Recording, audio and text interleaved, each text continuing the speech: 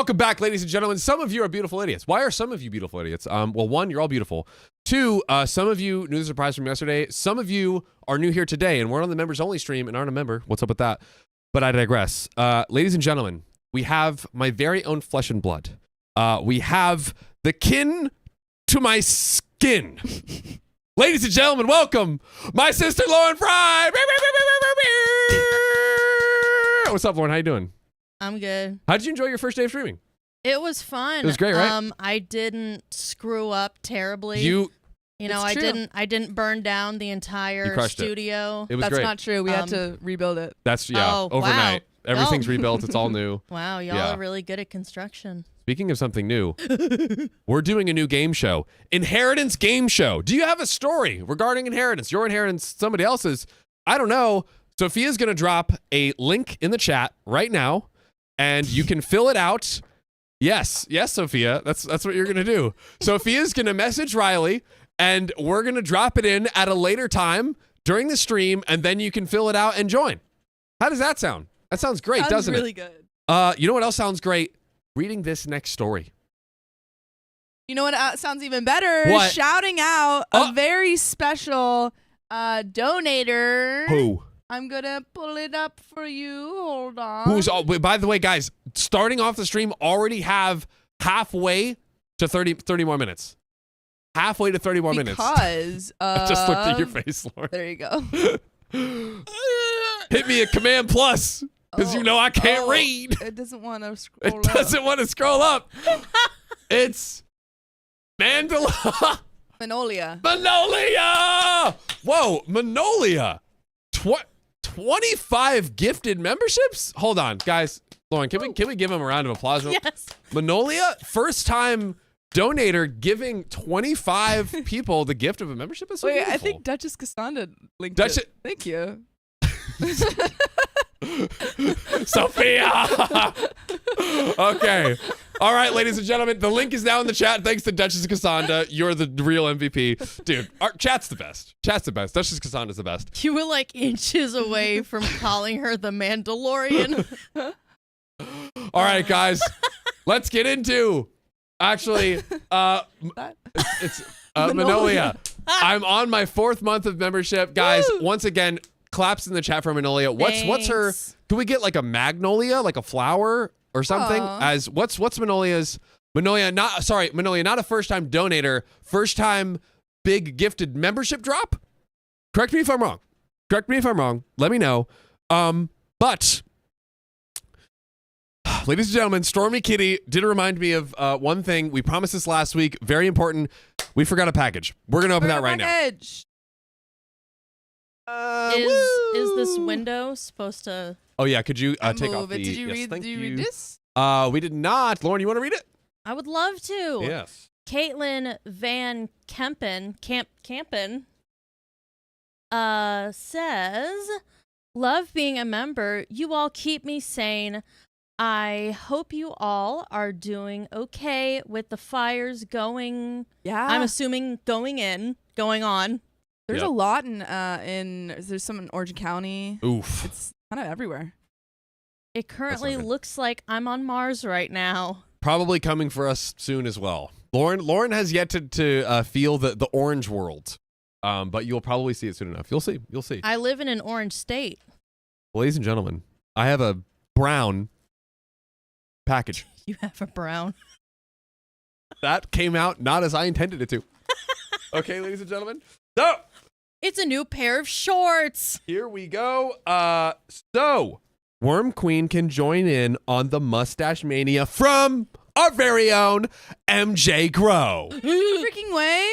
I asked for this. This is amazing. Mustaches. Boom. You thought, oh, wait, you have mustaches, but I can't accessorize it. Boom. Mustache accessory. So, Sophia, turn the cam on you. Yeah. Catch. Oh, that was better. Boom. Okay. There we go. Wait, give me a second to.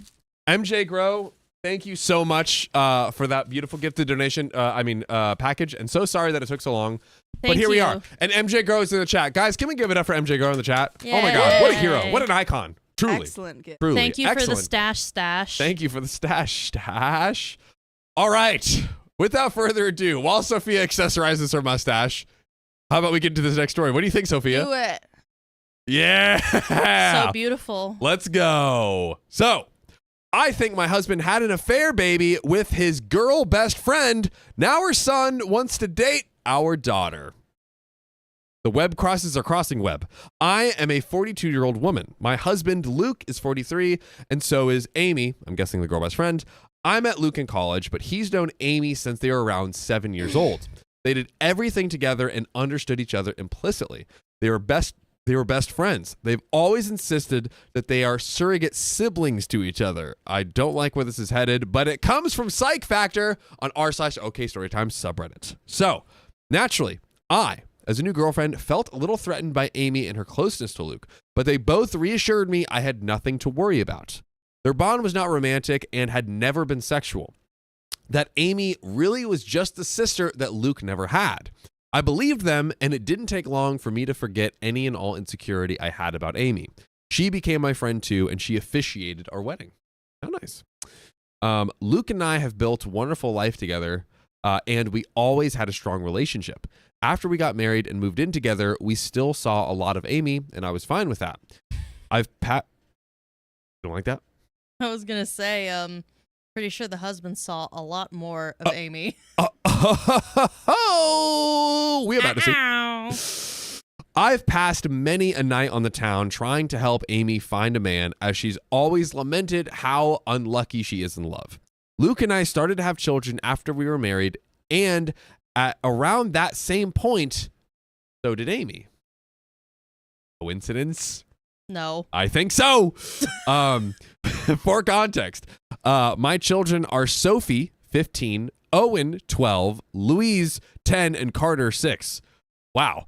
Amy's children are Tom, 17, Kaylee, 14, and twins Adam and Jenna, 9.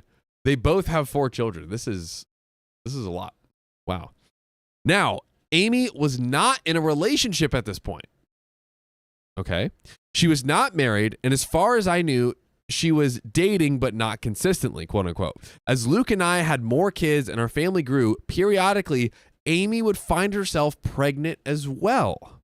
Interesting.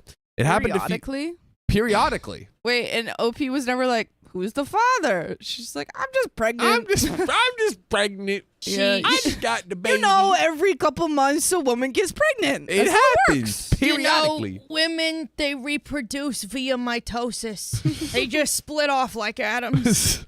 Are we splitting off those women? So that's why they call them the splitting image.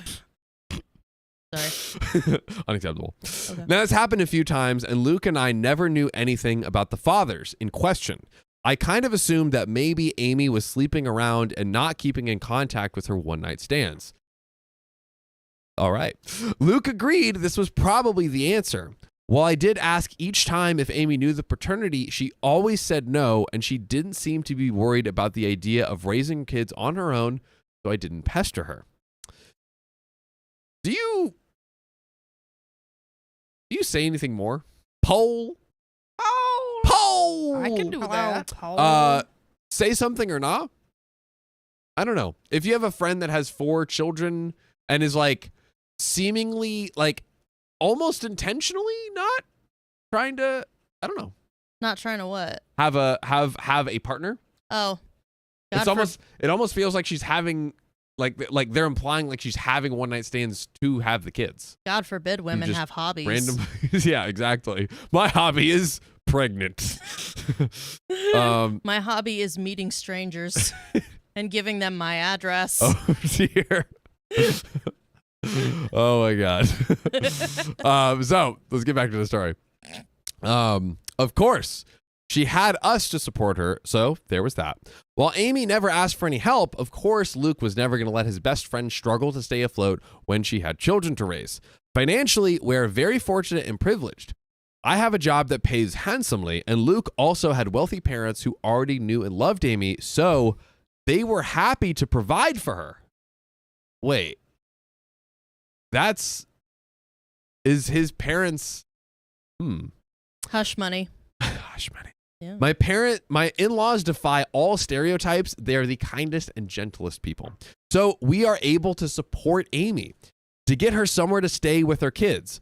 People might be tempted to call her a leech, but I never saw it that way. None of us did. She needed help and we could provide it. Low key, if they're kind of like her adopted sister, essentially, that scenario does make a lot more sense. But I guess. I don't know. Usually people don't do things unless there's like something that they get out of it. this is true. Saying. That might be an ICU in the comments. I also know people are going to criticize her for her lack of responsibility and question why she never used more reliable birth control. Honestly, that is a long story, and I don't want to get into it because even I don't only fully understand her reasoning, but it was quite important to her that she never be on birth control and that whatever came of that choice, she would accept it. It wasn't religiously motivated, I know that, but it was that degree of significance to Amy. All right. How is it not religious? But it's not religious, but she's like, it's that level of seriousness. But why would it not be? There's like no other, that doesn't happen. Because I want it. But like, I want it. I want it. Okay. She really did not want to take birth control. She's explained it to me more than once, but I'm still not clear on why. Of course, Amy being Luke's best friend since they were kids, it's not unreasonable that they sometimes hang out together while I'm not there. Hey, that's fine. Sometimes I hang out with Amy one-on-one as well, though Luke does it more. She was his friend first. This included him going over to where she was staying and at times sleeping over there. Was I a fool to trust him and believe there was nothing going on? Perhaps. Yes. The answer is yes. But for years, they presented as being buddies, like siblings. I didn't pick up on any vibes between them, not ever. As one can expect, our children were brought up together. Not in the same house. Our home is decently sized, but even we don't have enough room for 8 kids. I mean, that's a lot. But we made sure Amy's children met ours from a young age, and they always got along, and strong bonds of friendship have formed over the years, which is good, especially if I'm right and they share blood. This is like non-denominational Duggars family. Right? This is like Duggars for atheists. Duggars for atheists. Oh my God. I don't understand that reference. You've never heard of the Duggars? No. It's like a TLC type show. It's a family that had a reality TV show on TLC. Yeah. And they were a part of this fundamentalist Christian movement called the Quiverful Movement. Which is why I was confused as to why the mistress didn't have the friend didn't have like a religious reason for refusing to take birth control, because that's exactly what the Quiverful Movement is. It's like this metaphor of like the woman in the relationship must not ever be on birth control so that she's like locked and loaded to have kids, you know, like knocking an arrow. Quiver. Yeah. Oh, yeah. That's so funny. So By the way, quiver is full. Important detail, they had 20 children. Yes, they had so many. Hence the intrigue. Children. Yes. Wow. Parentification, it did not work. I want to know, was this friend like, was she like no birth control pills, or also just like no condoms? It said, if we're taking it at face value, it said no birth control. But that's a good question. But let's keep going. It was 19 kids and counting. Thank you, Aquarius. There we go. I've been dwaddling, getting to the main point. Yes, I have come to suspect that Luke fathered at least one of Amy's kids, if not all of them. Frankly, I do suspect they all are his. I would never have believed my husband to be capable of such a thing, and he's given me no indication that he is the unfaithful sort. But he does spend a lot of time with Amy, and I have to confess I cannot remember seeing her with any real boyfriend over the years. She would talk to men at bars and parties. I would try to be her wingman and so on, but nothing ever seemed to really happen. So when she got pregnant the first time, I was curious. When it happened again and again, I began to wonder if she had some sort of secret fella who she didn't want us to know about for whatever reason, but I couldn't think of any reason why she would hide him, especially from her children. Kind of goes back to where Opie's like, yeah, she's explained to me multiple times why she won't take the birth control and like keeps like having children, but I don't understand it. I feel like she's like kind of like talking her in circles to like keep her confused. After Carter, our youngest, was born, Luke and I agreed that the time had come for him to have a vasectomy. Amy's twins had just come out a couple of years prior. Of course, after the procedure, Luke and I continued to make sweet love, but I no longer had to think about pregnancy. Meanwhile, Amy never got pregnant again after the twins. What do you think, Sophia? I just can't imagine like your best friend basically lives with you. Yep. Continues to get pregnant like every year, every couple years, and won't tell you who the father is. No. And your kids kind of look alike. And I think from what they're saying, you basically completely provide for her. Your family provides for her, and you don't know who the father. Hello? I wonder if they live in Utah. You know, sister wives and all that. Maybe. Is it a coincidence that Luke had a vasectomy and both of us stopped getting pregnant? I don't know. But Luke would still visit her, and he wasn't just going to see her, but checking up on her children as well. In general, I should have paid more attention to it sooner, but Luke always acted like a father to them, especially as they've gotten older. He's the father they've never had, or the father they do have. They always had. He doesn't neglect me or our children, not one bit. He's doing double duty. On its own, the idea that he is a surrogate father to Amy's fatherless children isn't inherently suspicious, although it could be. One could call it noble, or the opposite, but it combines with a lot of other little things. There is appearance as well. I won't go into specifics of hair color, eye color, or unique physical traits, because I'd rather limit the identifying factors of the people involved to keep this whole thing as vague as possible. But suffice to say, Amy's children, they certainly look like they could be Luke's. Kaylee has a very unusual allergy that Luke also has. The twins look very much like him, Adam in particular. The older Tom has gotten, the more of Luke I can see in his face and the older Tom has gotten, the more of Luke I can see in his face and personality. While their race doesn't matter, the reality is that Luke is a different race than Amy, and Amy's children look pretty biracial.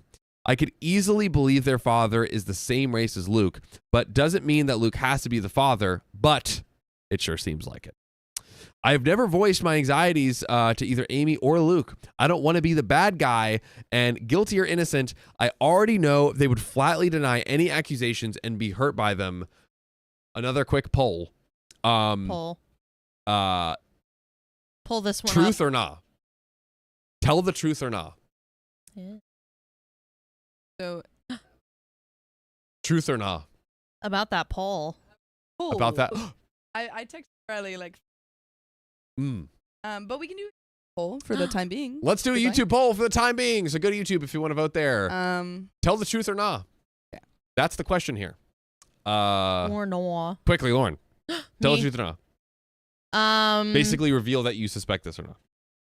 Honestly, I mean, I don't know. The evidence is stacking. I don't know the race of OP and Luke, but as a white woman, I would kind of feel uncomfortable, you know, questioning Luke's fidelity, you know, especially if, you know, because Amy's kids. It's like, hey, the kids are mixed. Are they your kids? Exactly. Yeah. And like, cause for OP, it's really not like a race thing as much as it is just like overwhelming evidence. Yeah, the mountain of other evidence. Genuinely, but it's like kind of like, you know, like the odds are stacked against OP. Yeah. Because it being a race thing, I feel is like enough plausible deniability for Luke. Like the potential of it.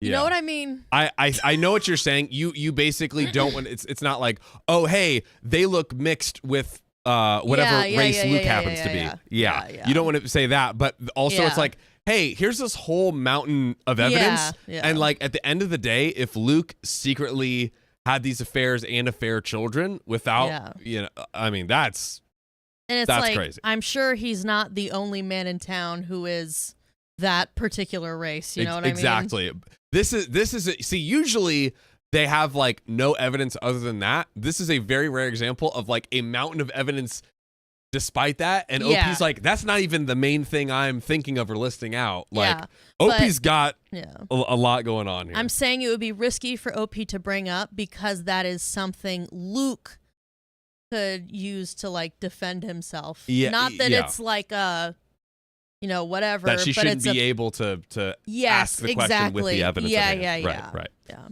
But OP continues. Were you gonna say something, Sophia? I did it. You did it. I'm so proud. Vote in the poll. So, imagine if that drama reached the ears of my kids or Amy's kids. True. Either way, Luke continues to spend time with Amy and her children, just as her children spend time with mine. I have hinted to Luke that I feel needy. You're good. And wish he wouldn't give as much to Amy. But he either missed my cues or pretended that he missed them. I don't want to push this idea that he's favoring her because it's not even really true. He's never neglected me for her. I can't shake the feeling that Luke and Amy have been intimate before, likely numerous times. So far as I know, Amy never really wanted to be a mother either. She wasn't opposed to it, and when each of her children came into the world, she instantly fell in love with them, but motherhood has never been a major part of her life plan or identity. In the grand scheme of things, when we talk about the future, she would sometimes mention a husband and children, but it never seemed like something that she had her heart particularly set on.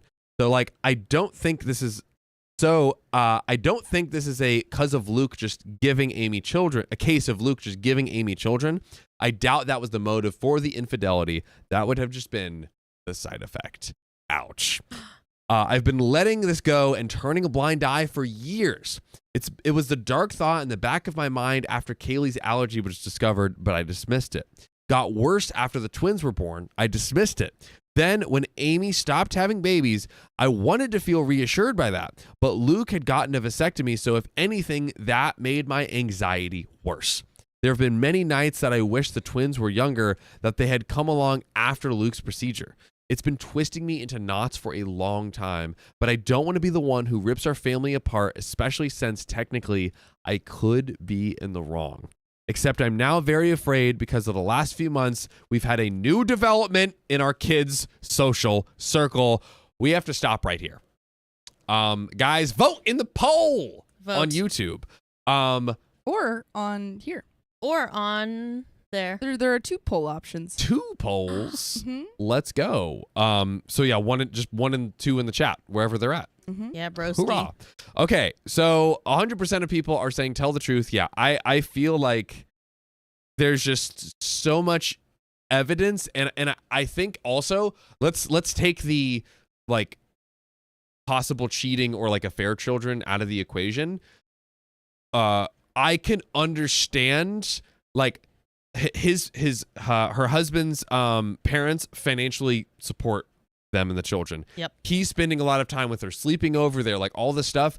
I could see her feeling like, hey, sometimes I don't quite feel like the wife in the situation. I don't want to be jealous. I don't want to be controlling. I want you to keep your friendship and not, come off as angry or envious. But sometimes I, don't. Maybe it kind of feels like she's getting some of the shine I maybe should be getting as a wife. Yeah, for right? sure. And I mean, even just the fact that she's like so afraid to bring it up and has like, as a result, kept this to herself for literal years. Yes. I feel like is also a red flag because like so many people are like afraid to ask or tell their partners anything, and that honestly in my opinion spells disaster for a relationship. Yeah, like earlier. Oh, go ahead. Sorry, I was gonna say if it's something as huge as like your infidelity and literally you are having multiple children with someone else, if it's something that big and she still can't ask him about it because she's afraid of what he'll do, I feel like is another sign that like she should probably leave him. Yeah, like she literally said he didn't pick up on my hints that I wanted more attention. She doesn't even want to bring up the fact that she, would like more space as his wife. Exactly. And she can't just tell him things straight. Yeah. So, Whew, ladies and gentlemen, we're starting off with a doozy today. And by the way, it's super long, so I'm cruising through it. That being said, let's get back into it. Yay. So, Tom, Amy's eldest son, asked Sophie out.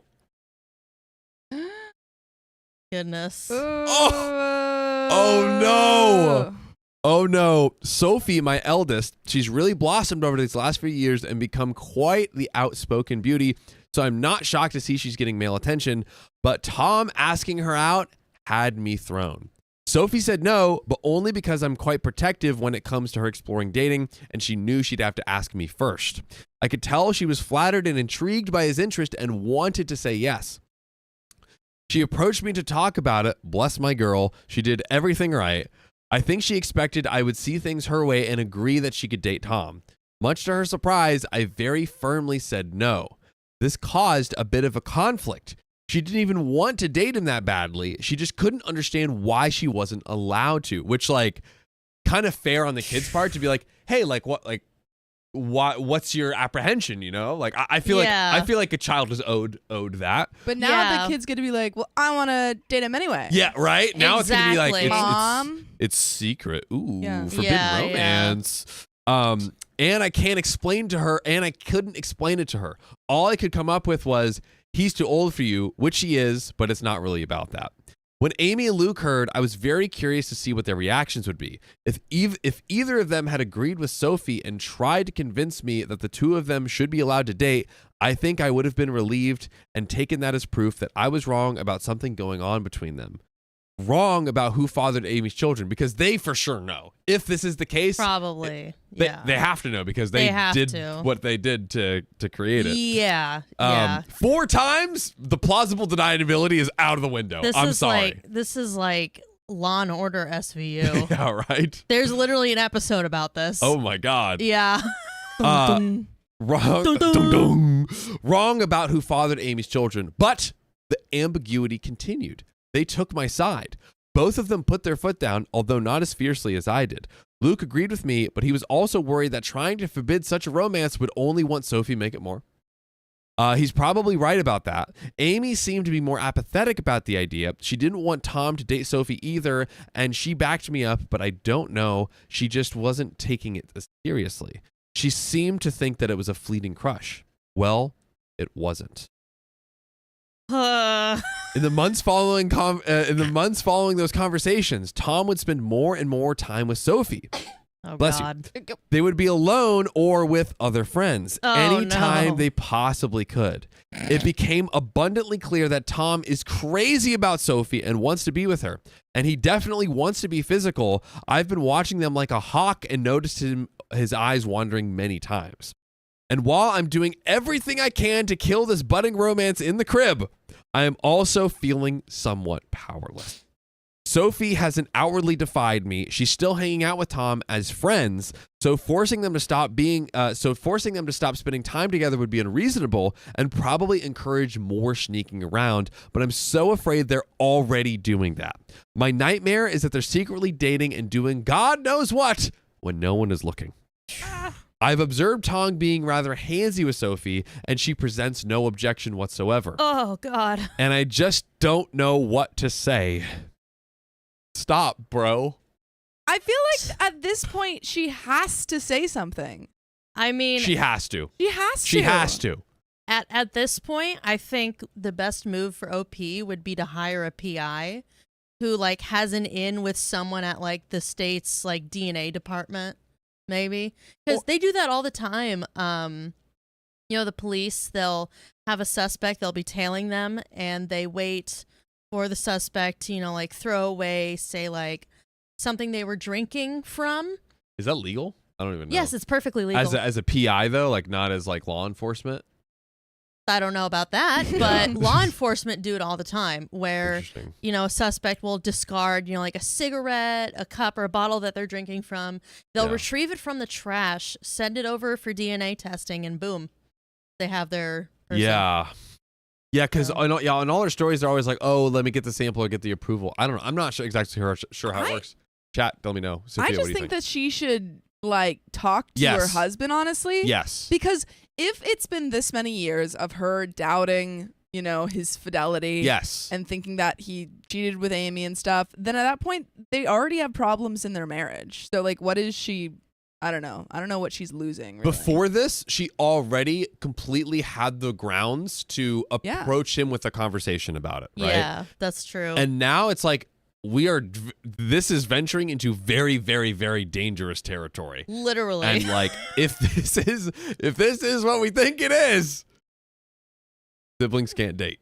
This is quite literally biological warfare. Oh, God. Siblings or dating. Oh my God. Well, what an episode to have my sister on. Yay. Okay, so I just don't know what to say. I had considered trying to convince Sophie that Tom is like her brother, but she doesn't see him that way. God. Or maybe she does. Oh, does. Oh my God. Step, bro. Minus the step. I don't really have the power to rewrite their emotional dynamic or the history of their friendship. I always saw Amy and her children as being like family, but my kids might see Amy's kids more as best friends. The problem is, of course, that if my husband has indeed carrying on an affair over the years, and I'm right about the paternity of Amy's children, then Tom and Sophie cannot be anything more than friends under any circumstances. End of discussion. Facts. It can never happen. I feel powerless to stop it, though. Luke has apparently talked to Tom about this, as has Amy, but he is unrelenting and he won't give up on Sophie. I think she enjoys the attention and devotion. Tom also has confronted me and asked me why I'm so against this when I know him very well and I know he would be good to Sophie. I don't know what to do. I don't know what to say other than to fall back on her being too young for him. That won't work forever. If God forbid they're still attracted to each other in a few years, then they'll pursue this with abandon, and once they're legal adults, there's nothing I can do about it. How old? What's the age difference? So I believe it was like, it might be 15 and 17 right now. I don't think the age of the children is ever mentioned. They said it. I think they did said say in the it beginning. earlier. Yeah. I am. Here we go. Yeah. Tom is 17 and Sophie is 15. Yes. Okay. So yeah, 15 and 17 right now. Yeah. Shooby-doo. Yeah. Wow. She is running out of time. Dude, literally the clock TikTok OP is ticking. The biological clock. Oh God. Yeah, Bazinga. And if they listened to Amy about her her practices. What? You know what I'm saying? Do I? What is she practicing? Not birth control. Oh. Oh my God. Oh no, Sophia, no. Amy and Luke agreed with me. Is she a lawyer? What practice? Amy and Luke agreed with me that Tom cannot date Sophie, but that's all they've really done. They feel just as powerless to prevent teen love. It genuinely feels like something they've given up and will bury their heads in the sand about this. Oh, Just God. do nothing and hope feelings pass as Tom and Sophie get older. That is not the right move. Which, yeah, they're in high school. They're once again, further evidence that they're trying, because then they're exposed. That's right? Truly negligent on Luke and Amy's part. Yeah, that's insane. If that is Luke's son, You're letting your children date? What are you doing? Oh my God. Just to save yourself? yeah, Bro. like your marriage is already kind of. So like, what are you saving? He probably in the husband's absolutely deluded mind. He's like, oh, I have an amazing friendship with Amy. I have an amazing wife. Even OP has like seemingly kind of gone along with it. Yeah. So I feel like in his like absolute fantasy worlds, he's like, oh, everything's great, sunshine and roses. Probably. Anyways. Most likely. Church is free, you guys. That's true. So yeah, they're in high school. It's unlikely Tom will be in love with Sophie forever, but my fear is that she'll let him do something intimate with her before that time comes, something neither of them can take back. I am this close to opening a door I cannot close, and this close to screaming at Luke that all this wouldn't be happening if he hadn't cheated on me these many years. Notice we're now talking in this has happened instead of if. If he hadn't been all but raising a second family with this surrogate sister behind my back. Now Luke's son wants to F our daughter, his actual sister, because as far as he knows, she's just his childhood friend. And it's all Luke and Amy's fault for what they've done. The fact that OP is so certain means that she has to. Yes. She has to bring it up. OP fully believes in her. We can see right through the writing. OP fully believes this. Yeah. Yep. If I speak up, everything gets blown to hell. On the off chance that I'm wrong, I'm a horrible monster who accused the love of my life and one of my closest friends of doing something horrible. If I'm right, it still tears our entire structure apart. The family and social unit we've become over the last several years is gone, and everyone will be stressed and upset, even if Luke and I don't divorce. Super quick conspiracy theory. The parents, aka like the grandparents of the kids, they know that's why they're paying for Amy and the kids. I'm sure they do. Like I said earlier, hush money. Yep. If I do nothing, Sophie's eventually going to sleep with Tom and be his girlfriend, and I'm low-key terrified it will happen sooner than later, or worse, that it's already happened under my nose. That probably doesn't smell good. I hope to hell this relationship fades as they mature. But what if it doesn't? What if they wind up being together for years? What if they marry and want to get pregnant someday? What if they get pregnant by accident? And if I tell Sophie the truth about Amy's kids, then everyone else finds out too. That's going to ruin so many lives. It would shatter my kids' perception of their father and their Aunt Amy. Luke is Owen's hero. I don't even want to think about how much this would hurt him. And what about Amy's children? They are innocent. They didn't ask for this. They don't control where they come from, and I don't want to hurt them. Admittedly, I'm not happy with Tom Admittedly, I'm not happy with Tom at the moment. A week ago, I saw him put his hand on Sophie's butt, and I wanted to knock his teeth out. What? But even he doesn't deserve to be burdened by the knowledge that it's his half-sister he's been fantasizing about. It's all so effed up, and I don't know what to do. I've been looking the other way and letting my husband and his best friend insult me for such a long time now that I could live with it. But this business with Tom and Sophie has me distressed. But you can join us live every day at 3 p.m. PST to listen to stories like this. Yeah. Lauren, let's talk. Let's talk. That's the end of the story. That is unfortunately literally all we have here. What do we do? What do we do? OP needs to like fake her own passing and like flee the country. Just let it all play out without her. Okay, so actually, real question off of that. Does OP have the right if she wants to? Like, this is so crazy. You all did this. You're putting this on me. Yeah. Is it legitimately okay for OP to just straight up walk away at this point? I think? Or maybe like divorce, but say nothing. No, she definitely needs to say something. Yeah. Like literally for the health and safety of those children. I agree. Because like if she's right, then she needs to call CPS, I feel, personally. 100%. Like that's because if OP is right, then that implies that both Luke and Amy know and are still letting this happen. Yes. Which is grounds for calling CPS. I feel like. Dude, I mean, like, just the insanity. Wavell Boy says apparently there's an update. I'm going to look that. Oh, God.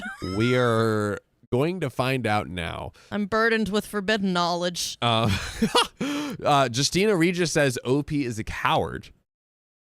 Well, I mean, what are your takes on that? I mean, it's like this is an extremely, like impossible situation. Yeah, this is To the commenter's point though, OP is like she wants to control the outcome, I feel like. And it's like, she needs to be a little bit more realistic that like regardless of what happens, like she's gonna have to be the bad guy. You're gonna have to say it, and like it does suck because it like OP is not the one that did something wrong here. Yeah. But ultimately it is now on OP because I think here's what I think OP should do. Yeah. You go to Tom and Amy, or sorry, Sophie. the husband and Amy. Oh, yes. And say, you need to tell everyone, or I will. That's a great idea, because actually. then OP is not OP's like, I have put up with this. You have had all these children done all this stuff. If you don't tell them, then I'm going to say, hey guys, here's all the evidence. Definitely. I don't think that this is why we should let them say that to everyone in the whole. So many Yes. updates. So many There's updates. 3 updates. Oh my gosh. How?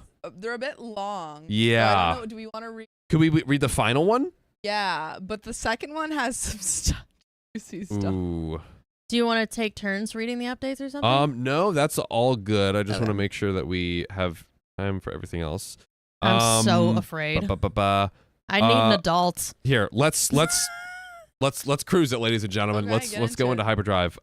Where It's in the same. It's you update. Let's go. Update. I had previously said that I was going to do a secret DNA test, and that I decided that on the course of the action. In the end, I couldn't go through with it, and I am now regretting that. Wait, is that the second update? Or I think no. This is the first. That's. Oh. Am- I think. I was in the right spot. Yeah. Because I was like, there she didn't. update. Yeah, no, that's the first. Okay, that's yeah. Okay, I think that's it. Yeah. Okay, I just wanted to. Yeah, I think maybe in the comments she said that she was gonna do No a secret judge. DNA test or something. Gotcha. Okay. Cool. That's the first update that I can find. Got it. Okay. All right. Crap. Going back to the update. We're gonna find it and read it. Hooray! Yay. Who here wants an update? Oh Reading my God, Rainbow, where you did it guys. go? Here we go. Okay. I previously said that I wasn't that I was going to do a secret DNA test. That I decided that on the course of action. That I had decided on that course of action. In the end, I couldn't go through with it, and now I'm regretting that because the window to do so has essentially closed. Oh God. I just felt like that would be out of line for me to do to another person's child behind their back. Ethically, it was dicey. You know what's ethically dicey? Fathering 4 children with someone else's husband. I have since consulted with my lawyer, as many commenters suggested. She advised me not doing so because no matter what the results are, it would make me look bad in a potential divorce proceeding. But I really wish I had done it anyways and just not told anyone because I really badly need to know, and I still don't know for sure. Likewise, I wanted to tell Sophie in confidence, but the more I thought about it, even that seemed over the line. Tell your husband and Amy and make them the bad guys because they're the ones who've committed crime. But also have the lawyer present for that talk. That is also a great point. Yeah. Great point. Like I had no right to plant such ideas in her mind without her father even talking to him first. So what I ended up doing was confronting Luke and Amy. Period. Yes, Yay. that is exactly what you should do. Finally. Many comments suggesting this as well. I finally told both of them that I needed to have a serious talk. It felt counterproductive to just approach one of them because I figured they would tell the other about what happened in their own words before I could prepare my own. I wanted them both to hear what I had to say. Once all the kids were at school, I laid out all of my suspicions and reasons. I made it clear how much I love both of them, but a combination of clues had led me to notice the similarities between Luke and Amy's children, and I didn't even list all of the ones in the original post. For example, Luke has been a sleepwalker in the past, so have Sophia, Tom, and Adam, who is like allegedly not his children. Yeah. I said over and over how much they meant to me and how I don't want to believe it, but the thought had crept into my mind in the past, how I had dismissed it before, but now with Tom and Sophie having crushes on each other, it became necessary to pose the question. So I asked if they had ever crossed the line, if Luke had ever been unfaithful, if there was even the slightest possibility that any of Amy's children were his. I was trying not to cry. Well, they reacted as I would have expected. Their responses were perfect and so very well rehearsed. Did they rehearse their truth, Lauren? No, I think they foresaw this happening, especially since, Sophie and Tom started getting closer. That's probably when they got the game plan. Concocted, this plan. Their response, I can genuinely tell it wasn't, I genuinely can't tell if it was honest emotion or powerful gaslighting. Amy was more upset than Luke, or at least more outwardly upset. She was angry, offended at the accusation. Luke just seemed heartbroken by it. Maybe they were just acting, but I don't know. Somehow they had reasonable responses to all of the points I brought up. They asked questions I didn't know how to answer. I had never objected to them having alone time before. Why did it bother me now? Just say do a DNA test if you're so confident. Yeah. Literally honestly. just say that. Yeah. Okay, great. I'm so glad to hear that. Yeah. You can Prove it to me with your confidence through the DNA test. Here's a swab, just 3 times on the inside of your cheek, you know. There it is. Yay. Do Amy's children really resemble Luke that much, or are things like hair color and pretty basic traits to have to begin with? The family had always treated Amy and her kids as part of our unit, and I had previously commended Luke for stepping up and being a father to Amy's kids since they didn't have one. Why was I now saying it was a bad thing? What exactly did I want them to do? How could I think such a thing of them? Why had I waited so long to say something? Yeah, that sounds very rehearsed to me. You know what she should have done?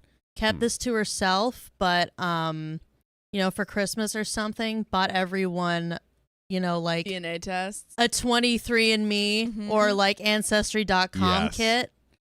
And, you know, I would have loved to have been like a fly on the wall for that and just see like Luke and Amy just panicking quietly. Buy it for all the kids. Oh my God. Yes, exactly. Buy it for all the kids. Exactly.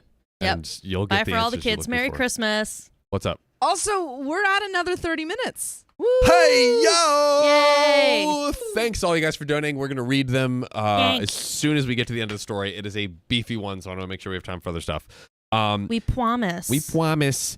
He respected my feelings, or at least acted like he did. Amy appeared to feel more betrayed by what I said. I ended up apologizing several times, even though I'm not sure I did anything wrong. Luke also apologized for anything he'd done to indicate that he was unfaithful. I asked Amy more pointedly to that, if not Luke, who had fathered her children. She snapped back, that was none of my business. I mean, when your in-laws when your in-laws like pay for everything you get, I don't know. I feel like that's a reasonable question to ask. Luke is definitely responding in a way that says, I'm very sorry you felt that way. Right? You know what I mean? I hate that. Same. And I could tell that she was in no mood to get personal or vulnerable with me after my accusations. I'm not proud to say that I lost my temper and said that after everything we had done for her and her children, such information was not a lot to ask and perhaps she owed it to us. Literally facts. I regretted the words as soon as I said them, but Amy shouted back that I had never done anything for her, that it was Luke and his parents who had kept her afloat all these years, not me. She went on a longer tirade about how I had always acted superior to her, which I didn't believe I did, though it's possible that I gave off that vibe unintentionally. Luke did his best to calm her down, but the room was still fraught with tension. You know what this says to me? I'm mad that you got to be the wife.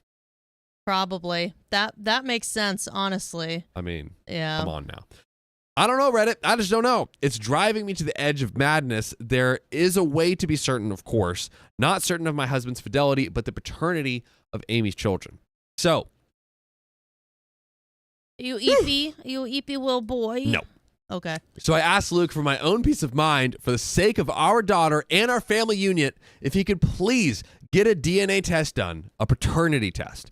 I went on to say that I knew he disliked and distrusted so things, but I really needed this. I could see the pain in Luke's eyes. Maybe it was an act, and he seemed genuinely hurt that I was asking for this. That was him giving his word that he had always been faithful was not enough for me. But he very reluctantly agreed to participate in a DNA test. Unfortunately, Amy did not, and that's where we hit a roadblock. I was afraid of this. But Amy was infuriated at the whole concept and told me in no uncertain terms that I would not be getting samples of her children's DNA and basically told me to F off for asking. So if you're so confident, what do you have to hide? I'm sorry. Fair, but I mean, I feel like OP has bungled this entirely. Yeah, OP has bungled this entirely. Yeah. And it's like, hey, if you know what? You're right, and you deserve to be mad at me. Prove me wrong. Prove me wrong. Fair, but I feel like it would have been so much of a better / easier idea to just gift all the kids 23andMe and just let them guide them to the answer. Yeah. Like a good parent. Yeah.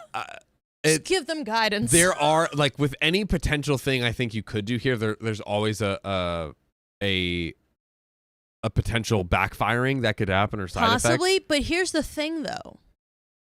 Luke and Amy don't know that OP knows up until now. Up until now, yeah. So she could have been like she could have easily feigned innocence, of like, oh, I just bought everyone DNA kits just because I thought it'd be a fun thing to do. And it's like, why are you mad at me for y'all getting exposed for cheating on me? That that's makes me another think of thing. something. That's another thing. Poll. DNA test or tell. Okay. Test or tell. Yeah. Test or tell. You might win me over. I'm curious to see what the votes are and what you guys' arguments are in the chat. But I'm going to keep going here. Yeah. So I pressed Luke, and honestly, he was a bit useless, but probably right. He tried to convince Amy, but she wouldn't hear any of it, and he kind of shrugged to me when I pushed him for further support. Yeah, it's like, why are you not defending me? I'm your wife. Yeah. Because he can't force her to get the test done. If she refuses, that's really a dead end. Trust me, I looked into this quite a bit and consulted with my lawyer. The problem is Luke could, in theory, petition the court to demand a paternity test for Tom and the others. The issue is that to do this, he'd essentially be claiming that he slept with Amy and he believes her children to be his. Or he could be doing it like, hey, I didn't do this so I could unprove it, but of course he's not going to do that. Yeah, of course. I mean, it's like, I don't really get the reasoning behind that. I think that's Luke just feeding OP bull crap. 100% agreed. Yeah. That would be the version of events he'd be maintaining. But Luke has staunchly insisted that nothing ever happened with Amy, that he never cheated on me, whether or not he's being honest about this or about this other story. But he'd essentially have to go on record and make a claim that he isn't prepared to make. He is quite certain the children aren't his, and he has no intention of fighting for custody of them. So no judge is going to compel Amy to submit samples of her children's DNA. Oh, that's fair. But honestly, what if you tell them everything is going on? Maybe that helps. I don't know. That's honestly complete hearsay, relying on the fact that, as far as we know, OP doesn't really have any evidence. Just, he said, she said, I mean, which is not admissible in court. At this point, I'm like, use every bit of ammo you got. Yeah, but what ammo does she got? That they're trying to get in a relationship and might. Tom and Sophie? That something might happen. But for all anyone knows, they're just childhood friends. It's true, but yeah, I don't know. I'm at a loss of what to do at this point. Tom is also old enough that his consent could be a factor. If both he and Amy refuse to participate in the test, it's unlikely that Luke would have a case. He'd have to target one of Amy's younger children, like say the twins. But time for you to go he doesn't want to do that. He doesn't want to take his best friend to court to prove something like that in his own words. He already knows it isn't true. Luke is asking me to please just let this go and trust him because pursuing this will fracture everything. Of course he would say that. And according to my lawyer, it's not realistic anyways. For Luke to establish paternity, he would need to admit to an affair in the first place, and he's not doing that. And if he did, that would pretty much be all the proof I needed to be certain, even if I'd need more in a court case. I pestered him further about Tom and Sophie, insisted that I didn't want them dating. Luke agreed, and apparently Amy still agrees. Luke plans to have a talk with Tom and activate protective Papa Bear mode. Among other things, he's going to remind Tom that in a couple of months when he turns 18, him being intimate with Sophie will literally be a crime. Will it? I don't know. It would be, yeah. Statutory. Is it statutory with that age gap of 2 years? Yes, it is. Absolutely. In all 50 states? Well, the age of consent varies from state to state. But isn't there's a rule for But if the basically statutory is if one is of the age of consent and the other is not, it is statutory. They literally can't legally consent. It's statutory rape, yeah. Yeah. I wouldn't actually press charges against him as I know he'd never do anything against Sophie's will, but I am not above implying the threats. Thankfully, Luke isn't either. I did ask him if he'd be open to potentially swiping a sample of Tom's DNA to privately do a test, but he was very hesitant about the idea. Like me, he viewed it as unethical. He also pointed out if we were to do this and Amy found out, it would mean the end of our friendship with her, most likely. who cares? Yeah, at this point, I mean, their friendship is on extremely thin ice. They lied to you and had 4 children, and it's just so beyond. What friend would ever do that? Truly, what real friend would ever do that? They like you not exposing them. That's what they like, not your friendship. I like you because you let me sleep with your husband. Yeah. Things are sharing's caring. Things are, Luke believes, still in a salvageable state. No, they're not. When where Amy and I could reconcile and become friends again, and I see how much he wants this to happen. But if I did a DNA test on Tom behind Amy's back and she found out, I think she would hit the roof, and I wouldn't entirely blame her. Do it. Though I'd be very interested to see the results. Luke ended up going to see Amy and spending the night. I know all of you are cringing and throwing up your hands, and trust me, I wasn't happy about it. That was a very long conversation, but he was adamant that he needed to perform damage control, so they spent the night together. Totally, dude. What? With Luke maintaining that nothing happened. I did not sleep a wink, and I kept texting him for updates. So far as I can tell, Amy will cool off, but she needs a little time. Luke is delusional. The solve for this is him and Amy spend a night alone together. Yeah, so they can swap notes and try to figure out a way out of this. Dude, they're swapping something. Yep. Kiluke and I had talked things over, and when he came back the next morning, it was an emotionally fulfilling conversation, and we ended agreeing to take the kids, our kids, not Amy's, to visit their grandparents for a few days. It was a very impromptu visit, but we've done it before, and they were delighted to have us. I really wanted our family to spend more time together away from Amy's side of the family, so to speak. I always love getting to see my in-laws. I'll refer to them as Jim, 75 male, and Kat, 67 female. I know Reddit is famous for stories about the mother-in-law from hell, but in my life, that couldn't be further from the truth. I feel safe with them, to the point that when they took notice of how distant Luke and I were from each other, I finally relented and confessed my fears. She should have done that in the first place if she had such a good relationship with them. Totally. I told them of my anxiety that Luke and Amy were having an affair and that Amy's children might be his.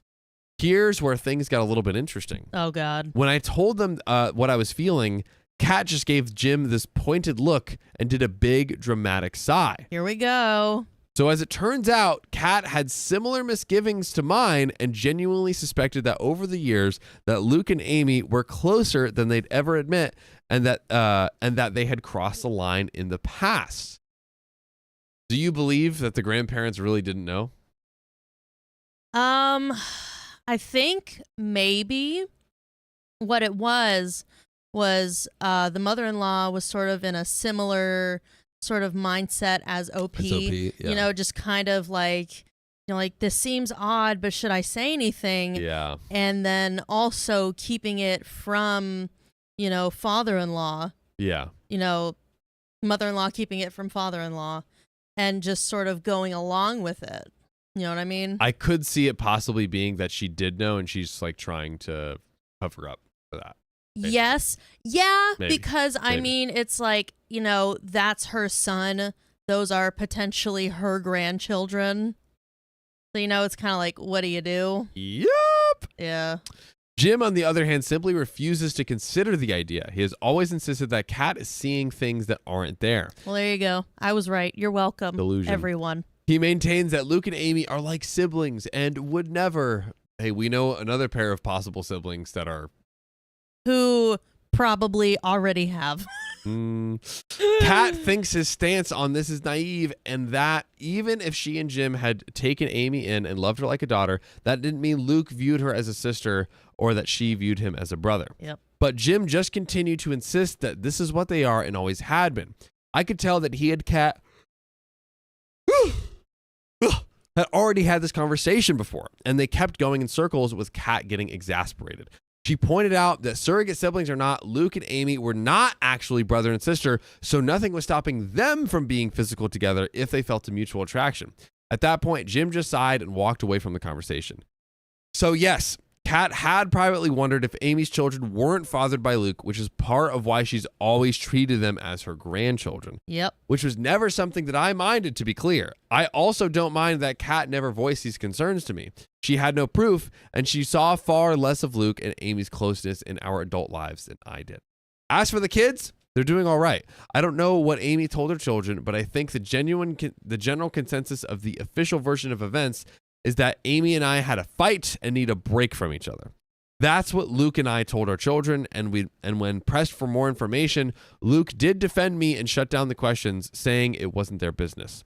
I don't know if Amy kept that version of events, but my children and her children have each other's phone numbers and social media, so they've presumably still been in contact over the last 2 days. I wonder if all the kids already, I don't know, maybe except for Honestly, Sophie and Tom. I don't know. Yeah, especially the younger kids. It's like, how could they know? How could they? They're still really young. So kids. And yeah. I mean, it would be borderline weird to tell them. 100%. Yeah.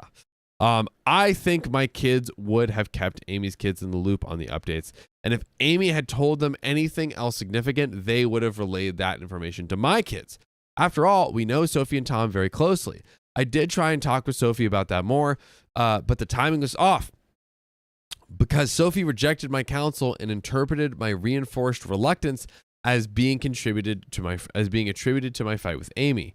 She maintained that she wasn't dating Tom. To what degree that's actually true, I don't know, but she was going to remain close friends with him.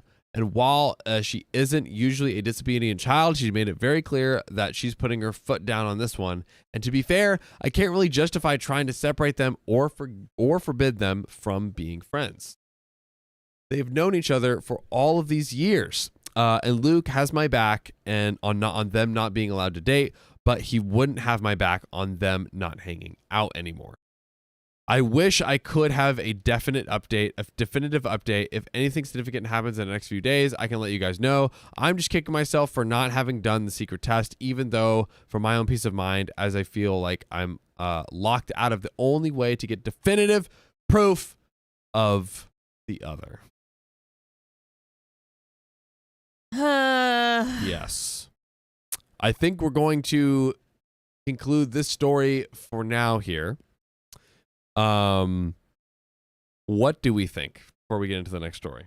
I think I've seen enough. I think I have as well. Yeah, I think I mean, so what does OP do? Well, like OP's already confronted. Yeah. OP's told the in-law. So at least to give OP credit, she now has finally kind of done the things that we've or said, like, you know, at least do something, tell someone. Yes, but she really has put herself at a disadvantage for taking so long, especially considering now that like some or most of the kids are either like in their puberty or like post-puberty. You know what I mean? Yes. Oh, 100%. What do we got, Riley? I can. Do you want me to? Okay, we will read this. We're gonna skim through. I'll close this out because the switching readers for the the post and everything. Fast forward.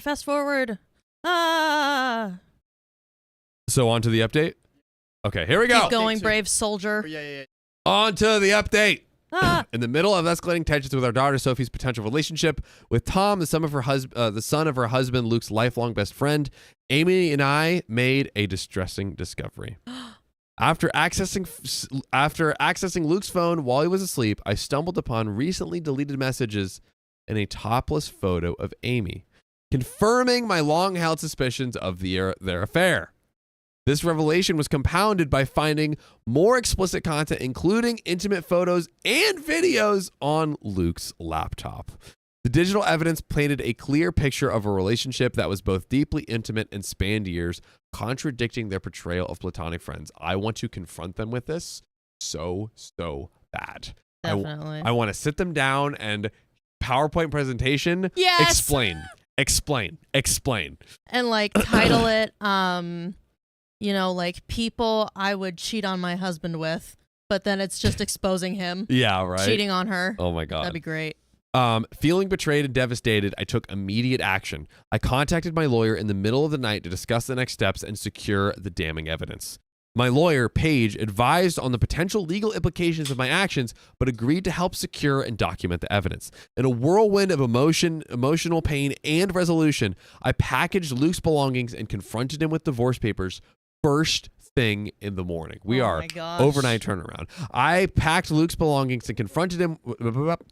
Despite his attempts to deny the affair and plead for reconciliation, I stood firm, fueled by the undeniable proof of his betrayal. The aftermath was chaotic and painful. I struggled to maintain composure while explaining the situation to our children without tarnishing their father's image excessively. The community and family responses were mixed, with some disbelief and others supportive, especially my mother-in-law, who noticed the inconsistencies in Luke's story. Amy, meanwhile, maintained a facade of normalcy to her family and our mutual connections, attributing my actions to an emotional breakdown, which only added to my isolation. As I navigated the fallout, ensuring the security of our home and managing the emotional turmoil within my family, I reflected on the entire ordeal. The relationship I had believed in my entire life, I thought we had built together, were based on deception. My immediate focus was protecting my children and rebuilding a sense of stability and honesty in our lives. The path forward was uncertain, but the clarity about the past provided a painful yet necessary foundation. We're moving on. Goodness. Wow. Wow. I think that's it. One more. So OP's finally divorcing. Yeah. Finally leaving. Finally has the evidence. I think that's it. Finally. That's it. Yeah. Well, ladies and gentlemen, that is not it for the stream. We've only read one story this entire stream so far. You are welcome. The time is now to read the second story. Got some donos here. Oh, some donos. Here. Here's the thing, and I'll read some. Andrea, thanks for becoming a new member of the Knights. Manolia, with 10 more gifted memberships. Let's freaking go. KK Hunter, Mini Rider, Jasmine Malone, thanks for becoming members. We appreciate you.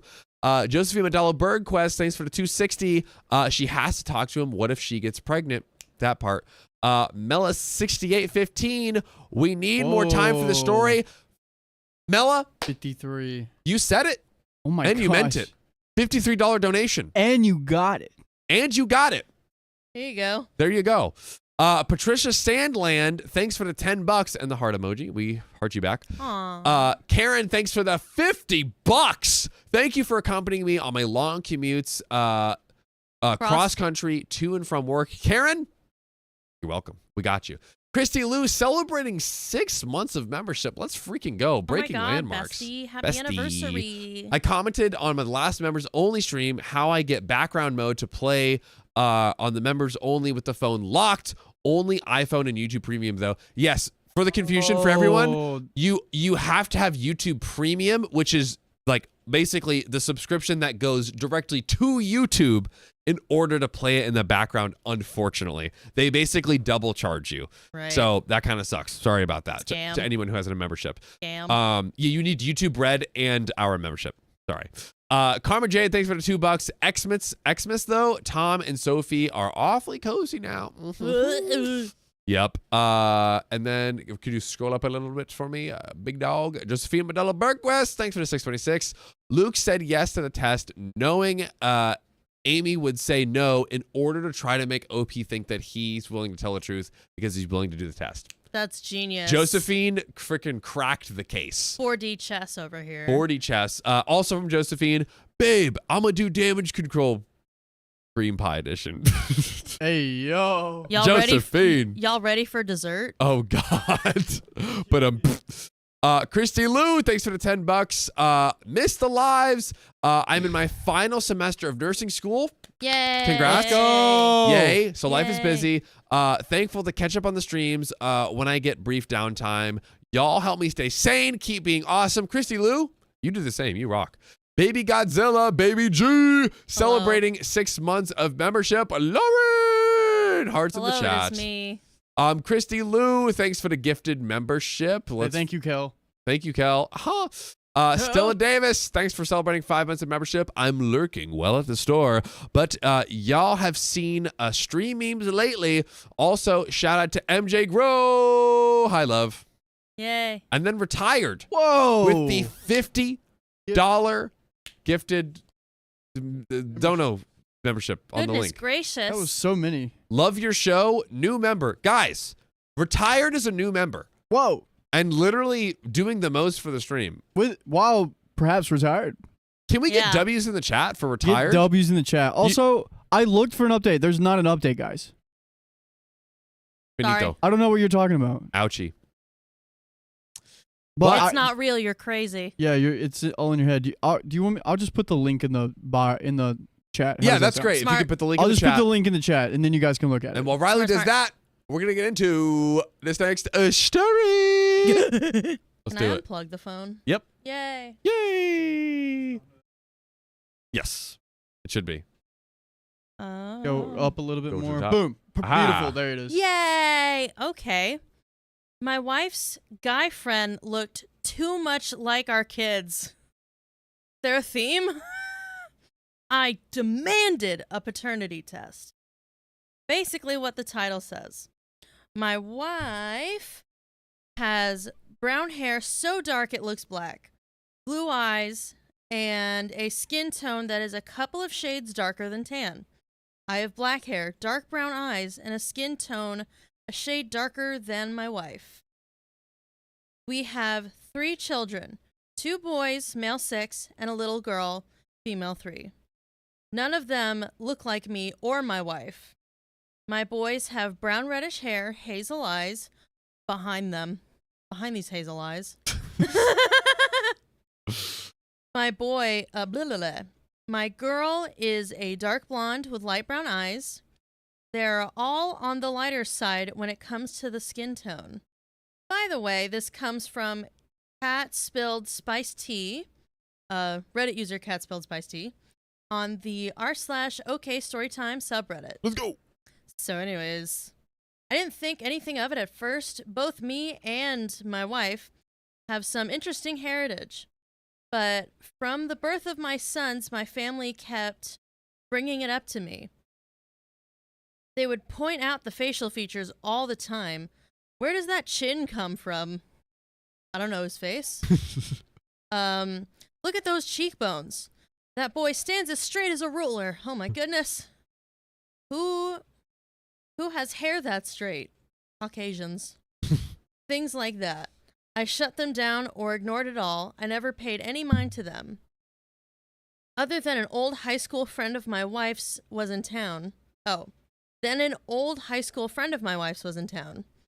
He was only in town for a couple of days. That's all you need, man. So there wasn't really time for my wife to meet him for lunch or anything because we had a lot going on. So my wife invited him to our girl's 3rd birthday party. Oh, goodness. Yoinks. He wasn't, happy birthday, little girl. Here's a brand new dad. Yay. Oh, God. He wasn't, how do you feel about 2 dads, little girl? He wasn't at our wedding. Excuse me. He wasn't at our wedding, and I had never met him before, even on previous visits. Probably a reason why. He was always in and out. I bet he was. Sometimes my Got him. wife could see him. Sometimes she couldn't. Okay. Then there he was, this tall white man with dark blonde hair, hazel-colored eyes. He was everything I had ever dreamed of. Unfortunately. He and my wife were obviously close. They hugged for a long time. Yay! The whole time he was there, he was wherever my wife was. And me and my family watched them. If she was putting more food out, he was there helping. If she was collecting stray plates and cups and trash, he was there giving a hand. I'm sure the wife was giving him a hand as well. Oh, God. The whole time he was there, they were laughing and talking. Ha, ha, ha. Ha ha ha. They even did the neener at me. She introduced him to those who didn't know him, but it was obvious he wasn't there to socialize. Okay. He just talked to her for the time he was there. A couple of hours later, it was time for him to go. My wife walked him out. They had another long hug before he climbed into his Uber and left. Oh gosh, he has an Uber. That's gross. Why does he not have a real car? My mother and sister were in my ear from the moment they laid eyes on him. I didn't need to hear their suspicions. I had plenty of my own rocking around inside my head. I'll spare you all the gory details of my behavior in the weeks following my girl's birthday. I'll only say I wasn't a pleasure to be around or to have in the classroom. My wife doesn't like drama, doesn't like conflict, and yet she cheats on OP. Interesting. Would you look at that? What is the truth? Where is it? Yep. She likes to talk things out. I'm sure she does. That doesn't mean she'll back away from conflict and avoid drama at... Oh. That doesn't mean she'll back away from conflict and avoid drama at any costs, only that she prefers to work things out calmly. So, in the middle of me picking an argument with her, when I finally outright accused her of cheating, accused her of passing those kids off as mine and demanding a paternity test, I did not expect her to come back at me as hot as she did. She said she had been waiting for the day I would throw this at her. She had not been blind or deaf to all my family had said and done over the years, and I am allowing it. But she had hoped I had more trust in her than to listen to people that never approved of her.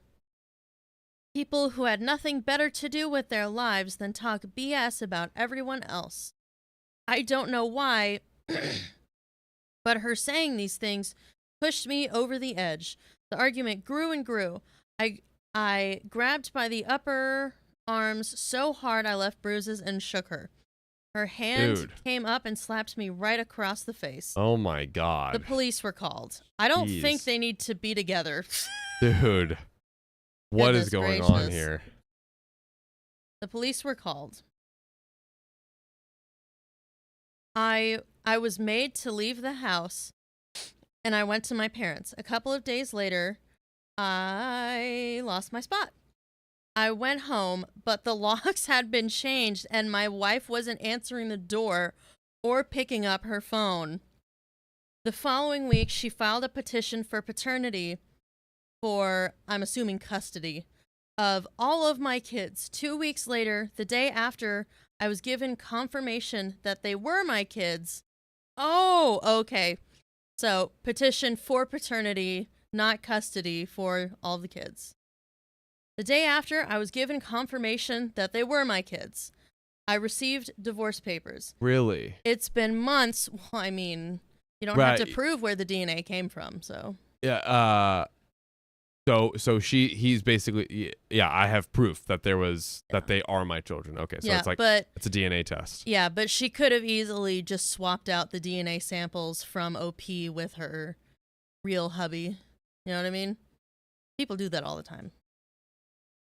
Basically faked the DNA test results. Yeah, because I'm also wondering, like, is this like I don't know. I would want to, like, I wish he explained more of, like, what Possibly, it was. But yeah. I digress.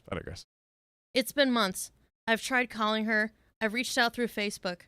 Tried intermediaries. I've written letters. She's refused to engage. I've been told by her sister, who has been blocked by my wife, that she refuses to talk to anyone about me and is cutting anyone who tries to bring me up. Oh, cutting out anyone who tries to bring me up. She doesn't care if they're family or friends. One word about me and she cuts them out, blocks them. Her parents are the go-between these days, and only about the kids. They bring the kids to me whenever I ask for them. My wife won't allow me at the house, not even to pick up or drop off the kids. Yet she doesn't try to stop me from seeing them. Well, at least she does that. Her mom told me she doesn't know if my wife will ever forgive me. She is deeply hurt and absolutely refuses to speak about me. I try to give them money for my kids every time I see them, but they refuse it, saying my wife doesn't want my money. A mutual friend has told me he thinks I broke her. He and his wife help her with the kids sometimes, and he says the life has gone right out of her eyes. Goodness. I have leased an apartment a couple of blocks away from my wife and children, ex-wife actually, and have gone very low contact with my own family. Not that I blame them for what I did, but it's hard to be around them right now. They continue to blame my wife for all that's happened and take no accountability for any wrongdoings against her since my sons were born. My kids keep asking when I'm coming home. Oh, babes. And why mom cries all the time. Stop. I don't know what to tell them. Yeah. I'm not looking for advice on how to save my marriage. It's too late for that. There is no getting around the fact I destroyed my family. I miss my kids. I miss my wife, Sonic. I wish... That's a meme. That's a meme. Got it. I miss my wife, Sonic. Oh, yeah. I wish I could take it all back, but I can't. I've lost her. Even so, maybe there are people here who can advise me on how to foster an amicable co-parenting relationship. Maybe help me find a way that will get my wife to accept my financial support for her and the kids. I will pay the mortgage on the house so she doesn't have to worry about that. She works, but she doesn't make enough to live comfortably. I'm prepared to be vilified. My only hope is that there is some useful counsel and guidance that comes with the insults and disparagement. My goodness. Wow. And you can join us every weekday at 3 p.m. PST live for stuff like this. Yeah, it seems like I'm still kind of suspicious of OP's ex-wife a little. Yeah, I wish we got more details on, like, I saw someone in the comments saying, oh, well, there's court-ordered tests, there's like, and then there's obviously like at-home kits where that's like way more easy to fake or switch around, like you're saying. Exactly. So I don't really know, but we've also had so many cases where it's like one of those things of, and OP said it at the very beginning, it's like, hey, me and my wife have, like, you know, our heritage and stuff. It seemed like OP was hinting at that because of you know, probably like their diverse heritage and ancestry. Yeah. Their kids could have these different features that aren't showing up in themselves. That is a thing. Very much so is a thing. Dominant and recessive genes, yes. I believe they are called. It is. We have seen so many stories on that show where that's happened. Yeah, that's true. But also, like with the, like, it got physical. That should never have happened. Yeah, no, that's crazy. That's unacceptable. Yeah. So like, I think OP stepping back and basically like, okay, I'm just gonna, you know, pay for her and the kids to be able to live comfortably. I'm gonna step in the background. I'm ready to be vilified. I do think, I mean, that was absolutely unequivocally wrong. It should never get physical, ever. Yeah, point blank, period. No.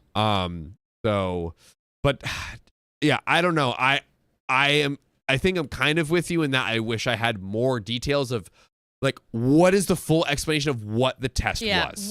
What's the full DNA explanation? test? What method did they use? Yeah. But I did actually forget about the existence of dominant and recessive genes. Yes. So that could also very well be a viable thing. We've had a ton of stories where it's like, literally like, white parents seemingly have like a mixed race kid, but they have like ancestry where it wasn't prevalent in themselves. There are cases in which, you know, identical twins can be different races, but they still like their features are the same. Right. But one of them has more melanin. Oh, than identical the other. twins. Really? Damn. Or fraternal. Well, I don't know, but there are like there was a case like in Australia where these two twin girls, they look exactly like each other, but one has, you know, dark melanated skin and textured hair, and the other one is completely white with Caucasian, not textured hair. Well, you know what's one thing I know for sure? What? We got another story. Hey, man, F home, bro. We got any donos? Flaming Fire, thanks for the $5. And then Aw. sorry, we can go back down to debottom. Okay, Flaming Fire, thanks. Maddie, oh sorry. You missed an update on the first story. Found photos and videos of Amy topless for divorce. Filed for divorce. We did read that. We did Found, keep up Flaming Fire. Jeez. oh, she said that twice. There we go. Come on, bro. Alrighty. Yes, thank you, Riley. My Mind with AWOL 2006. Thanks for becoming a member of the Knights. Billy Claire, thanks for gifting a membership. Let's go. Say thank you, Patricia Sandland. Let's go. Sandland. Banana Jones Mom. This is all I can afford, but I love you guys. We love you back, and your presence is present enough.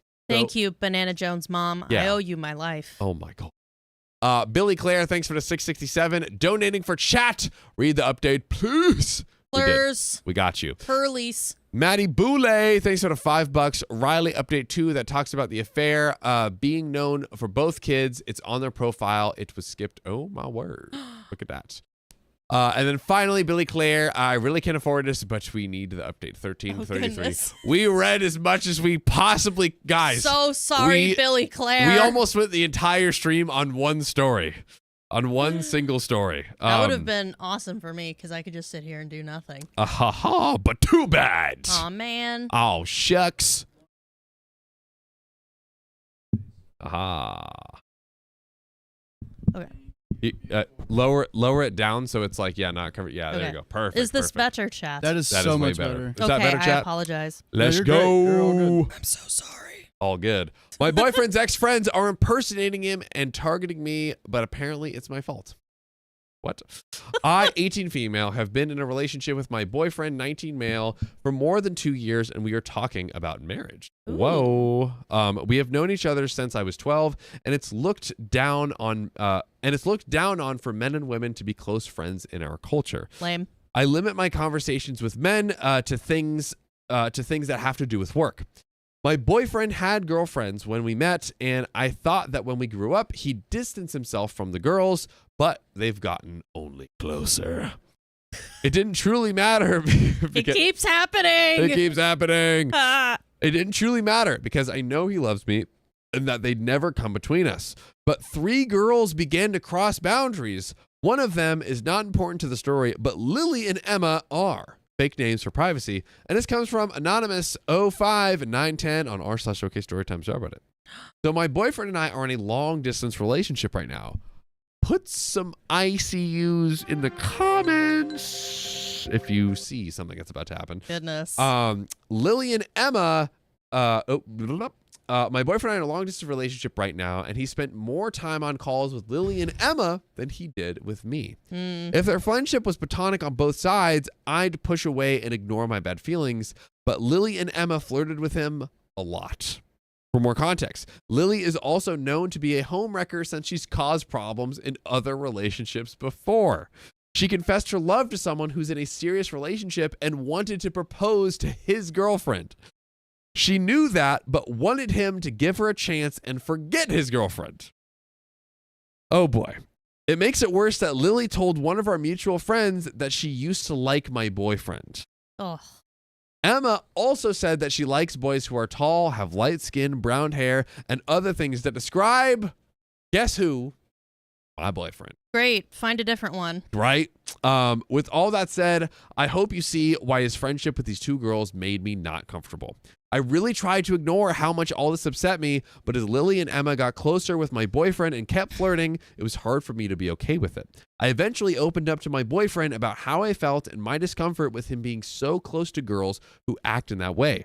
I didn't mention their names and said everything in a broad way. I also told them that if he didn't want to distance himself from those types of friends, I understood and we could go our separate ways. Period. Yes. There we go. Yes.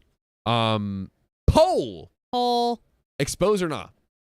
Should she expose them directly or not? Yeah. Let me know. I want to see what you have to say, chat. But my boyfriend is caring and nice, and I know how much his friends mean to him. I never asked him to not have girlfriends. All I wanted was boundaries. How much do they mean to him? How much? My boyfriend reacted positively and was understanding about everything I said. He apologized for not noticing how I felt and ended all contact with Lily and Emma, which I only knew about 2 months after. I never asked if he distanced him from them because I trust him and didn't think I needed follow-up. OP's so trusting. Just has so much faith in the relationship, you know? So strong, you know? Hey, you know what? We're 18 and 19. We're adults now. No, we're you're not. adults now. No. We can do this. You're still teenagers. Sorry. Now, let's talk about where everything blew up. How Lily and Emma responded.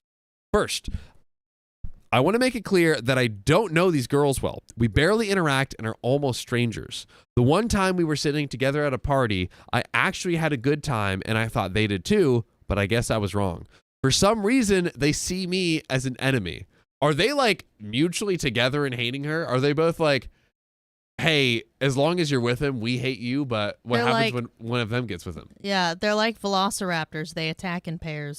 Apparently. Yep. For some reason they see me as an enemy. They talk smack about me to mutual friends and complain that I'm jealous, insecure, and isolating my boyfriend away from his friends.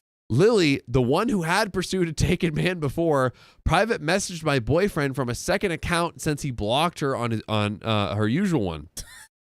She told him I'm manipulative, toxic, and an oar, which honestly shocked me since I hadn't even had a first kiss. I'm waiting for marriage in case anyone is confused. Brother. She's showing too much ankle. Yeah. Lily also tried to guilt my boyfriend for cutting contact with no warning. Dude, we're here for another good old 30. 30.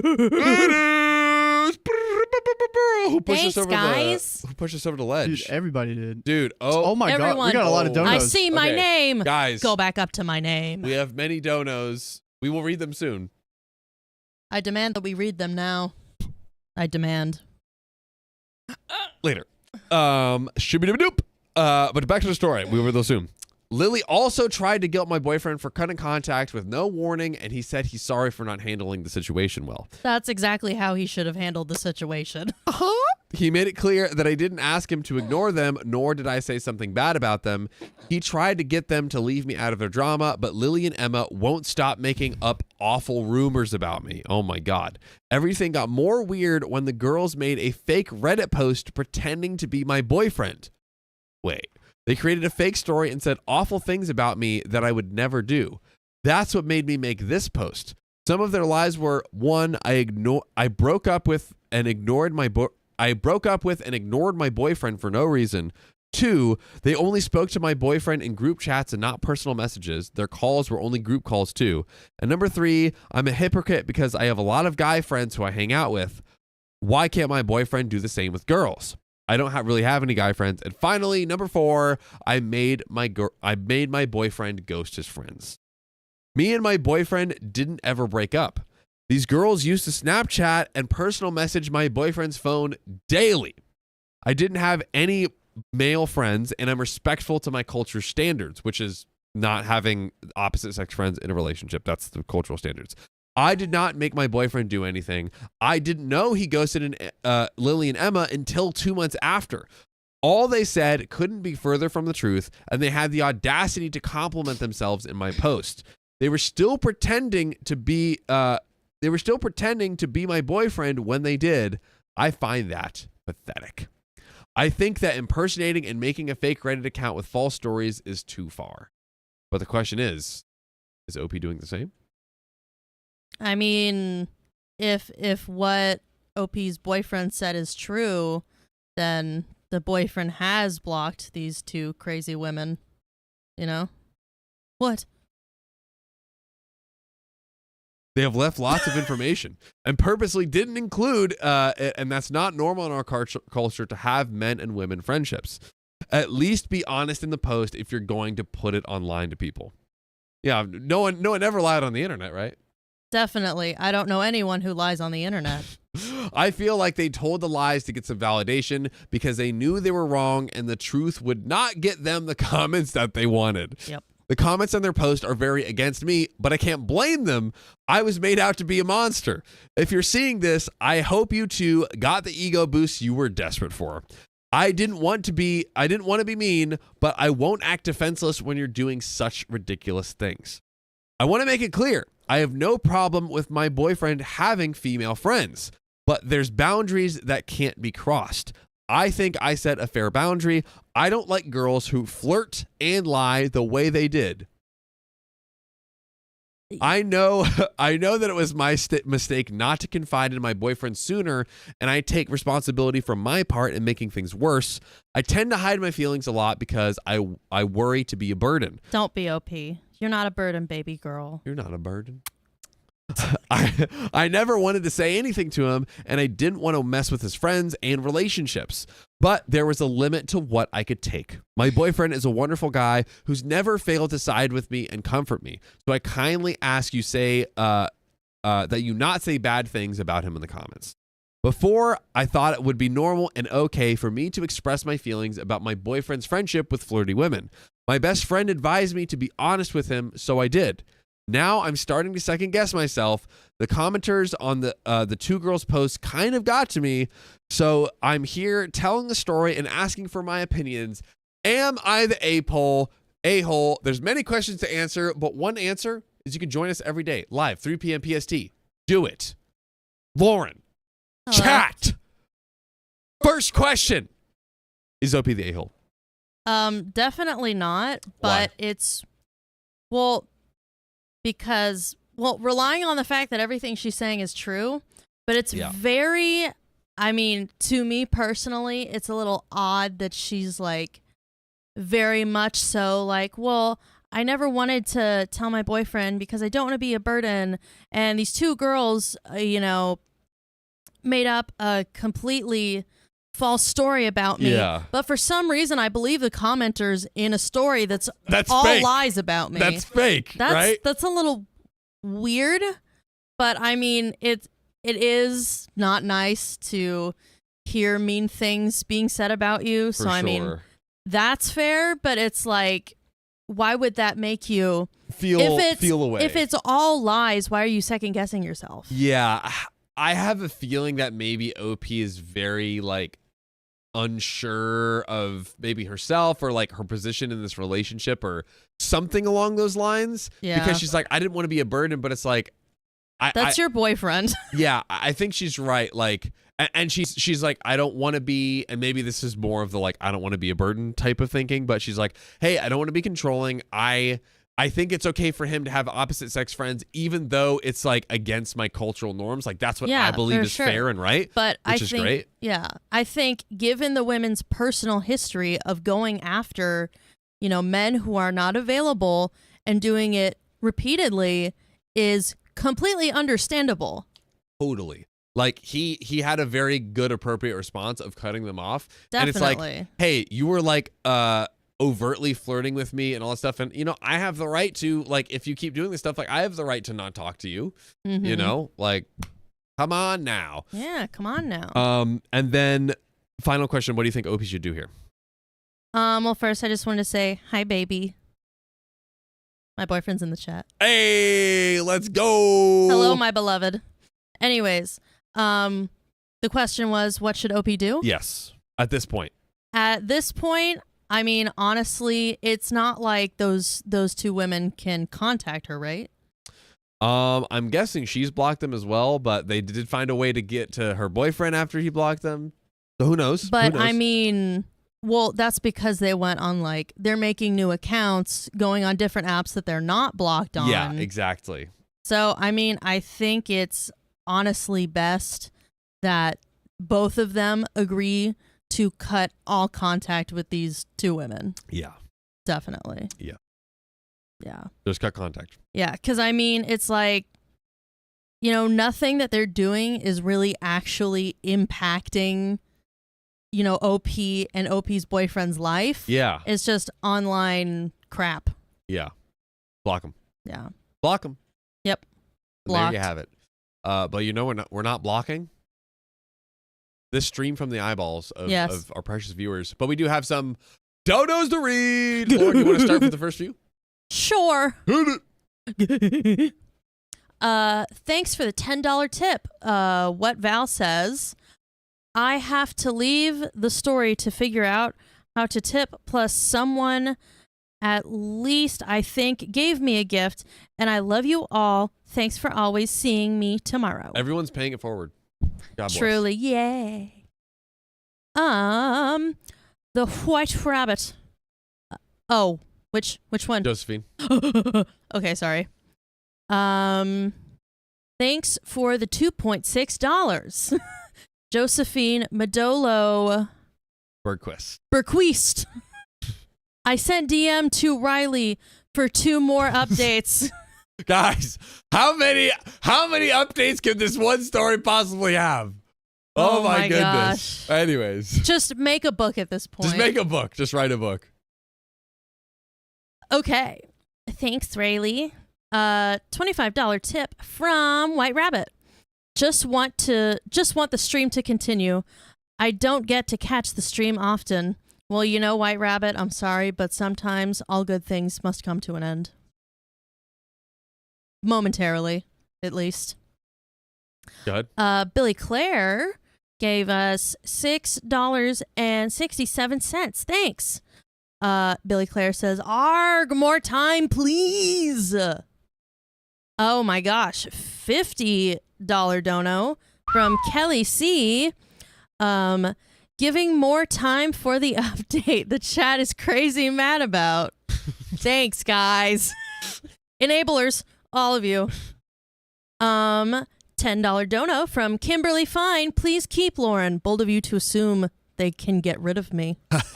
I live in the walls and under the floorboards. And wait a second. Wait. Mela6815, who is who I think they might be, the $40 dono. My goodness, let's keep the stories going. Well, they are continuing. You're welcome. Trish21, thanks for the 5 gifted memberships. We appreciate that. Circe, if I'm saying that right, celebrating 4 months of membership. Let's freaking go. Happy anniversary, babe. Happy anniversary. Josie Medallo Burquest, please listen to chat. Guys, no, I don't know what to do. I don't know what to do. Make me. Make me. But in the meantime, let's get into this next story, which is, I believe, this next episode. Yep. I think. Let's do it. It is. We're getting to the next episode. Here we go. Like that one rap song. I'm ready. Well, these are long stories today. Let's do it. I don't wait. Okay. Stop. Let's go.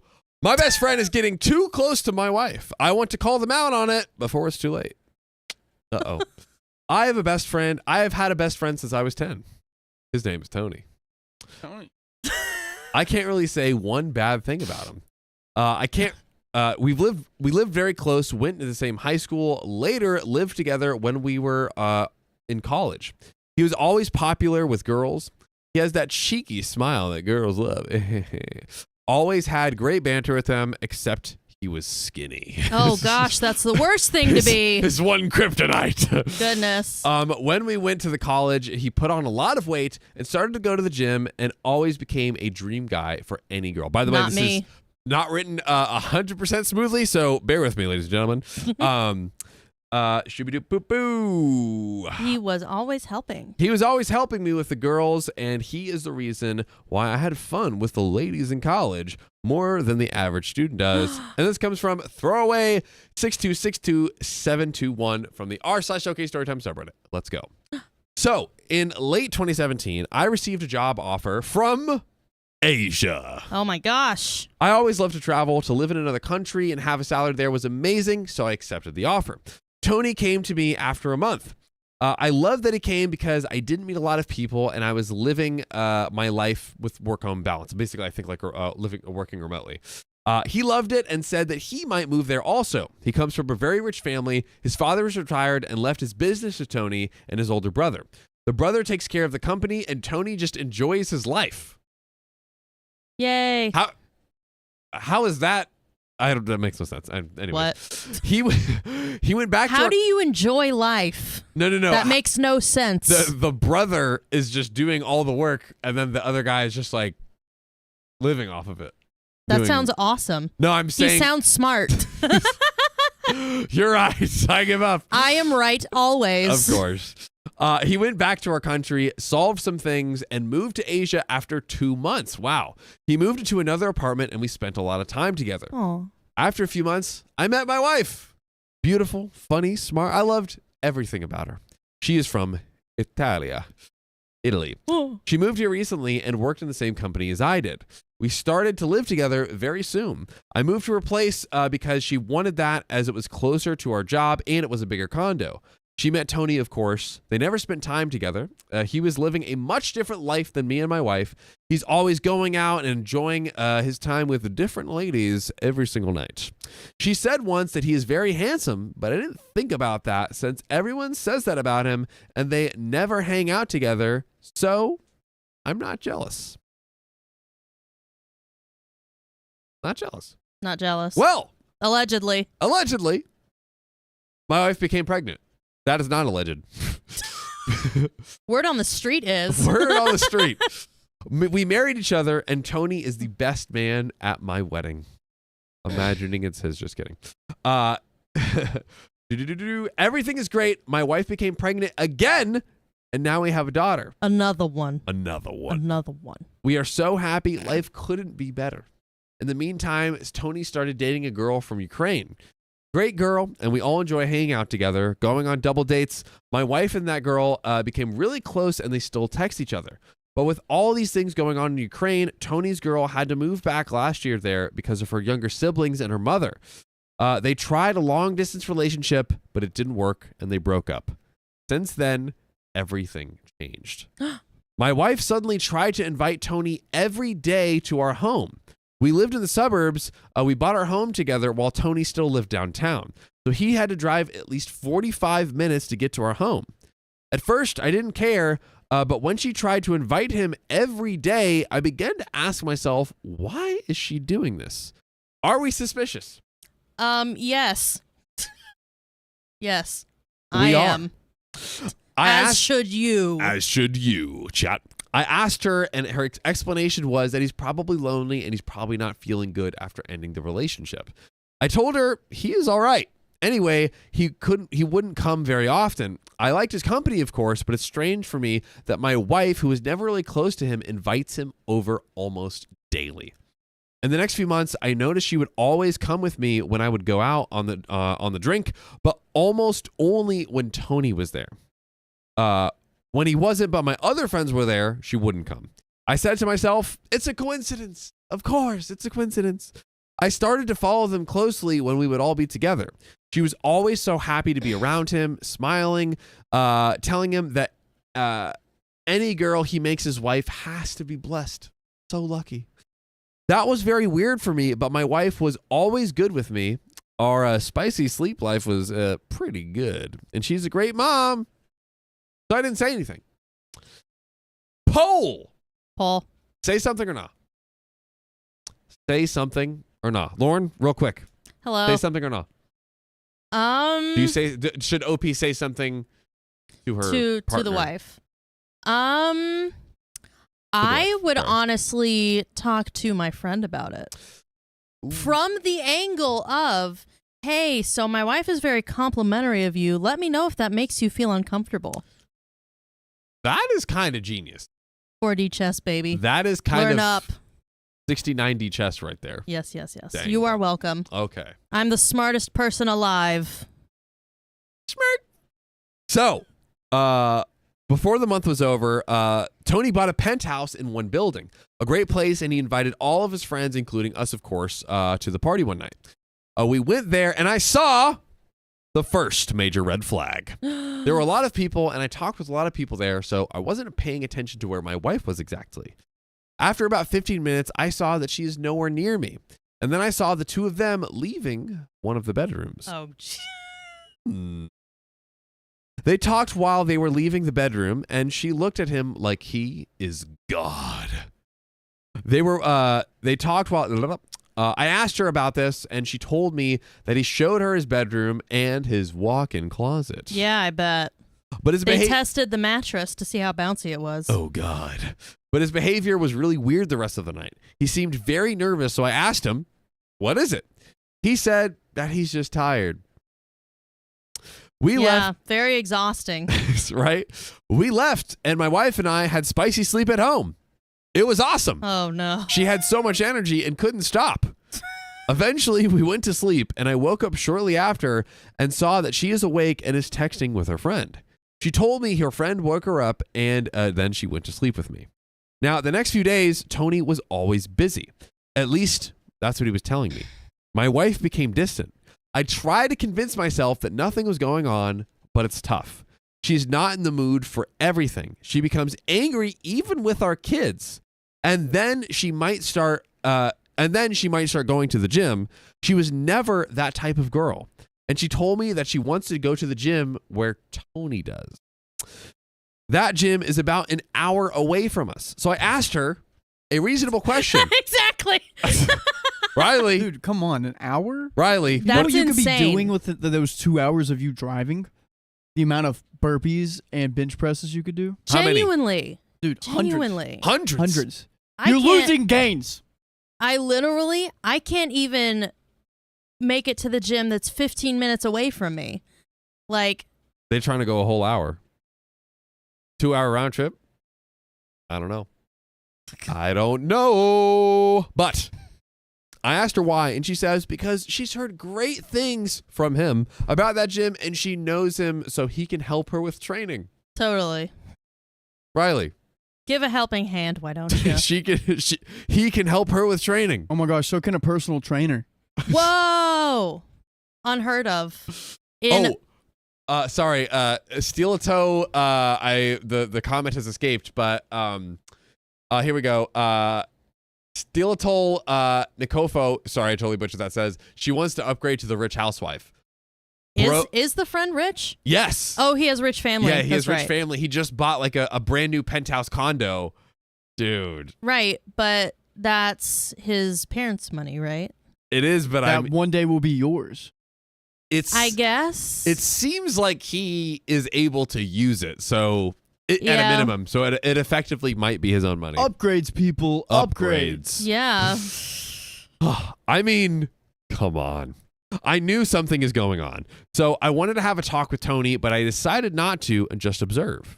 Nothing big happened, but later he came a couple of times over at our place. My wife was always there. I can't say I saw anything new from her side except the same things as before. But he was a little bit colder with her. In the next few days, she wasn't answering the calls when I would call her from work at the usual time. She doesn't want to have spicy sleep, and she is shopping a lot. Not just lingerie, but dresses, tight pants, short pants, and at the end, she decided not to go to the gym. On that Saturday, my son had a birthday, so we invited our friends and their kids. Tony also came. I said to myself, I will watch them as much as I can. He arrived, and he looked pretty good, gave my son a gift, greeted me, but he walked near my wife like she was a ghost. I noticed that right away while he was walking near her, she went, hi, but he didn't look at her and just passed by. Nice. Whoa. W friend, I think. W Tony. Well, is this Tony being a W friend, or is this him being, they had their own kerfuffle? What? Oh my gosh. Chris. Chris tinfoil hat. Jinx, you owe me a soda. With, can we double, is that all of them? Everything I'm saying on the screen? 30 gifted membership. If I don't see tinfoil and hats in the chat, I'm going to lose my mind. Lauren, I'm going to lose my mind. I never had a mind. You want to know why? Why? Because Chris Tinfoil Hat deserves that. She does. They does. She. I don't know your pronouns. I'm sorry. It's okay. It's only unforgivable. Oh. If Big Daddy Chris is blessing us, should we not flood the chat with hats? Yes. Put them in there. Put him in there. Come on. Hats all, folks. Hats all, folks. The stream. By the way, the stream continues another 30 minutes. Let's Goodness go. gracious. Yeah. So, during that night, she was following him all the time until she saw that I became weird. Wherever he would go, sit or walk, there she was. After a couple of hours, the kids were playing and we parents were talking and enjoying. We talked about a lot of things, and one of my friends started to talk about his ex-wife. While he was talking, I said really loudly, "Yeah, I understand your feelings about her. I would also never ever forgive an affair." The women were sitting opposite each other, and the guys also. But I was sitting opposite of Tony, so I had a really good look on him. And when I said that, he looked at her immediately for half a second. My heart wanted to explode. So I checked her phone that night. I had a few minutes while she was showering, and I saw that she doesn't have any chats with Tony. Not on WhatsApp, not on IG, Instagram, nowhere. That's strange because they would chat, and I knew that they would talk. Like, basically, he knows that they've like exchanged messages before. She probably deleted all of them. Yeah. Well, I checked her chat with her friend, and I saw on the IG that she shared Tony's pic to her friend saying "OMG" with the heart eye emojis. Wow. Her friend started to laugh, and my wife said that she feels like she is not normal. I wanted to leave the house right away, but I said I will wait a little bit more to see if she has a crush on him or if something has happened. The last few days, I am in a horrible state. But you know what can prevent you from being in a horrible state? What? Joining us every weekday at 3 p.m. PST on our lives. Wow. Click the profile. Do it. Join us. She noticed that and asks what's going on. Soon after, she asked me seriously for the first time, what is going on? Tony called and asked the same thing. Why I'm not calling him, etc., etc. She probably is calling him to call me. A lot of calls going on. She is really good with me since she's been really good with me since then, but I can't look at nor touch her since I've read those messages, and she asked me why I refuse to be physical. Well, because the call's coming from inside the house, honey. Uh-oh. You know?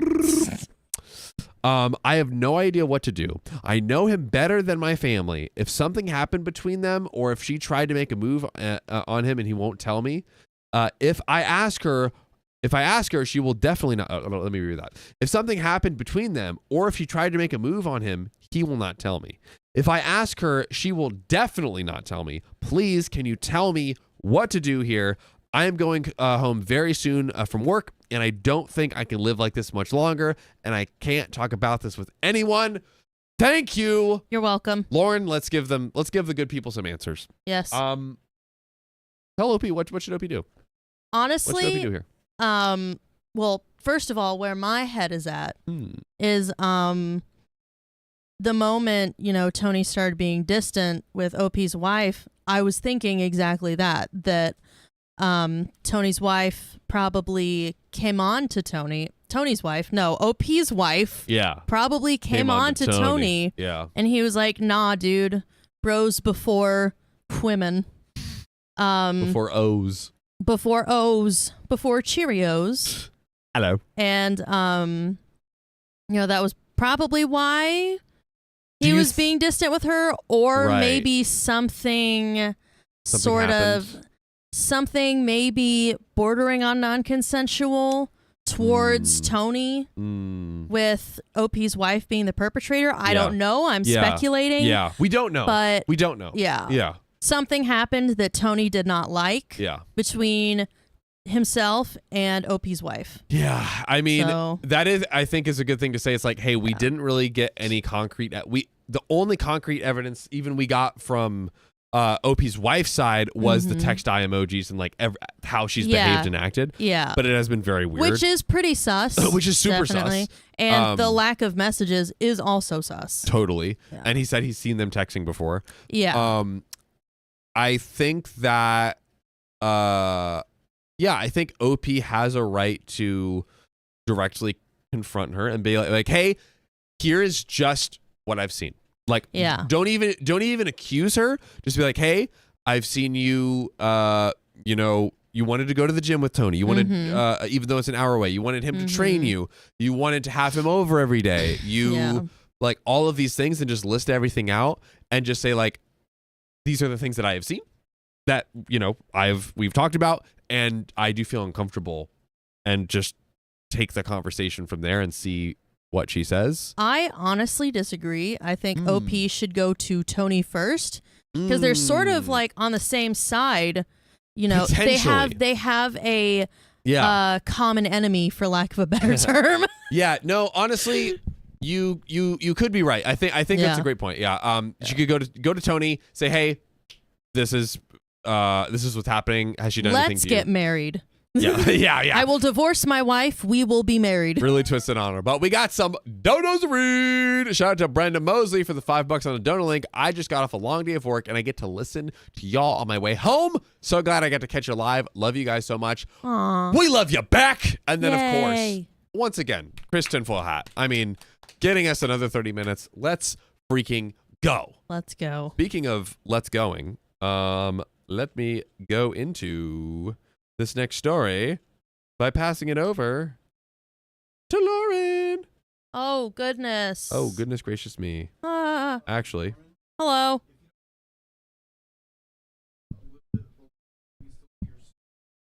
yeah. There we go. You can tilt it like this to where it Right, goes. I know. Yeah, that tilt it down because the problem is it's hiding your mouth. Like this. Down. There you go. Down more. Is this? Yeah. Okay. Perfect. Sweet. I will Actually, not touch it. we got another super guys. Sorry, we got a lot of long stories today. But I don't know. Should we do this one or should we? It's 2400. That's pretty long. S3, I believe. Yeah. Am I? I think I just read S2. I don't know, John. Are you? Shooby-doo-bap-a-wee. Oh, no. Give her S2. Aha! Here we go. There we go. That's me. Ba-ba-da-ba-ba-barrel. That's you, my bro. Hello. Hello. Okay. Let's do it. So it is titled, "My husband's friend is getting too close, ellipses. I want to cut my Wait, what? Could you reread it without the ellipses? Yes. Thank you, I bro. apologize. All good. My husband's friend is getting too close. I want my husband to cut him off. Get him out of here. Off with their head.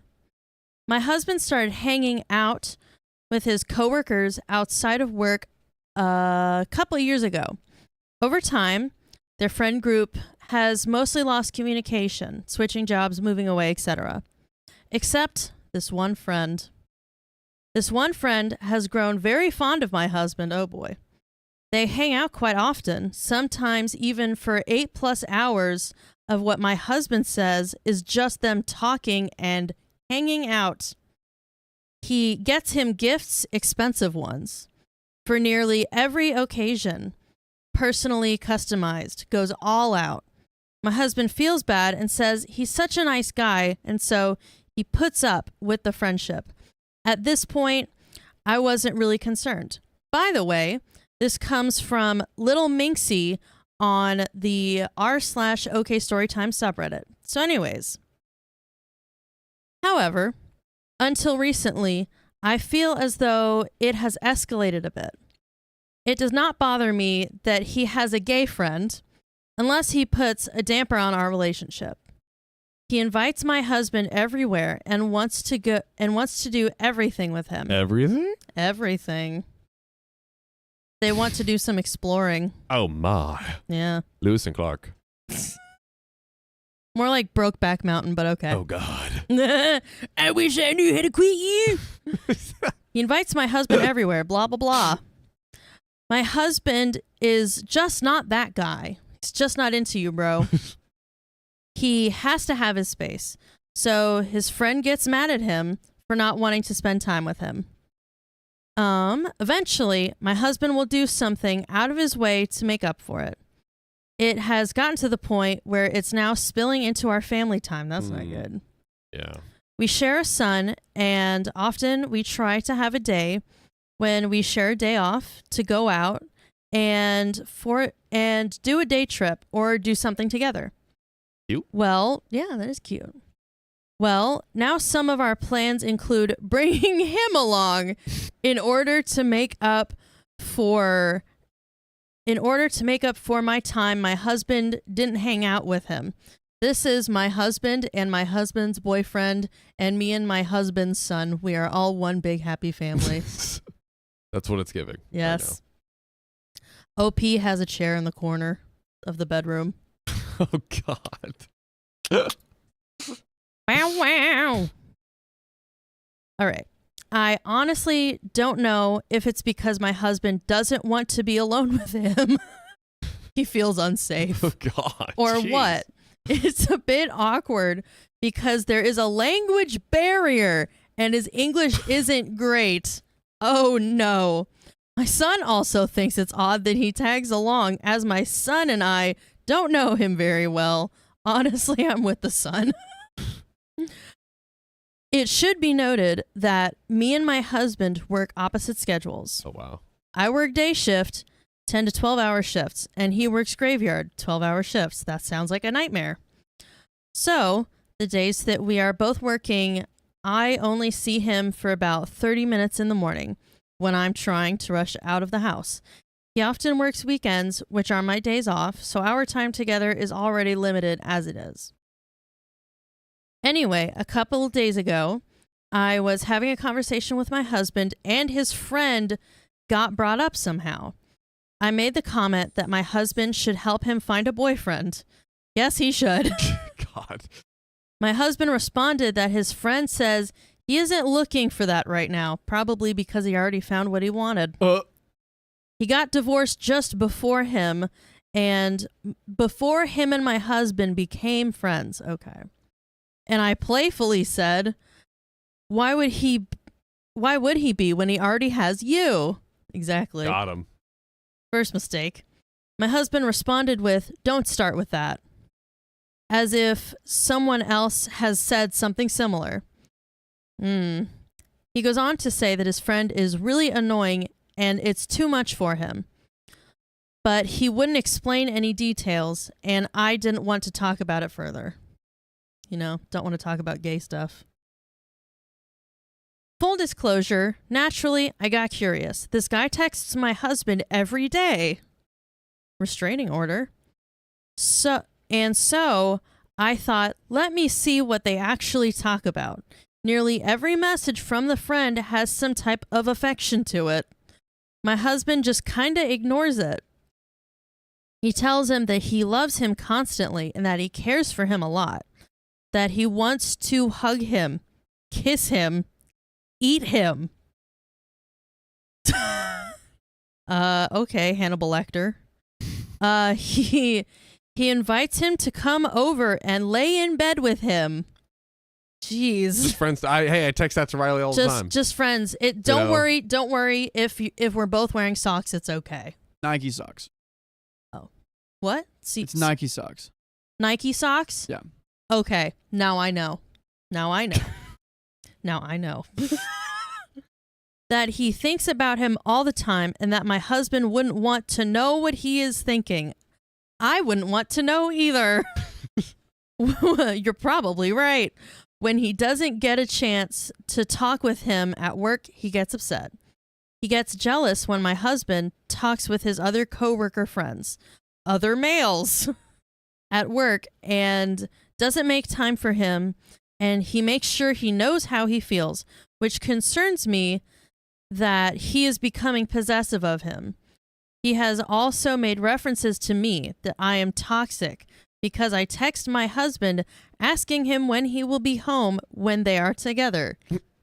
Yeah, when's my husband gonna come back? We're kind of married and have a child together. I'm so sorry. I forgot it was bros night. My bad. I forgot it was wrestling night. My bad.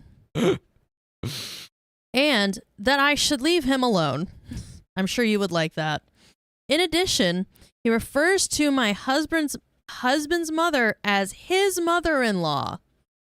This guy is awful. Of course, because I am reading all these messages without my husband's knowledge, I am stumped on how to approach this. I know I am totally wrong for snooping, but I just had a feeling something wasn't right. I wish my husband would open up to me and tell me all of this when I ask, but he does not. Any advice on how I can move forward, and any advice for my husband to start distancing himself from this guy without upsetting him? That's going to be impossible. I am even concerned that my husband is okay with this behavior from him. Mm-hmm. We have plans with him this upcoming Friday, and after knowing what I know now, I just don't know if I can remain silent about it. This is tough, but I can't remain silent about something either. This is not tough to me. Well, I can't be silent about the fact that people can join us every weekday at 3 p.m. PST on YouTube.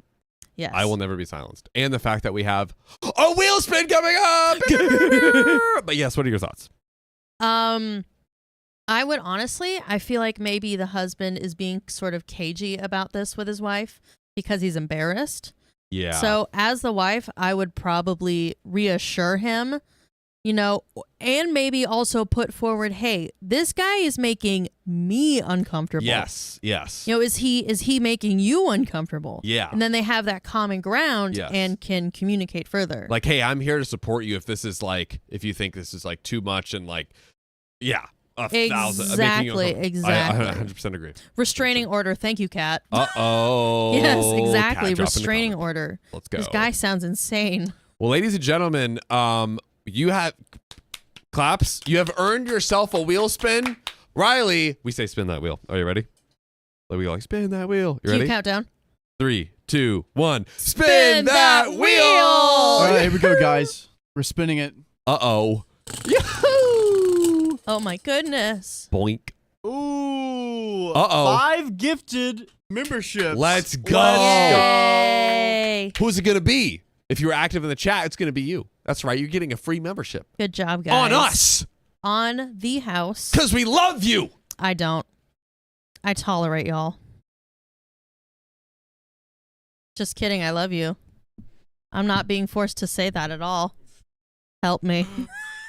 But also, shout out to the donos we just got. Yay.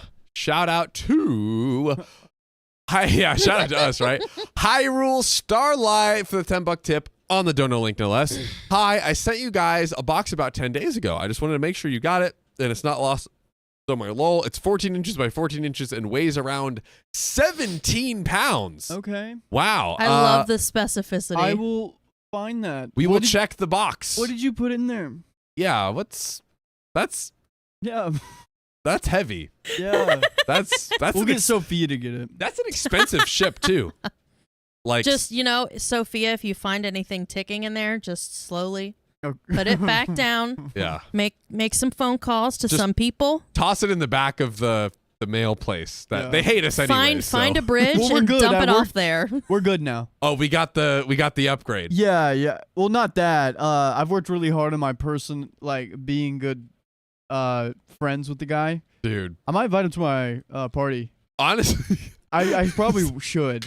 He has been a part of the LA journey. Who is this? This is our P.O. box guy. Oh. He's like, don't address it to OK Storytime or OKOP. It has to be to John or Riley, but yeah, and he gets pretty upset, but That's awesome. I love people that get upset for me. It's so great. I'm gonna invite him. Fantastic. I'm gonna be like, yo, what are you doing You should, at this dude. day? He can see where the Please magic happens. Pay you That is up. true. It'll definitely Hey, prove what? that we're not an individual. Like the whole package we have is like for an individual. So he's like, it cannot be for like any sort of like commercial business purposes whatsoever. And we abuse that thing We for $5 cheaper a month. Exactly. That's awesome. Thank you, PO guy. Yep, shout out. I'm not gonna say his name because you all have his address. Yeah. I'm not gonna shout out his name. Dude, they- that's so true. Guys, please don't do anything. Is he called the PO guy because PO stands for puts out? Hey yo. Hey yo, How'd you figure Riley, it it might be your chance. Uh-oh. Oh. Riley's like, I got a package for you now. It's a Got him. in a box. Special Uh-oh. delivery. Max. But I didn't order any pizza. Oh, God. I hope you like sausage, Hey yo. cause I'm a plumber. Uh-oh. But ladies and gentlemen, we got more stories. This live seems Yay. pretty lit. I don't know, It is Riley. pretty lit. The energy's been Up. up. It's been. I'm I grabbing just my feel own like- phone like an idiot. John, don't you feel like double the energy? I do feel double the energy. Like we're just like there's just more happening right now in Like- this moment. something's happening. It's because there's double the fry, double the fry, double the trouble, Double the trouble. Double the production. double the fry, double the cry. Myself to sleep every night. Tears of happiness. No. Got him. All right. Yay. Oh, where are we at? On the next one, S3, I believe. S3. Where did my beloved go? SM. I accused my best friend of liking my boyfriend. Now our friendship is over. I'm going to try to keep this short and as uncomplicated as possible, but there's a lot of context. This event involves myself, 26 female, BFF, my best friend forever, 26 female, and my now ex-boyfriend, 28 male, and BFF sister, 28 female. No. Tag team. The story. Wait. I think You're you missed it. something. I'm about to do it. I'm about to do it. Okay. The story takes place 3 years ago, and none of us have been friends since. But guys, this is not just a story shared on r/OK Storytime. This is one of our very own from D. Francisco, a direct story from the community on r/OK Storytime. Yay. So this is for all the marbles, Lauren. Are you ready? Sure. I don't think you're ready. I'm probably not. You're probably right. Let's find out. To start with, I will talk about my BFF, her sister, and I's relationship. We will call BFF Sally and her sister Haley fake names. So all of us are cousins. Wow, there's a lot of types of relationships going on here. I'm exhausted. Right? We're 3 sentences in. We were all homeschooled and grew up very close. Oh, great. At one point, their mother, my aunt, basically raised us for an entire year while my mom went back to work from being a stay-at-home mom. My BFF Sally and I had always been the best of friends. I literally do not remember a point in my life when she was not around. Attached at the hip, you could say. The only time we weren't was when I went to a public high school and she remained being homeschooled. Even then, I went to see them any chance I got, which was still quite frequently. We were honestly more like sisters, including Haley. These, which, I mean, you're our cousins already, so that makes sense. Yeah. Their family has 6 kids in total. Wow. And I was very close with the 4 oldest girls, but mainly my BFF Sally and her sister Haley. Bunch of kids being homeschooled. I wonder what they do every Sunday. Duggars? Yeah. Now, my BFF Sally had always been the most reserved between the 3 of us. Never really talked to boys, seldom even had a crush. She was never much for physical touch. Keep this in mind later. I had always been the most confrontational out of the friends group, and my BFF Sally and her sister Haley always being more shy in general, and I was often the one getting upset for them. There was one situation I even ended another close friendship in defense of my BFF Sally. Honestly, I kind of put her on a pedestal. I had partied and been in and out of relationships in high school. While she was always level-headed and didn't get involved with that sort of thing, I really looked up to her. Cue ex-boyfriend, we'll call him Chad. Giga Chad. Yeah. I met Yay. Chad when I was 20, and we were instantly the best of friends. He was the kind of guy that got along with everyone, never took anything too seriously or ruffled any feathers. He was sort of a class clown in the best way. I introduced him to my best friends, even though, and everyone thought that he was just the greatest. The 4 of us quickly became friends. Even his best friend, now 26 male, ended up being part of the group. So we spent the first year of our relationship really getting close as a group. We even thought of getting tattoos together, lol. So glad we didn't, but it explains how close we were at that time. Mm-hmm. So just about a year into our relationship, my friend Sally started taking jujitsu classes. Ooh, those are fun. Ooh. Yeah. I was so excited for her. It was a little surprising considering how reserved she was, but I thought it was going to be really good for her. Sometimes she would even try to show me moves she had learned, but I'll admit it made me a little uncomfortable because of how awkward some of the positions were. Honestly, LOL. it's really not that awkward. I've done jujitsu before. Yeah. Do it right now. On you? Just kidding. I can. I do a mean bread box, you guys. Yeah. Well, one night we were all getting wasted, and Sally looked at my boyfriend and asked him if he wanted to spar. He was a state wrestler in high school. Lauren, no. sus or not? That's a little sus. It's a little sus, I right? mean, regardless, I feel like that's something that transcends gender. Mm-hmm. You know, just unprompted asking someone to wrestle with you. I won't lie, jiu-jitsu is a very intimate sport. Right. That's why, you know, when it's like outside of a dojo or like a studio, it's very weird. Dojo. Exactly. Dojo. No dojo in this Doja Casa house. Oh, God. Dojo Casa house. And they both looked at me to see what I'd say. I know at this point that I should have said no, but it was my best friend Sally, and I didn't think that she had bad intentions. I also felt put on the spot, and no one else was acting like it was weird, so I said yes. Again, I know this was now my first mistake. Peer pressure. So they sparred, and it was very uncomfortable for me. But again, I didn't think either of them had bad intentions. This happened on and off a few more times, and I just chalked it up to two people that knew what they were doing, and that's as far as they would take it. Plus, I was genuinely glad that Sally was coming out of her box. Uh-oh. Yeah. Well, there are certain... Yeah. Well, there are some instances of outside of sparring that raised some red flags for me. I will just mention my top 3. My Wow. top 3, I have a list, Yeah. a tier list. Top 10 red flags for my boyfriend. Yep. So, Sally, Haley, and Chad and I took a beach trip and decided to play football. Keep away. There were a few times where Sally and Chad were trying to get the ball from the other and ended up kind of forgetting about the game and wrestling around in the sand, giggling and losing focus. Oh my gosh. I cannot stand it when couples, whenever they're like playing a football game or a basketball game, they're on the same team. So might be against each other so you can do this. I will never be on the same team as my girlfriend.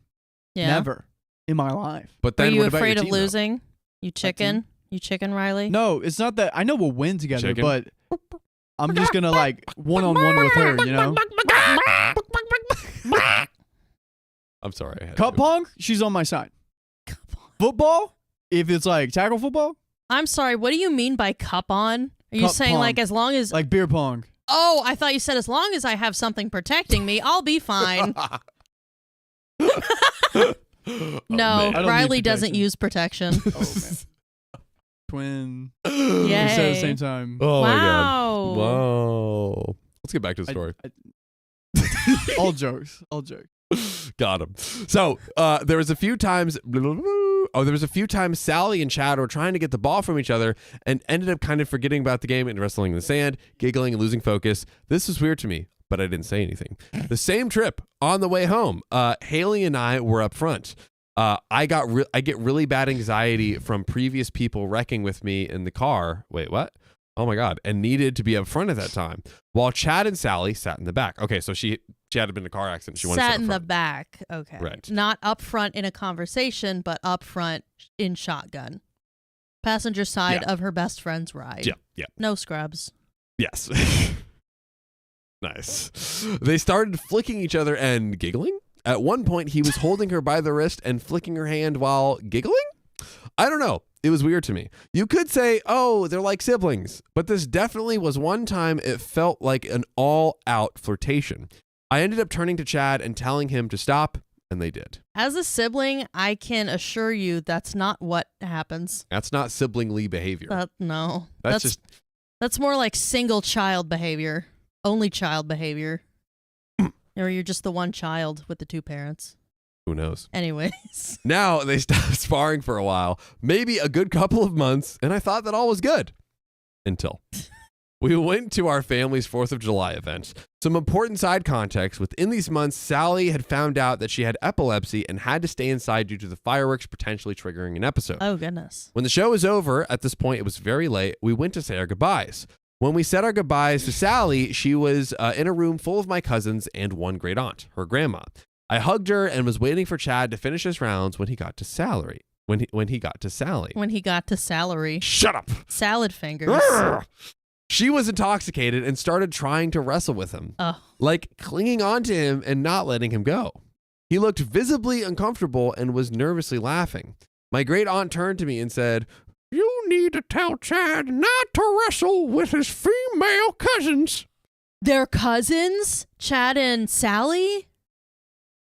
But they might be like, 4th or 5th cousins. Maybe I don't care. If maybe- they're related, they should not be together. Maybe my guess here is that the great aunt is confused because it's a whole group of cousins and then Chad is there. Well, I mean, But- it seems like I don't great know. aunt has been around a while.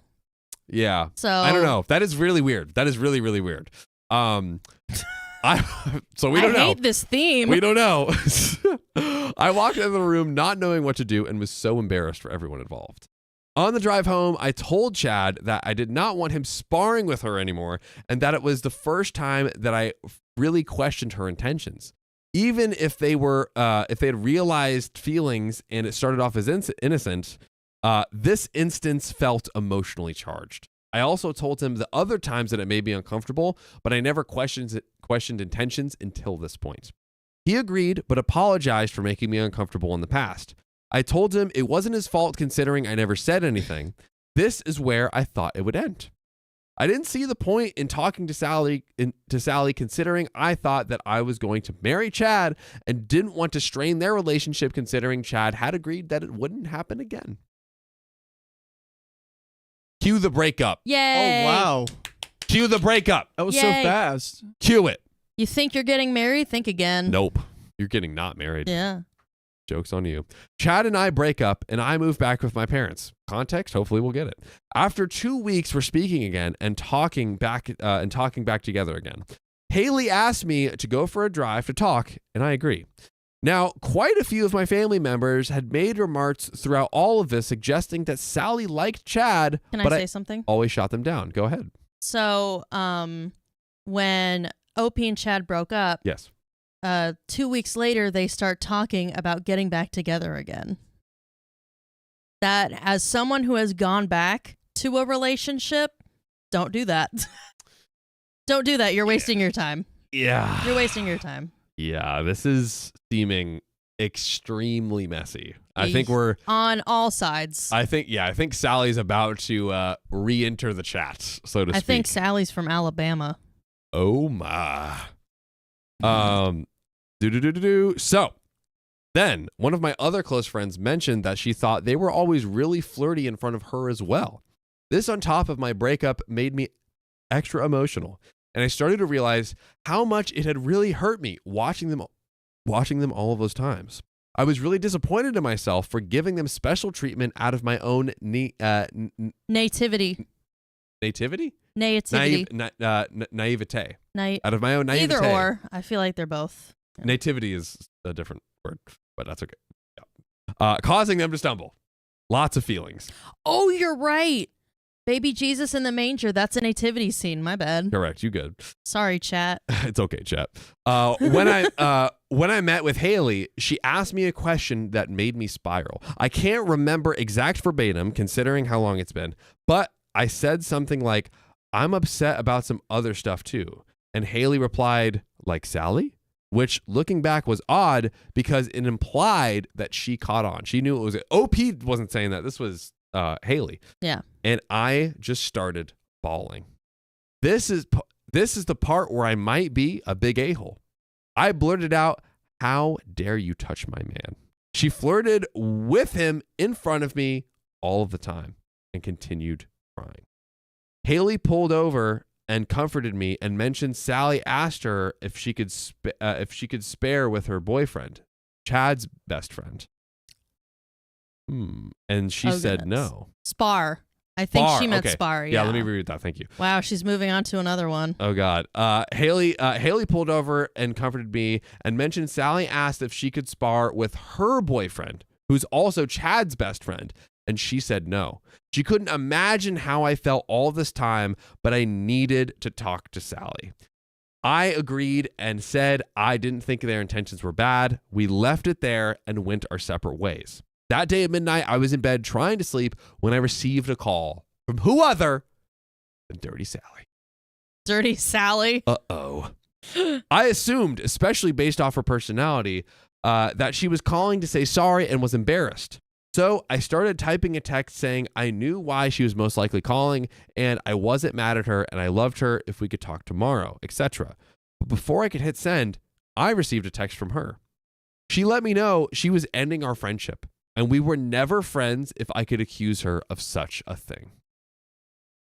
I still sent mine, hoping she would change gears. Nope. She dug her heels in.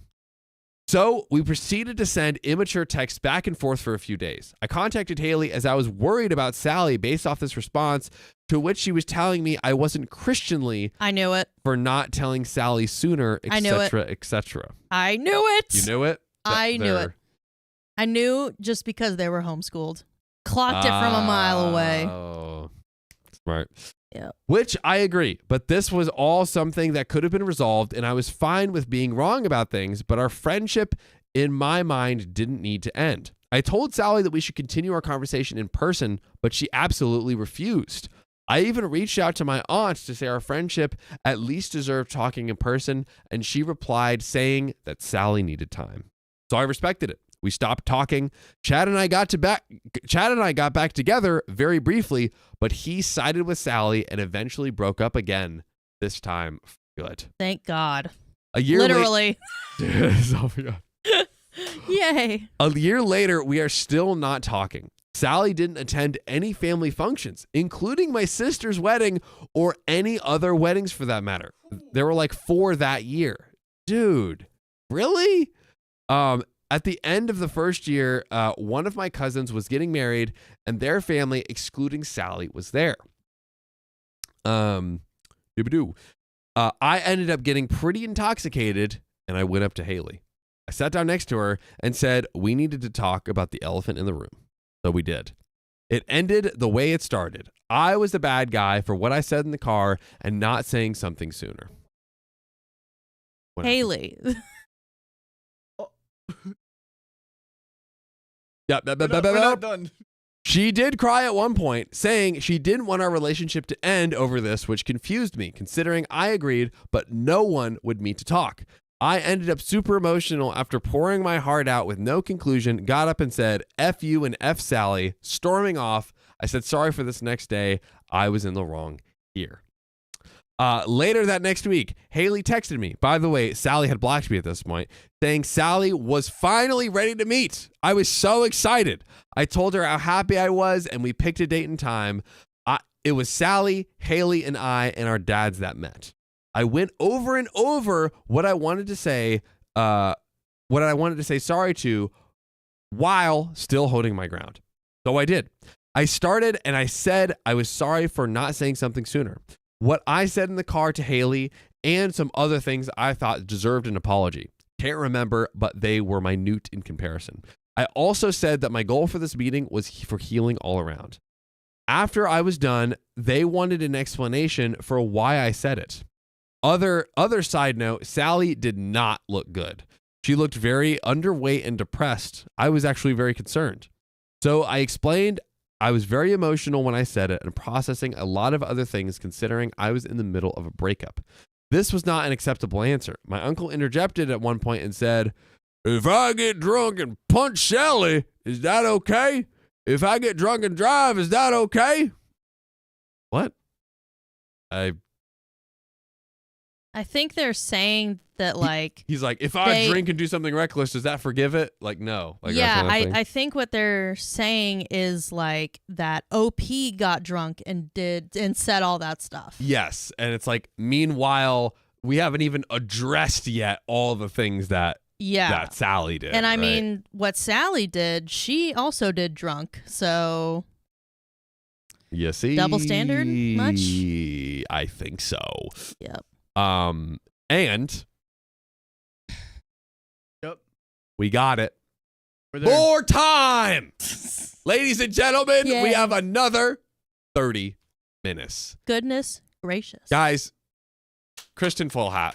Let's go. Come on. Thank you, Chris. Just 40 gifted. 40 gifted memberships. I mean, come on. This man is a machine. Come on. This person is a machine of tinfoil.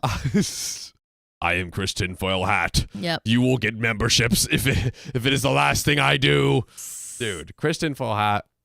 Chris 100 tinfoil. new members today. Oh, overall. Wow. Or 99 to be specific. Imagine. Still. Riley, That's you could crazy. get 99 new best friends, 99 new family, 99 new kids. Wow. Instantly. Good job. That's what happened. Wow. 99 little proteins. 99 little proteins. You'll put the Moving around. Duggars out of a job. Exactly. Yeah. So, back to the story. I didn't find this inappropriate at all, and I asked him if he was comparing me to an abusing drinker. Haley interjected and said it came across wrong and tried changing the subject. All in all, this meeting ended poorly. No resolution. Yay. I felt like a horrid person and bawled my eyes out when we got home. My dad was in shock and actually later called my uncle because of his inappropriate comments. I felt so lost. My best friend for my entire life was gone. In fact, they hated my guts. I unadded them from social media at this point. I have made other attempts like writing Sally a letter, other small things as last-ditch efforts, but it is over between me and their entire family. It's been over for 3 years, what I said in the car, and 2 since our meeting. My aunt would still come up at family events and hug me and say she loved me, but I didn't feel it. Dang, dude, that sucks. So I recently messaged her saying I was closing the door to any potential future relationship. I even recently got married and they don't know him at all. So the big question, am I the a-hole? Did the punishment fit the crime? Well, you cannot be an a-hole by joining us every day at 3 p.m. PST. Yes. Click the profile. It is always morally correct to do that. Yes. Indeed. Lauren, we have a big question here. Big question. Was OP the a-hole for cutting off not only her family, not only her past best friend, but all of that combined? What say you? What are your thoughts? No. I think, just cut your losses.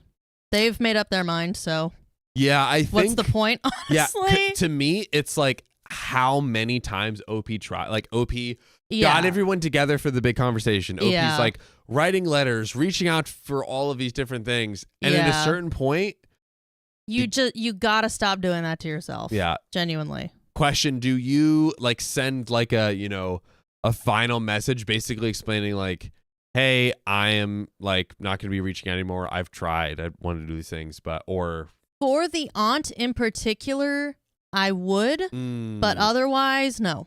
Right. No. Yeah, for people who have been engaging and kind of helping, and it's honestly like if the roles were reversed, would this person provide you with an explanation as to why they're going no contact? And if the answer is no, put out what you, what is it? Get back what you were, receive what you. What goes around comes around? Whatever.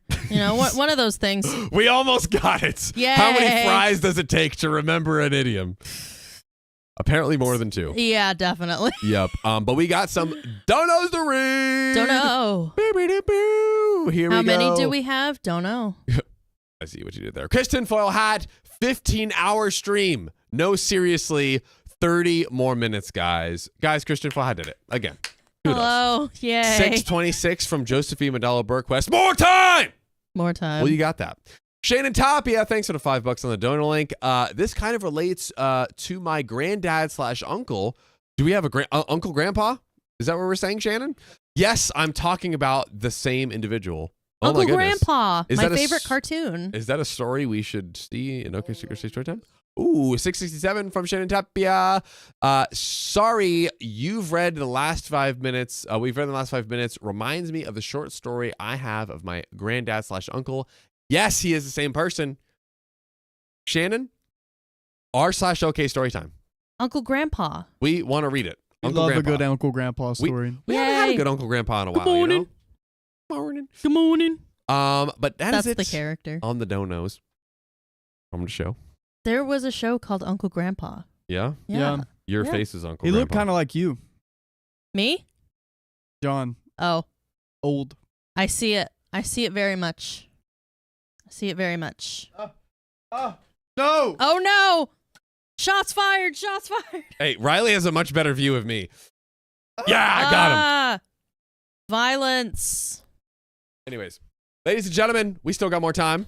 So, got more story. Oh, wow. Yeah, I got him.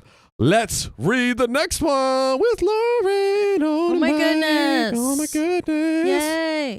Should we maybe read an S1 of another one? This one's so long. An S. Oh, whichever one. Yeah, maybe I could pop into another one, if that's okay.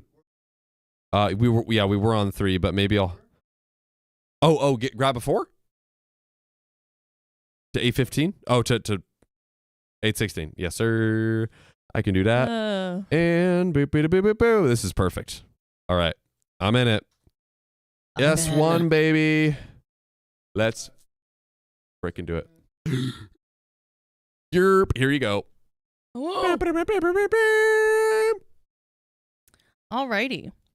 My boyfriend refused to call me during boys' night. Do you think they were wrestling too? So I broke up with him. Ooh. Me, 29 female, and my 30 male boyfriend, we'll call him Cody. He's not really living the sweet life anymore. Have been together. The sweet life of Zach and Cody. Or No? he's not doing YouTube anymore. Oh. KO, dude. Got him. Nice. I'm hilarious. Okay. My boyfriend, Cody, and I have been together for a year and 9 months, but we have known each other for 15 years, give or take. Cody lives in Alberta, Canada, while I live in New Jersey. Oh, no. Far. We see, well, just New Jersey kind of sucks. Dang. We see each other when we can buy the travel. Oh, when we can buy, but the travel can be expensive. Oh Lord. Sorry. You good? I'm so sorry, I lost my place. You're fine. I think it's I just got back. Yes. I just got back from my last trip to see him about a week ago. This past Saturday night, I had a fancy Romanian baptism for my best friend's niece to go to. It was pretty much a wedding, though throughout the day, I can't read. Throughout the day, I had called him a few times just to show off my dress and to introduce him to some people and just to say hi a few times. That would be nice. My boyfriend did that. He said hi. More than once. My darling, my betrothed. Where are you? Pull up and chat. I'll find you.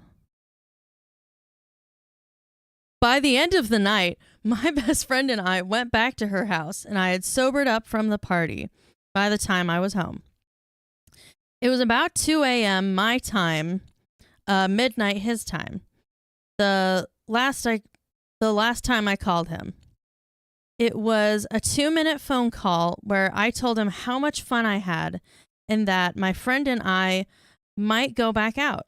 And he told me that he might go out too, which is great. I was happy he was having fun with his friends. Around 3:30 a.m. my time, 1:30 his time, I tried to call him because I wanted to introduce him to a friend of mine, but he didn't answer. So I texted his friend. We'll call him Jace. Jace and I are friends and talk frequently. When I called Jace, he didn't answer and texted me in a joking way, "It's boys' night, leave us alone," and stated he only gets to do it once a year. Gets to do what once a year? Boys' night. Is it like Santa, where he only comes once a year? With the boys. With the boys. The boys are the elves. Oh, God.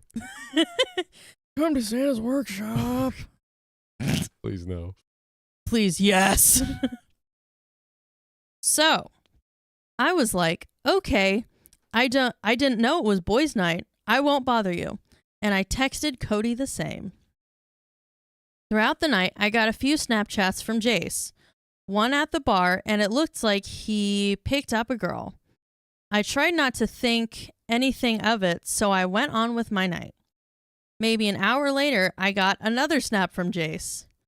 What is the point to this, Jace? He's in a dark hotel room in bed with the girl from the first picture. Why would you send that? Jace? He's like, hey, babe, I just want to be honest and transparent. No, Jace is OP's friend. Oh, right. So he's but still, like, Jace, are you stupid? Like, that's disgusting. Yeah, why is he taking the picture of them together? It's a video. Oh, it is a picture? It sounded like a picture of just the two of them, like in. It's a not dark like hotel room in bed. It's not like corn, but it's like evidence that it's like. No, yo, I think it is. Oh, it is corn. I mean, why else would they be in a dark hotel room? Oh no, they're in there, but is it like? Are they just like laying in the bed. Okay, it doesn't matter.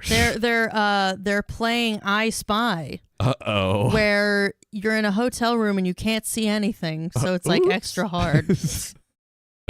Extra hard. I'm sorry. Nice. Okay. From Jace. He's in a dark hotel room in bed with the girl from the first picture. So I messaged him saying, if it's boys' night and you're in a hotel room with another girl, where's my boyfriend? And who's flying the plane? Doyoyoyoing. 2 minutes later. Wow, that was fast. 2 minutes. That's disappointing. Jace sent me another snap of him and Cody in the dark hotel room in bed. Girl not pictured. What is happening? Girl not found. I think he's trying to be like, hey, look, we're so innocent. It's okay. We're so innocent. Like, you already exposed yourself. Yeah. Girl not pictured. Mm-hmm. That just makes me think that Jace and boyfriend were getting busy. And Jace was like self-reporting. Oh my God. Guess what? At this point, I'm upset, but I kept my cool.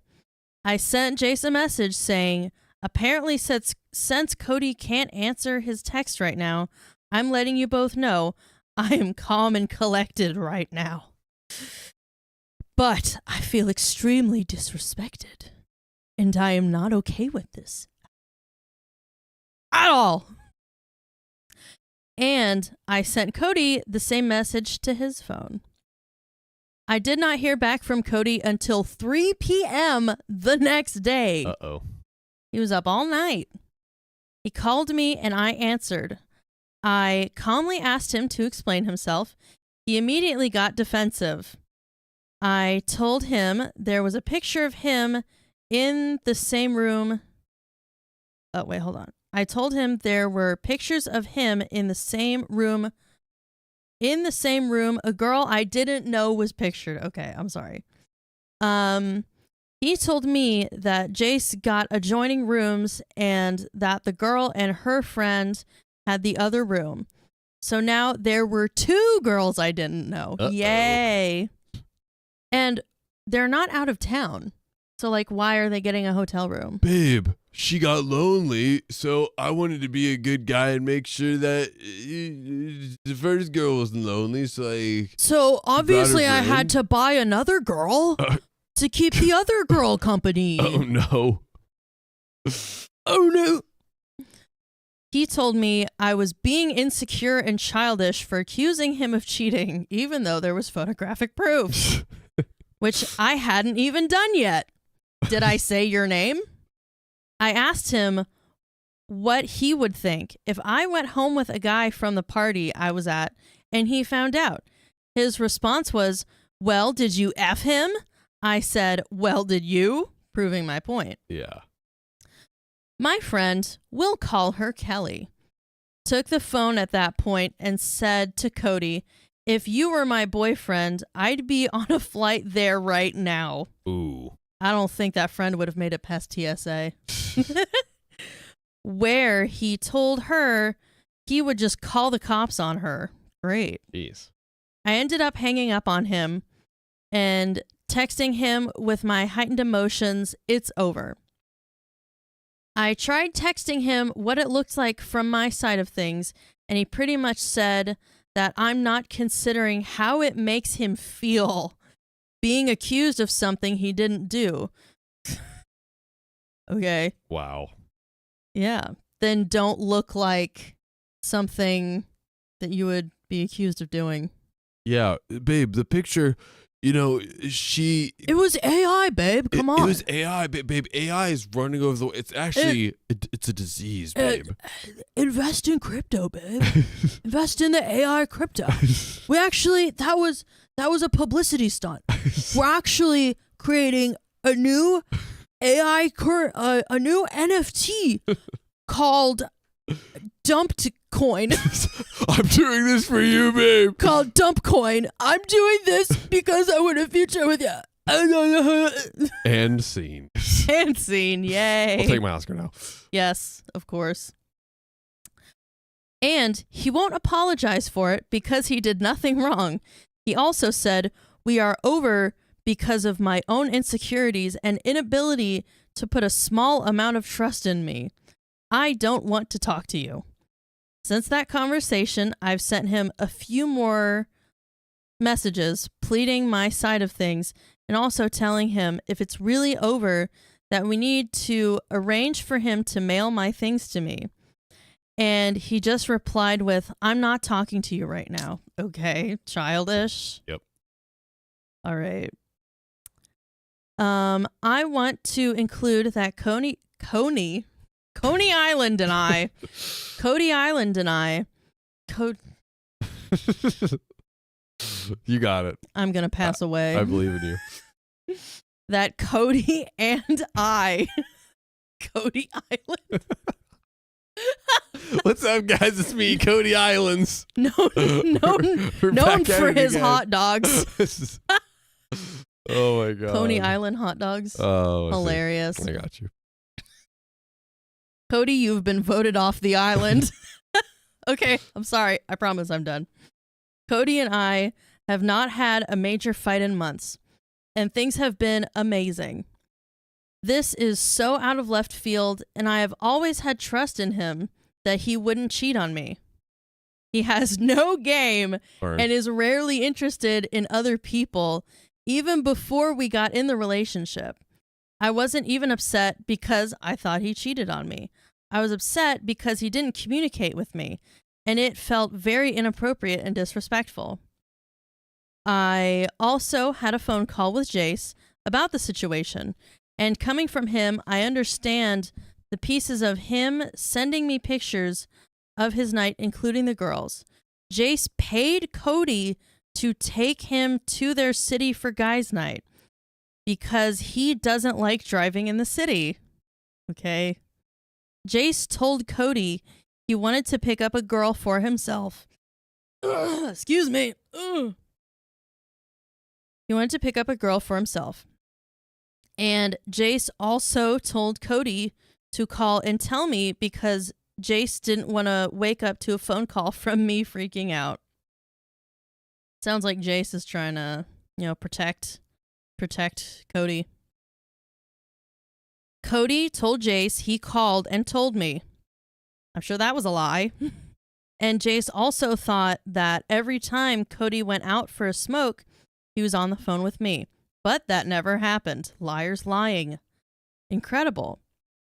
So please, Reddit, am I the a-hole for not putting my blind trust in Cody being at boys' night and ending it in a room with two girls with zero communication? I love Cody with all my heart and soul, and I was planning to move in with him next year. He is my best friend, and has been in my life. I can't read. You got it. I am illiterate. You got it, bro. He is my best friend and has been in my life half of my life. Please, Reddit, give me your input. Well, guess what? Guess what? We're here. We're here. Where are we? Give me your input, bro. Oh. Yeah. Yeah. What do you think that OP should do now at this point? Cut her losses. Cut her losses. Move on. Just who cares, man? Yeah, it's like what's the point? Like, genuinely. You could go back and forth. You could do all this stuff. Now, do you say like again, kind of like the question we asked earlier, a final message written out of like, hey, I'm not going to engage anymore. No. Here's why. No. No. Flat out. Just hey, I need my stuff. Yeah, or I'm going to call the cops for my stolen possessions. Yeah, that's possibly. Yeah. Well, he lives in Canada, so what would it be? The Mountaineers, whatever. Yeah, the Mounties. He'll pay a moose to to come rough you up. Yeah. Yeah. Mooses do not mess around. Bro, mooses are crazy. They will attack you. Mooses and hippos are like low-key monsters. They are not. And kangaroos, bro. And kangaroos? Kangaroos. Oh my gosh. Have you heard about like the trend online where all these like American men are being like, yeah, I could take a kangaroo in a fight? No, dude, the claws on those things. Also, if you ever see kangaroo in water, don't go join them. Water? Never join them. Kangaroos can swim? Well, they like to do this thing where they get their feet above your head and they just keep you underwater and see how long you can last. Yeah. Yo. Oh my Kangaroos God. are scary, dude. Oh my God. That's crazy. They don't even eat meat, do they? No, they're just jacked. Yeah, they're just like jacked for no reason. That is so frightening. They've got their strong little arms. Well, yeah, but I mean, like, they're... All right, okay. Good That's job. me hitting you with my How'd that make you feel? Did that make you feel good? That make you feel big and strong? Me big strong. Make you feel like a big, strong boy? I'm a big strong kangaroo. Oh my Aw. God, dude. Look at that claw. Bro. Have you ever seen a shaved gorilla since we're doing show and tell? Oh no. No, seriously, like, there's like this one picture. Oh my God. That cannot be real. This He's is standing AI. on business. Dude. Not on all Oh, fours. jeez. Yo. God. I was not ready for any of those. I'm ready for like an analog horror ARG that's just about kangaroos. Dude. That would be so funny. I don't understand half of the sentence you just said to me. Okay. Analog horror, you know, like old TVs, old technology. Okay. That's what that is. Yep. So ARG, alternate reality game. Got it. What if someone made an ARG where no one knows what a kangaroo is, but there are kangaroos in that world, and they're frightening, And they're trying to take over the and world. people are going missing? I would Hey, that's a game. I would kangaroo the day I played that game. Kangarooned. Don't know. All right, ladies and gentlemen, we're gonna do one more story. Yeah, Why let's don't we- jump why don't to we it, give to the guys. people? We're gonna Let's stop jump to edging it. you. Yeah. Let's jump to it. Kangaroo Let's do it, joke. chat. Hee hee. This next tale. We're gonna give it to you, Jack. Get it? All right, let's do it. My partner banned my kid's baby daddy from our house. I invited him over anyways. Sounds like a great idea. Ooh. Relevant information. Me and my significant other, who I'll call Sam, are both 35 female, been together since 2018, moved from one side of the country to the other in 2020, and with my two biological children, Ryan, 10 male, and James, 13. By the way, this comes from Wishbone9493, Extra wishbone. who is a member of the community. Yay. Ladies and gentlemen, this is one of our very own from r/OK Storytime. Yay. So, their father, 41 male, who we'll call Landon, and I have a very platonic and respectful relationship. There are zero romantic feelings there. I love him as the father of my children and will always want the best for him and allow him access to his children as long as it is safe for my kids to do so. With that said, I will admit that I do not feel 100% comfortable leaving the kids with him for extended periods of time. And he is basically a stranger to them. He spent 5 years in prison, substance-related charges, but he has been clean for 9 years at this point. We only see him once a year when he flies out, or vice versa, for a few-day visit in a hotel with the kids, since he's not allowed in our house, according to Sam, Opie's partner. Landon and I traveled in a van, moved to Hawaii, and opened a tattoo shop there. Dude, what a life. Oh, and lost it all because of a terrible substance addiction. That is not a great life. Just That's kidding. not good. That all came crashing down. Goodness. Out of it came my two baby boys, and I also did some time in the slammer and came out the other side with having completely turned my life around. Aw. I met my partner Sam, and together we decided to move across the country to live closer to her mom and dad, and because cost of living was much cheaper in the South compared to the major city on the West Coast that we had been staying. Let's go, U-Haul. Let's go, Riley? lesbians. Riley, you know them? No comment. Do you know every lesbian? Every lesbian? All of the lesbians. Do Every you know lesbian them? is in love with Riley. I do have a few. That's true. They're pretty cool. Yeah, nice. So I Let's felt- go, lesbians. Oh my Sorry. gosh. Speaking of Lesbians. no. Got him! Guys, are we going another 30 minutes? Oh my gosh. This We have is- 2 minutes left. Guys, we have 2 minutes left. We'll keep going. We'll see Dude, what happens. Come on. Chris Go. Tinfoil Hat, I'm in lesbians with you. What? Wait, what? What happened? Oh my. Oh no. Chris. Was that me? Did I do tinfoil that? hat. You waited till like 3 minutes left? Chris What is tinfoil hat. this? Chris. I thought I had plans. With lesbians.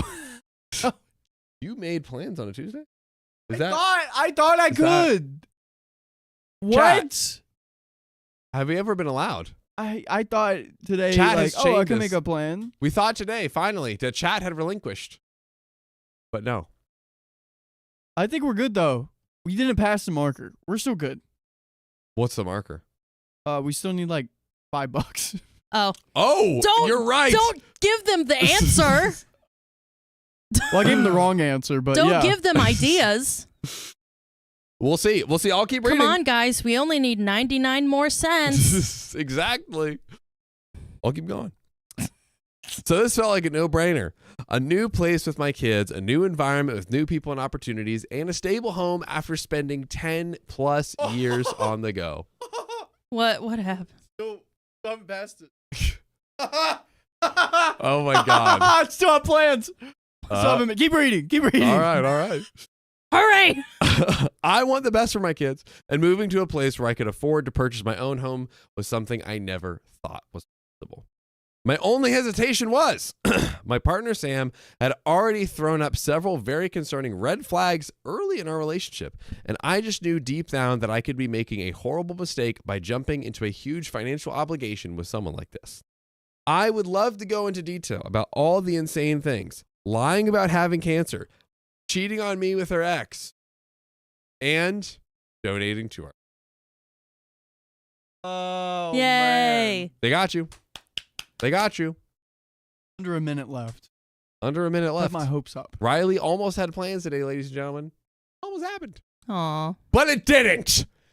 His butt remains in the chair. Cheeks in the seats.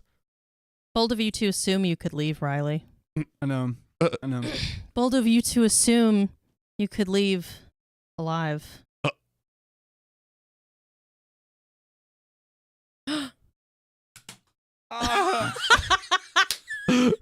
Oh, look. Dude. I also went to the gun range yesterday, so. Oh, Wait. We got a badass over here. So I'm good now. There we go. I'm okay He's so now. great. I feel better. Yeah. The voices have gone away. I let the waves go. Okay, let's get back to the story. Thanks, Kirsten, for all donos. So, I would love to go into detail about some of the insane things: lying about having cancer, cheating on me with her ex for the first year, compulsive lying endlessly, getting physical with me, all of that just to give you an idea. My God. But this post is to address what just recently happened that's gotten her extremely upset, and I may be the a-hole for how I'm handling it, because I know dang well if I was giving my all to someone, there's no way that I would be responding like this to my partner I have hurt or upset / betrayed. Well, you're giving your all to the wrong person, OP. That's what it looks like. Yeah. I mean, let alone even doing some of these things in the first place. You know? Yeah, that's few red flags. Just a little. She lied about having cancer. It's a but little red flag. I just thought she was, being quirky. She's cute. She's lol XD random. So, I think it's relevant information to include that our relationship for the past 1.5 to 2 years has been fragile, and of the last 6 months, I have had one foot out the door. Skip to last week. My kid's father, Landon, is driving through on his way back to the West Coast and wants to visit the boys, and the visit will only be one day. He knows our address, obviously, but has never been to our house because Sam has said that he wasn't allowed. I don't think Sam gets a say. Ooh. Personally. I mean, it's like she's not even being faithful to OP. It's like, Yeah, if he was dangerous, that's one thing. yeah. It seems from everything OP's saying he's not. Sam, I think, just wants to have control over OP and also isolate OP. That could be what is happening. Yep. Well, not because he had done anything to her. He hasn't. He's always been kind and respectful, and vice versa. Not because he's untrustworthy, or any other reason I can think of to justify not wanting someone in your home. I never really pushed the issue and agreed. If she didn't want that, then he will not come over on his visits. Over time, it did start to bother me. I wanted to see him in the kids' rooms, the home I have created for them, and to get a glimpse of our life. It felt weird having to explain why he wasn't allowed when the kids would ask, and he would occasionally check in on the matter to see if there was something that she wanted, because I think we all kind of assumed over time that she would reconsider. Does Sam even have custody of OP's kids? Because, I mean, we don't know. Well, if she doesn't, then she doesn't get a say. Legally personally. Speaking, yes, but it sounds like OP's just like acquiescing to her wishes. Yeah, basically. But that's a bad idea. Personally, allegedly, in my opinion, in Minecraft. Oh, well. Yeah. All of this, especially that we all have a good, friendly relationship with no ill will, but she remained firm in not letting him come to the house. I just chose to respect the boundary and not to press it. Landon is a touchy subject with Sam because she doesn't like him. That he doesn't come around often enough or call to check in on the kids. Whose fault is that? Sam? Oh, true. Yeah, it's like, how do you visit them if you can't visit them? You don't see your kids enough. You literally will not let me physically inside of the house. No. It's true, he hasn't been much of a father figure, but in my eyes, when he does make the effort, I'm here to support it. Landon spends his time running around doing graffiti and works as a tattoo artist. Ooh. So he just lives a very different lifestyle than my partner, and that's all right. Yeah. He has a very longtime friend who I've met and adore, and he has a longtime girlfriend who I've met and adore, and most importantly, I identify as fully lesbian at this point in my life. Period. And have been most interested in females with the occasional exception early in life. So there's zero reason for me to feel insecure about so there's zero reason for her, Opie's partner, to feel insecure about Landon. I just don't think she can help it though. She will never give him a chance. And I think that is a great insight as to why she's like, oh, well, what if you get back together and you guys show the kids together? I don't think so. She's like, I don't think so. I don't like it. If Sam actually really truly trusted OP, then, Sam worrying about OP getting back together with Landon would not be an issue. I mean, hey, look, we all know Sam is a lesbian. Yes. Like, Sam is a lesbian. This is a known fact. We all know that Sam's a lesbian. Yes. So, because the fact that Sam is a lesbian, yes. Shouldn't Sam understand their lesbian girlfriend? Shouldn't Sam under-Sammed?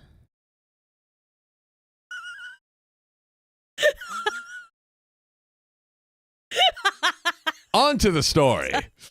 So, I just don't think that she can help it, though. She will never give him a chance. He shows up at my door Monday night, and I immediately got anxious and felt like I could vomit because here he was, and I just knew she would flip out, and a million other different scenarios played out in my head.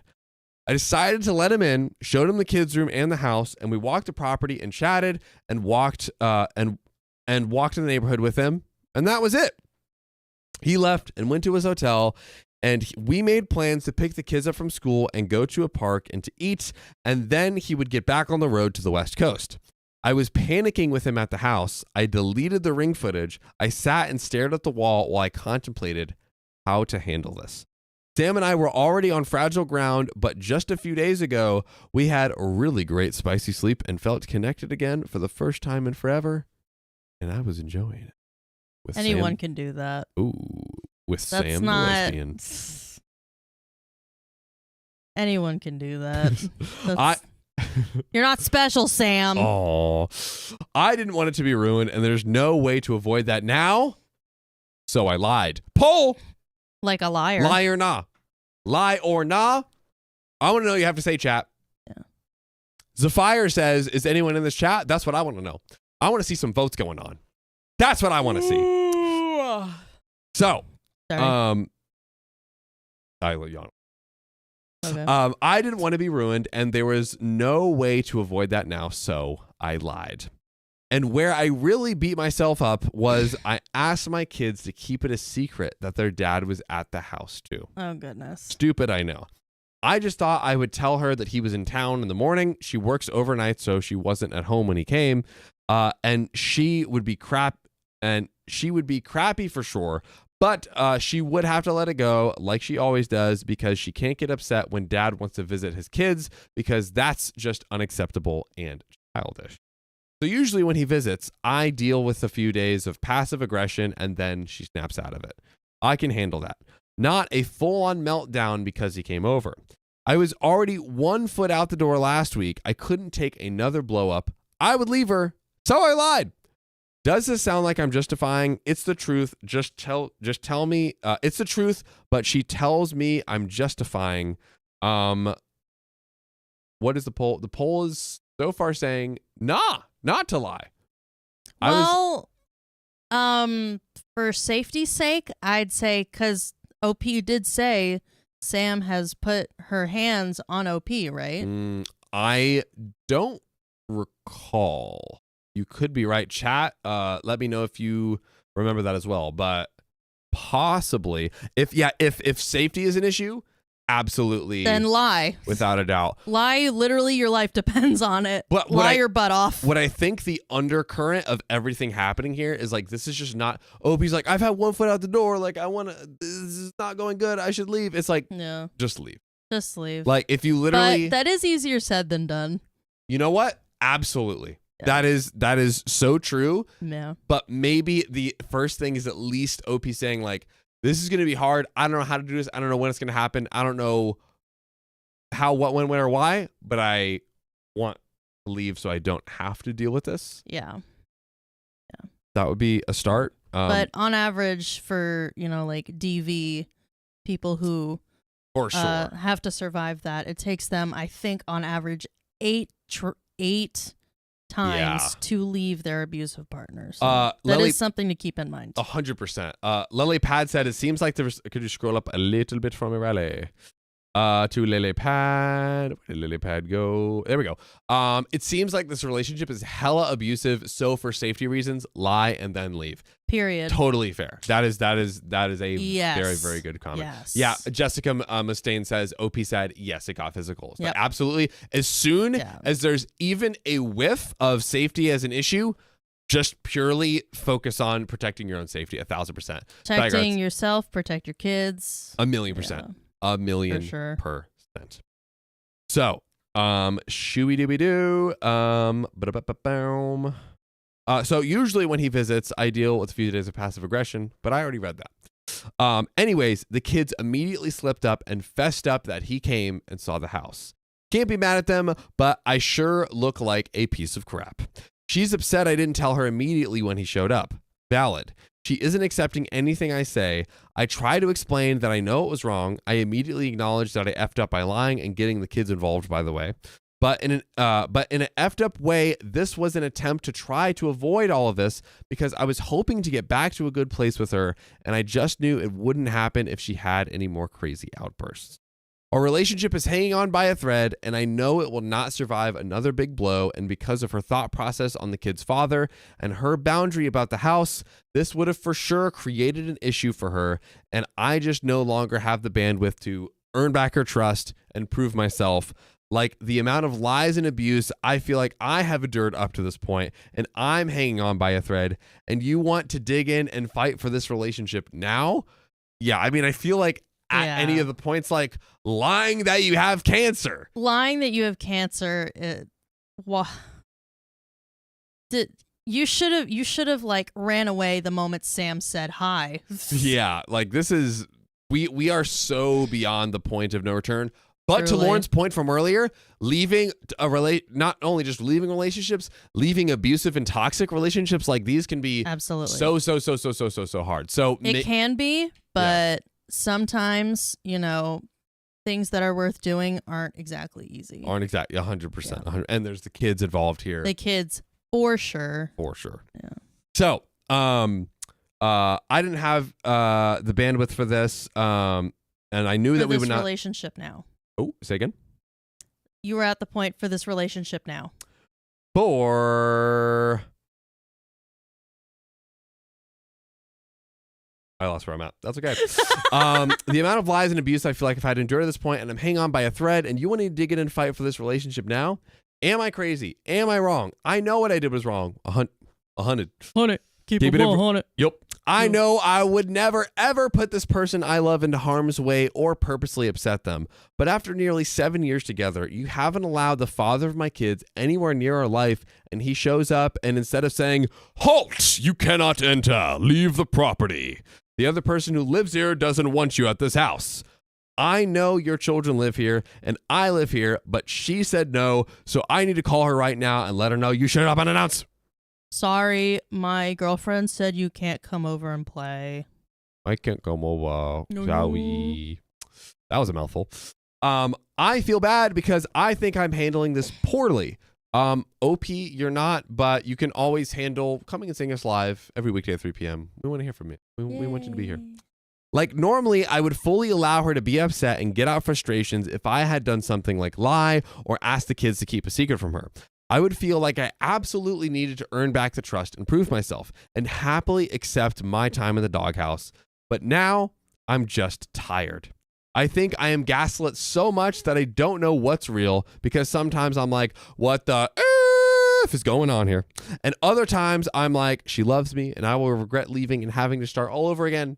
Anyways, I am truly confused. I know what I did was wrong, but this boundary was kind of effed up from the start, right? Or no? Please help. Any feedback would be appreciated.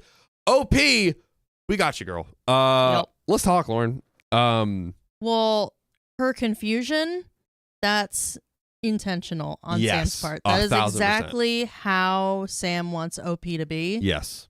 Because that constant, like, oh my gosh, like, I hate this person, but then keeping them wanting that tiny shred of affection keeps them hooked. Yeah. And they're 7 years in. She's like, I'm going to have to start over. I have kids. I'll be a single parent again. That part I don't understand. Like, you invested, like, all these years into this person. I guess I'll just live the rest of my life completely miserable. Yeah. No, totally. I know that it's a hard thing, but it is ultimately like you will be able to find your own happiness and your best. Like, Truly. I think someone who is like, and also I was going to say, we didn't get a whole world of context on Landon, but from everything we saw, it seemed like he is like on the up and up. He's trying to improve himself. Yeah. OP wants the father in his kid's life. The kids want the father in their lives. Yeah. And so I think they're kind of like encouraging good behavior, which is good. Yes. Which I would say is good. I just read the episode that is 816, sir. S2. S2. Wow, so cool. So cool. So cool. But yeah, Sophia Callan says run OP. Deadly Gamer 666 says, I'll keep trying. Yeah, it's just too much. Yeah. I think OP is so far in the pit that it's like really, really hard for her to see. She's completely lost in the sauce. Yeah. But you know what? To her credit, she's like reaching out for reassurance. That is true. That's huge. Which is like, hey, now she can kind of get a flood of reassurance that you are not in the wrong. You should be able to leave, not have to deal with this. Like, ultimately, you are the mother of your children. You should be able to decide. Now, if Landon was like still very, very dangerous, that's a totally different story. Totally different. And we don't have all the context in the world, but I feel like if OP is willing to have him back around in her children's life, she is.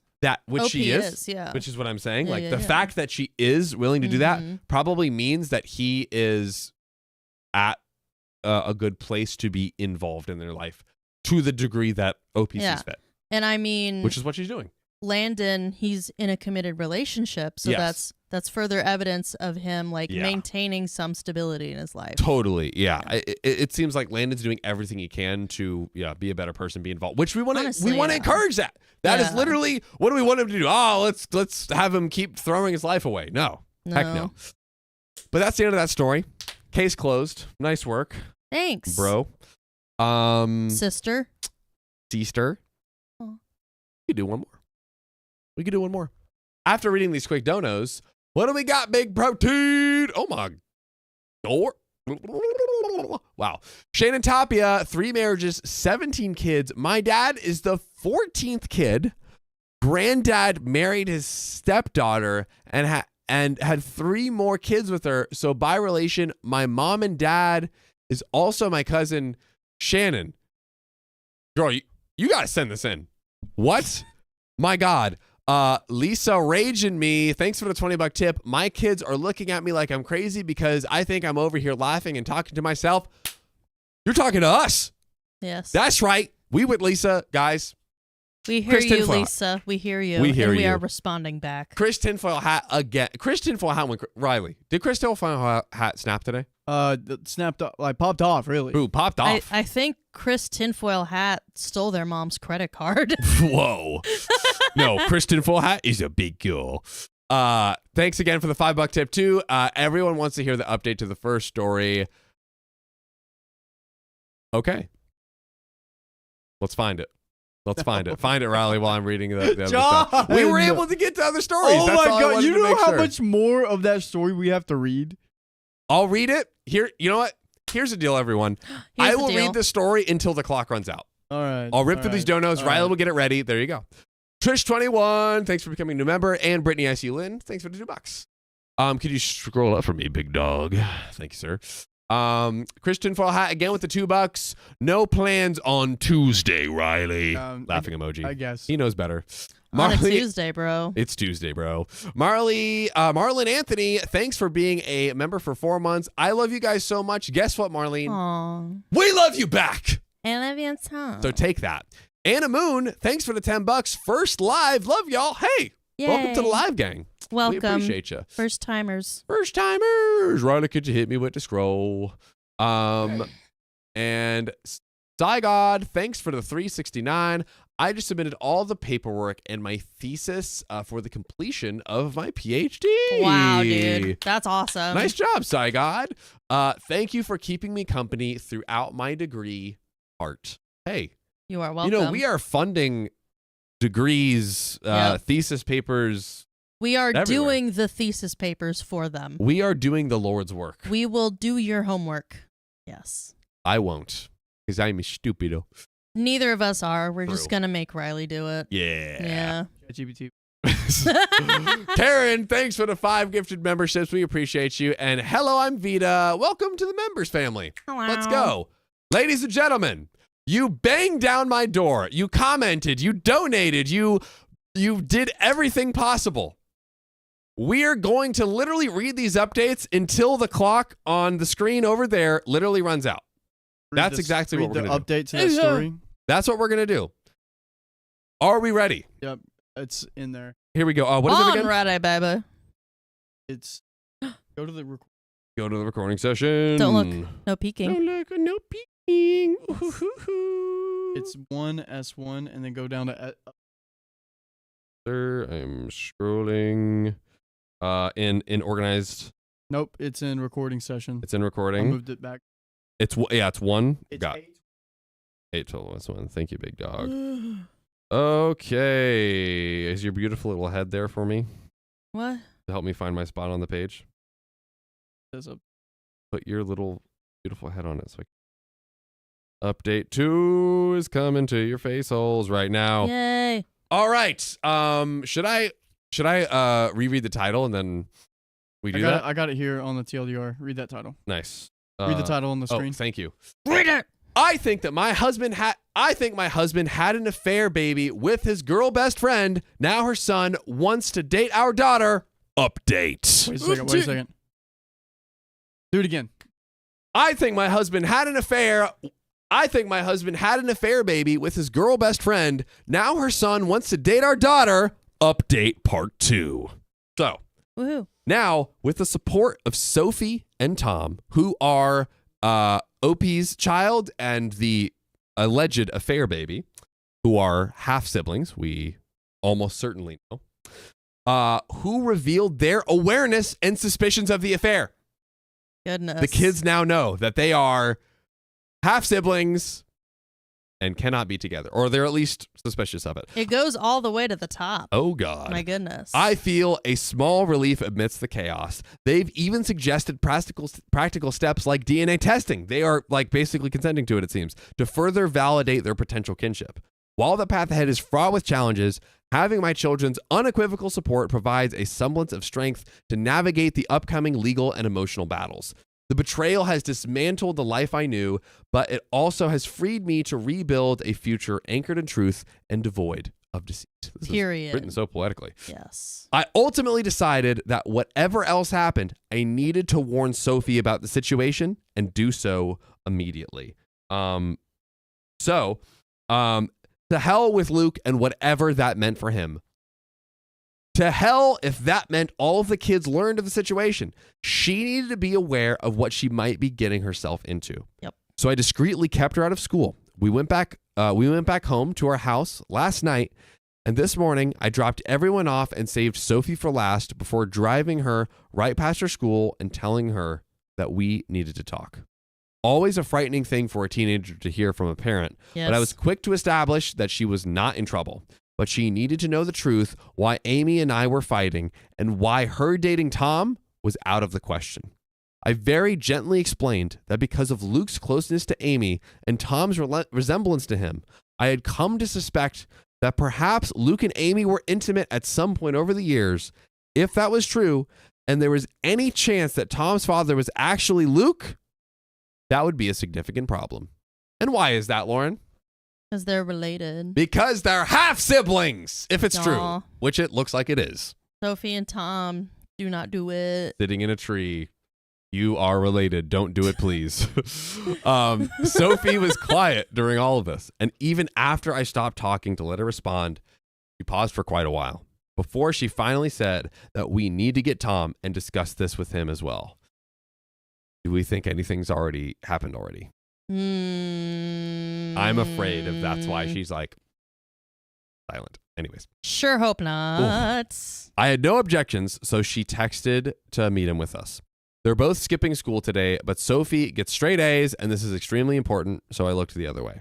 Tom came to meet us, and Sophie had, this is more important than anything. Yeah. You can skip a day. For sure. Tom came to meet us, and Sophie had me relay what I told her to him as well. I apologized to him for any indication I might have given that I didn't think he was good enough for my daughter, and to both of them for not telling the truth sooner.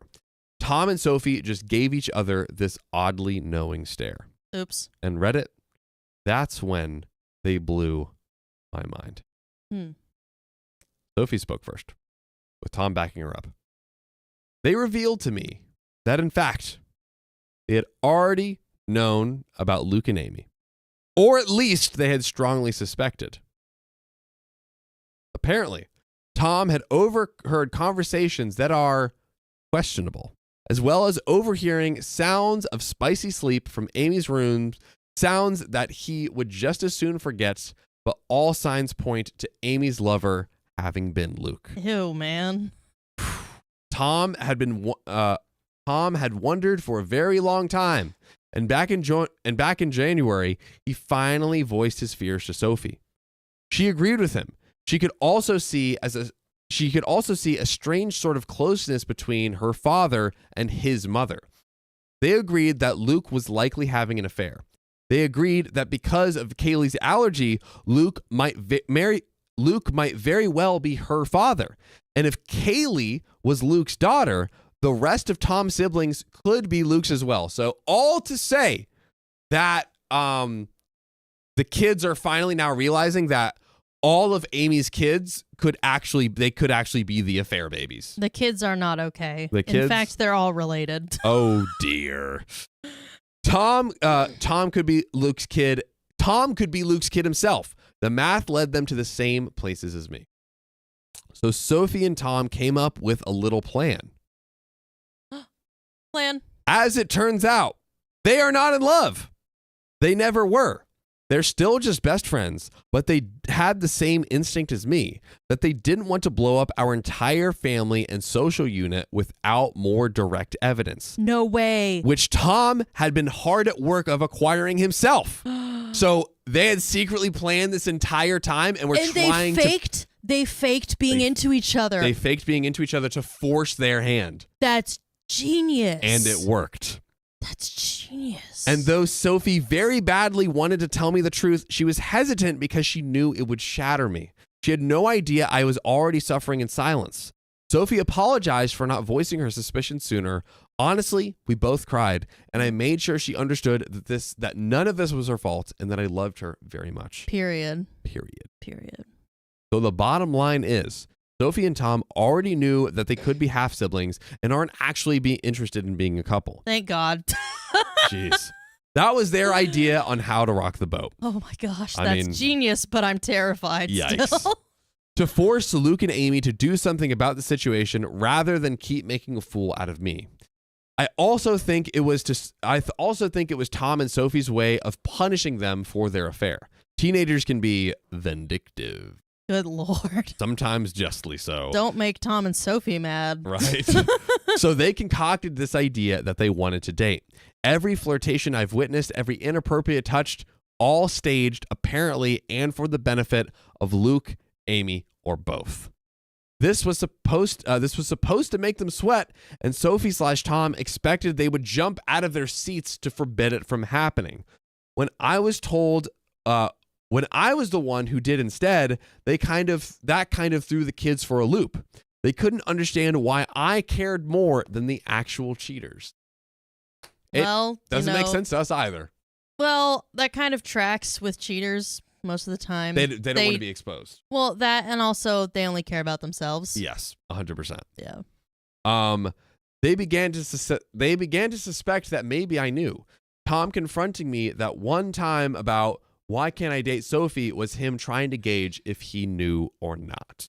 If I knew or not. If OP knew or not. Oh yeah, if I knew or not. Thank you. Yes, you're welcome. Maybe I shouldn't be surprised. Sophie and Tom have always been close friends and confided in each other. Maybe I should be a little more concerned at how sneaky they've been, but honestly, I'm just so relieved that they're not dating. If I was OP, I would just be like, oh. Honestly, dude. yeah. Like, sigh of relief. Yep. Sure, they could be lying to throw off the scent, I guess, but they apparently already knew they're likely related, and they didn't blink at all when I told them. I think I believe them. I think so too. Yeah. We even had a bit of a laugh together when Tom mentioned how he had been a little offended that I was so against him dating my daughter before. I kind of jokingly asked him, so you don't think she's gorgeous? And Tom, bless his heart, shrugged it off. She is, but so is my English teacher, and I'm not asking her out either. Oh my gosh. Oh Tom, my gosh. What? Stop. Stop We have it. 10 seconds left. I'm going to keep reading. Stop it. So, either way, the question now is, where do we go from here? We have figured that out. I will say that it is such a relief to have told Sophie that I feel like an elephant has been taken off my chest. There we are. Yay. Unless anything crazy, if something crazy happens in the ninth hour, in the ninth inning, whatever, then that will happen and we'll come back. But as of right now, we are abandoning you. it has happened. Yes. The clock has run, and here we are. Yes. Lauren, Happy New Year, you guys. Happy New Year. I don't know if you saw this yesterday, but we have a little sign off. I did not. So I will say, if you love us, make sure to subscribe. You'll say, we love you. We love you. And then we'll all say, and see you tomorrow. Okay. Are you ready? I think. If you love us, make sure to subscribe. And we love you. And see you tomorrow. See you tomorrow. Yahoo!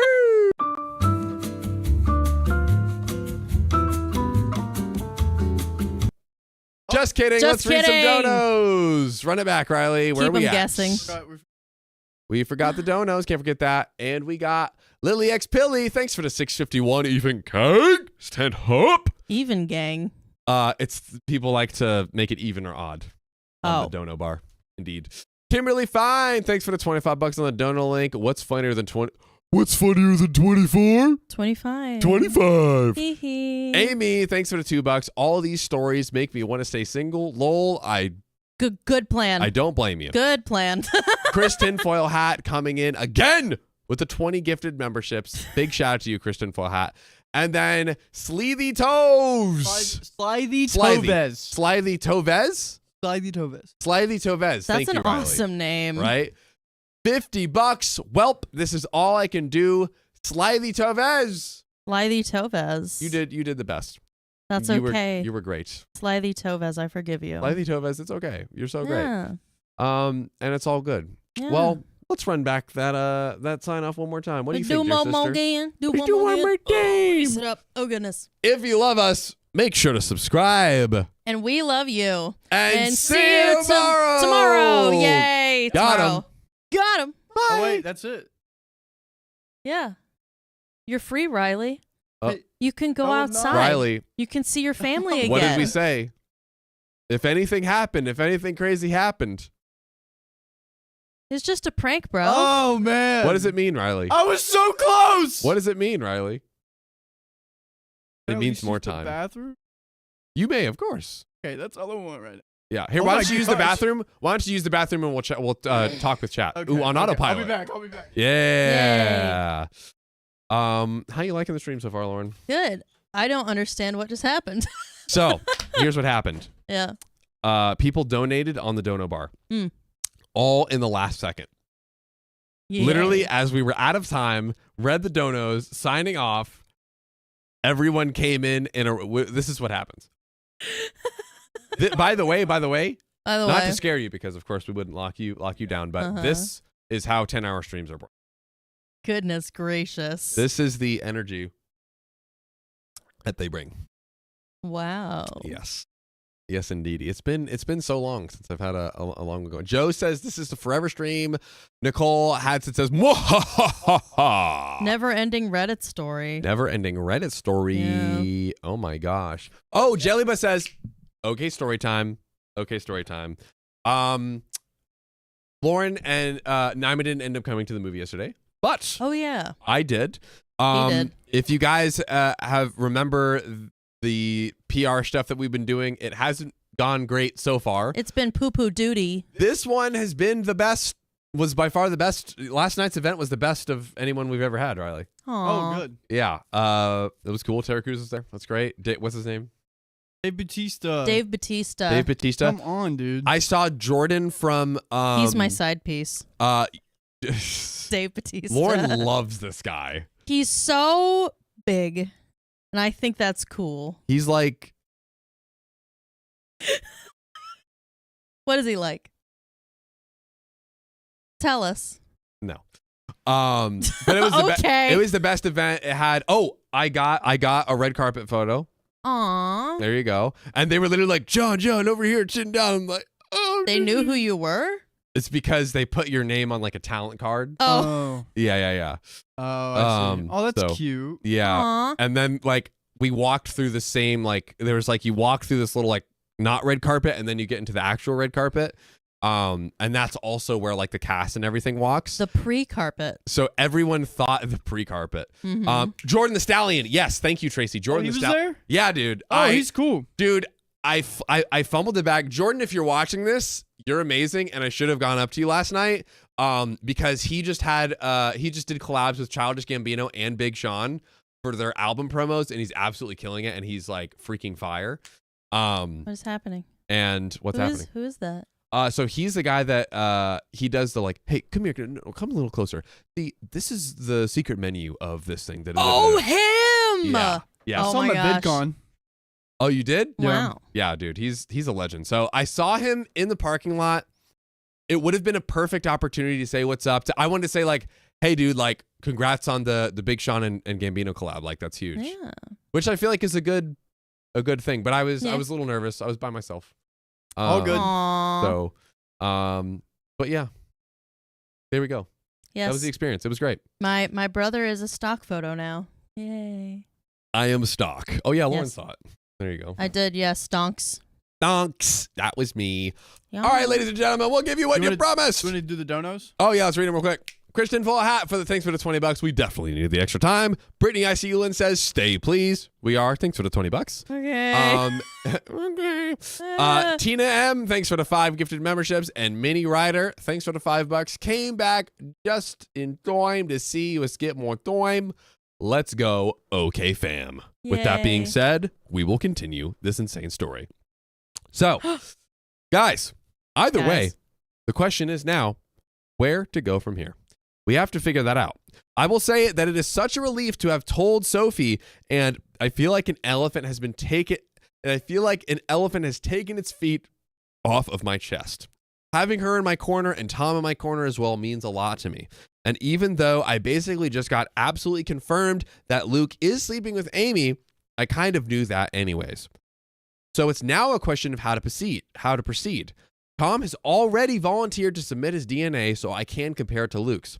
And both he and Sophie advised me not to tell Luke and Amy when I do this, which I agree with. Yep. Which is kind of your original point of like, do the DNA test first and then go to them with the evidence. Definitely. Which now in hindsight, I think is for sure the move. They're both completely on my side, which means more to me than I can ever express to them.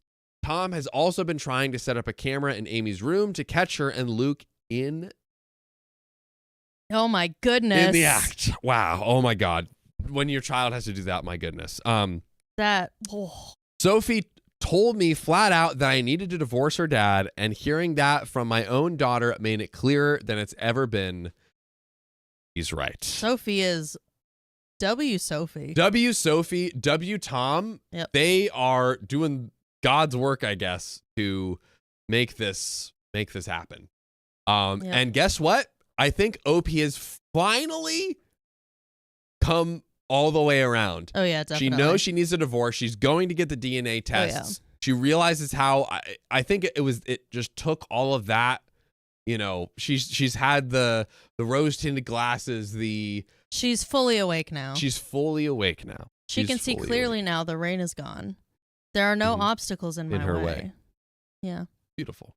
Aww. So guys, let's keep going. Yay. Yeah, you thought it was over. Yeah. No, it's not. So, dude, there's like so much more to this. Dude. I'm so sweaty and hungry. It's crazy. I'll turn the AC on. That's the best I can do. Thanks, big dog. Let's do it. So, update. First things first, I discussed this in the comments, but our little team has supposedly recruited my mother-in-law. Oh my God. Wow, everyone's turning against her. That's so funny. I say supposedly, quote unquote, because Sophie and Tom were going to talk to her about getting help with submitting the DNA test at the advice of my lawyer. I am staying out of the process. Officially, I told Sophie not to do it, and she said she wouldn't. Mother-in-law hasn't contacted me about it either, though we have been in touch. I'll get more into that in a moment. The bottom line is that I can honestly say I had no knowledge of any DNA test loophole city. Period. So basically, it's all can make it work legal. Hopefully this Reddit story cannot be used in court or this episode. Imagine we end up. I don't think a Reddit story would be admissible in court. Emails are. Emails are admissible in court. What about the best show on the internet? That to me seems sufficiently live. That's as verifiable and strong a source and foundation as it gets. Am I wrong? I genuinely think that would be the most hearsay ever. You know what I hearsay? What? That you're dead wrong. Okay. I guess I'm wrong. But guys, you thought that update was the last update? It's not. But wait, there's more. Another one titled so much more. Real update. There's Real just update. Like an ungodly amount of more to the story. This is like Final Destination, and then there being multiple Final Destinations. Yeah. Which one is the final one? Your final destination is the next final destination.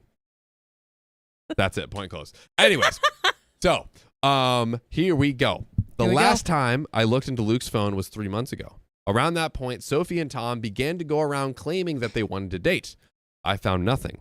While I know how to search for recently deleted photos and didn't see any, my comments taught me how to find recently deleted messages. Oh, goodness. Here we go. So when Luke was asleep, I did just that. Swiped his phone and brought it downstairs and checked recently deleted. How many relationships have been destroyed by the recently deleted feature? As they should be.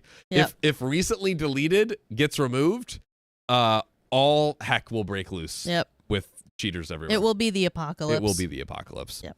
I am glad I did, but I also wish I had not, because I'm still reeling from the pain. Sure enough, a conversation with Amy had been deleted. Recent text talking about the conflict between her and me. Amy describing me as a problem, and Luke trying to pacify her without defending me at all, to be clear. They both alluded to how they had expected this for a while and just hoped it would never happen. Presumably, me accusing them of having an affair. How, like, evil, twisted, and stupid can you be? That's just so bizarre. Like, especially considering that, like, they're saying that after having, like, found out that their kids want to date. They literally didn't even care. They still plotted to save themselves. So That's disgusting. literally all they did at the end of the day. So disgusting. While the whole conversation and the fact that it was deleted was sketchy, nothing was actually admitted in these messages. So I scrolled a bit higher to a few days before the fight. Amy's messages got a bit more flirty. Then I saw it. 5 days before I confronted them, Amy had sent Luke a topless pic, a selfie with no shirt or bra. Goodness. Guys, I teared up. I knew it was true. I knew in my bones, but seeing the proof still cut me like a hot knife. Wow. Doesn't help that Amy has always had bigger breasts than me. Oh, goodness. Oh, the twist of the knife. No, but like that can be like actually so like if OP is like insecure about their chest size, that would be awful. I mean, to experience. It's another like, and finally, like, see, it's like I'm sure it would be world shattering, dude. I mean, and it's like proof of like it's the answer to the rhetorical question: what does she have that I don't? Yeah, literally. Yeah. Oh, poor OP. I exited the messages app and checked Luke's recently deleted photos. Sure enough, the same selfie was in there, among others. Amy topless, Amy naked in various poses to show off. There were pictures of the two of them together, cuddled and pressed close like a couple. Ew. In some of these, she was naked. In some, both of them were. There were videos. Amy sent Luke a video message of herself topless, and I had to actually hear her voice talking to him in a tone that made me sick about how she was sending him a quick video to help him get through the day. Oh my God. In more than one video, she called him her boo, and hearing her call him that, I almost vomited. I would have too. I mean, at this point, I feel like she shouldn't have dug as deep as she did. Because, you know, like at that point, it's like all you need is one picture. But it's that sort of thing where she's doing it without thinking. She's doing it could be a variety of she's doing it without thinking. She's like, oh, this is just more evidence to like if she has all of this as evidence, it is so like case closed. Like this is a Mount Everest of evidence. Definitely, yeah. But still, it's just, girl, don't torture yourself like that. Yeah, for sure. Hand the phone over to someone else. They can look at it. Yeah. I stopped looking at that point. I'd seen enough. Yep. For about 5 minutes anyways. Then a strange compulsion to keep searching led me to Luke's laptop. Oh, no. I knew enough of his passcodes to access his iCloud storage. And yeah, basically more of the same. There were letters, long letters between them. I didn't have the heart to read that past the few lines. To read past the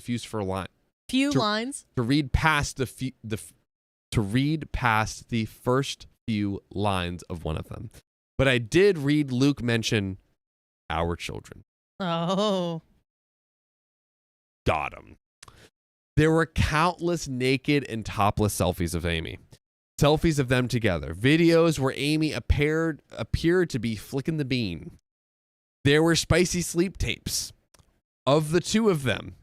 Tom had previously offered to try and hide a camera in Amy's room, but he never needed to. Luke was hiding a whole treasure trove under my nose all along. I scrolled and scrolled and scrolled and scrolled. There were so many going back years. Not all of it was sexual. Some of the photos were of Amy's kids too.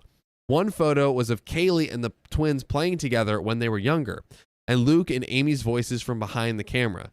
There were even old pictures of Luke and Amy from when they were younger. I'd even say teenagers. Oh my gosh. Why did Luke even marry OP? I was literally thinking the exact same thing. Why? If you had just married Amy, none of this. go ahead. Go ahead.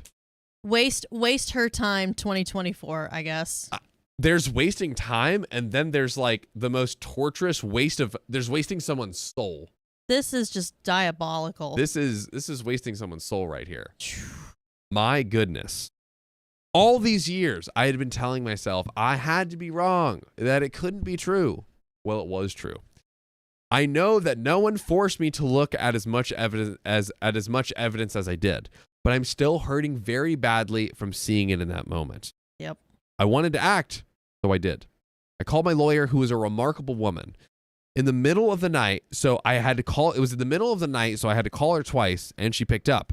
Though I had woken her, when I asked her to come by and said it was an emergency, she agreed. I also asked her to drop the paperwork and have it ready.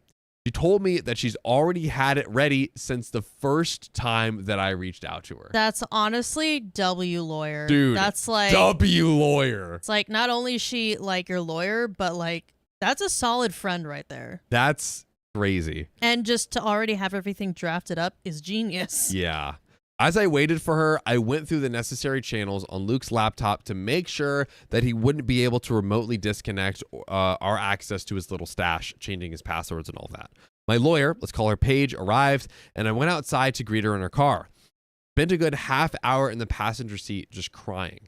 And she was great about that before I passed her Luke's phone and laptop with all of the information she needed to use on them. Mm-hmm. She warned me that this could be considered theft. So I asked her to forward and print out copies of everything she could and then bring the items back because I just couldn't bear to do it myself.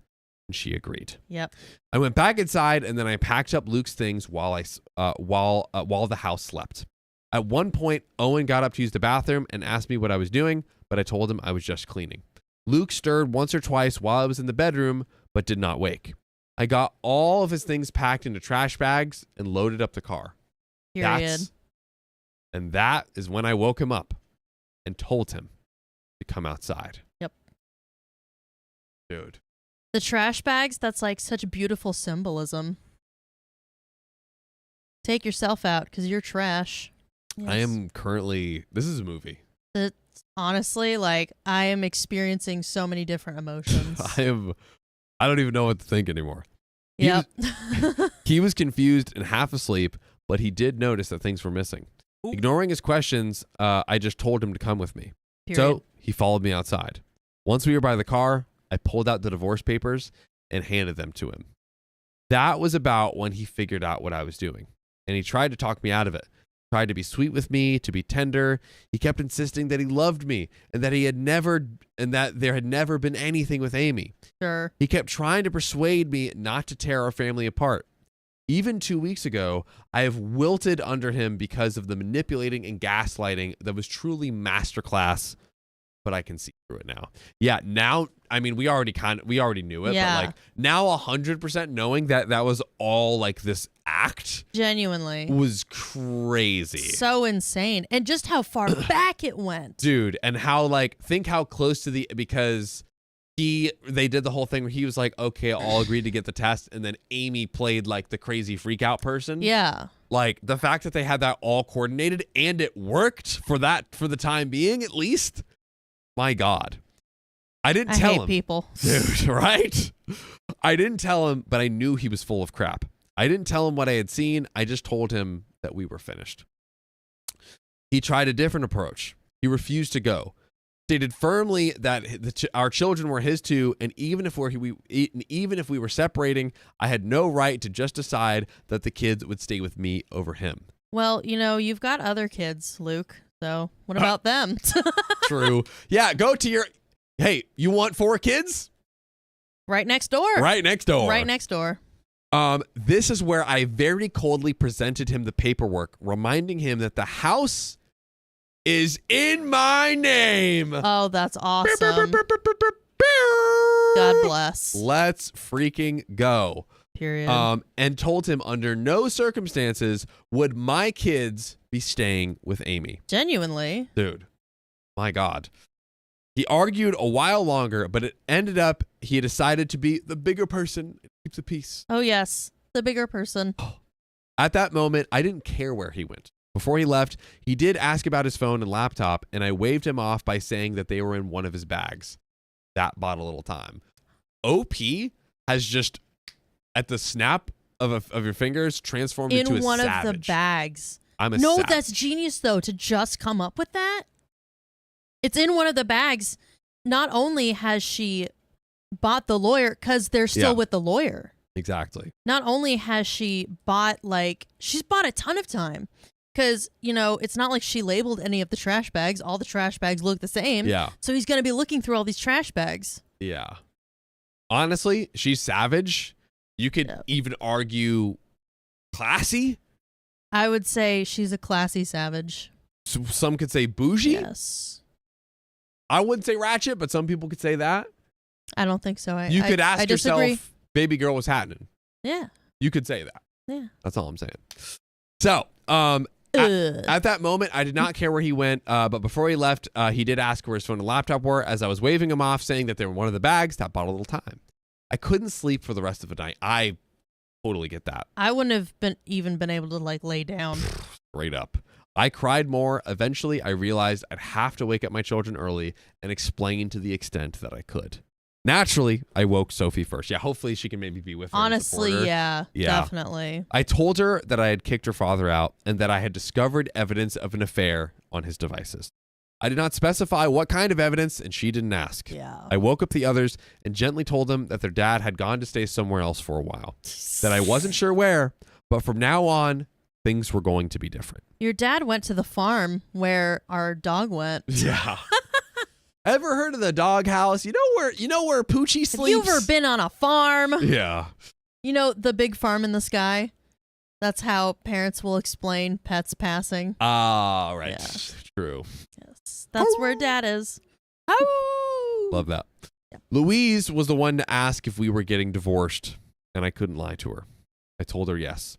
Owen asked when they could see their father again, and I wanted to cry. Sophie was a very big help, urging her siblings to be sympathetic to me right now and to worry about dad later. I knew better than to poison them against their father. Smart. Yeah, definitely. Paige warned me against doing that as well. One thing I will say is we have heard, don't poison them right now, but as soon as you can, tell them the age-appropriate full truth. So that way, him and his manipulative, gaslighting, evil ways can't turn the kids around. You know what I mean? Yeah. Let his actions speak for themselves. Bingo. Yep. Paige warned me against doing this as well. So I only told Sophie that the affair was confirmed since she had already been in the know. However, as the kids were getting ready for school, Owen approached me and asked me point blank if it was about Amy. If Luke was going to be with her instead of me, and I couldn't answer, but I suppose that's an answer on its own. Oh my God. I got the kids to school. And my next step, Lauren, was calling to have the locks changed. Smart. Get him out of here. Yep. I knew Luke would be back. Locked and loaded. Locked and loaded. I knew Luke would be back for his devices before long, but thankfully Paige returned with him before he showed up again. It was a very quick visit. She told me that all was accomplished and she had records of everything we would need in court. Awesome. Sure enough, Luke turned up an hour later demanding to know where his laptop and phone were. I set them back in our bedroom like they had never been moved, and I had just told him he had forgotten them. He insisted that I had said they were in one of the bags, which is true. So no, I didn't. You're right, crazy. You're imagining things, Luke. So I shrugged him off and told him I must have been mistaken. Oops. Oh man, that's so awesome. After he grabbed them, he tried to reason with me, but I showed him the door. I knew the kids would start to come home from school not before long, and I think he was trying to delay.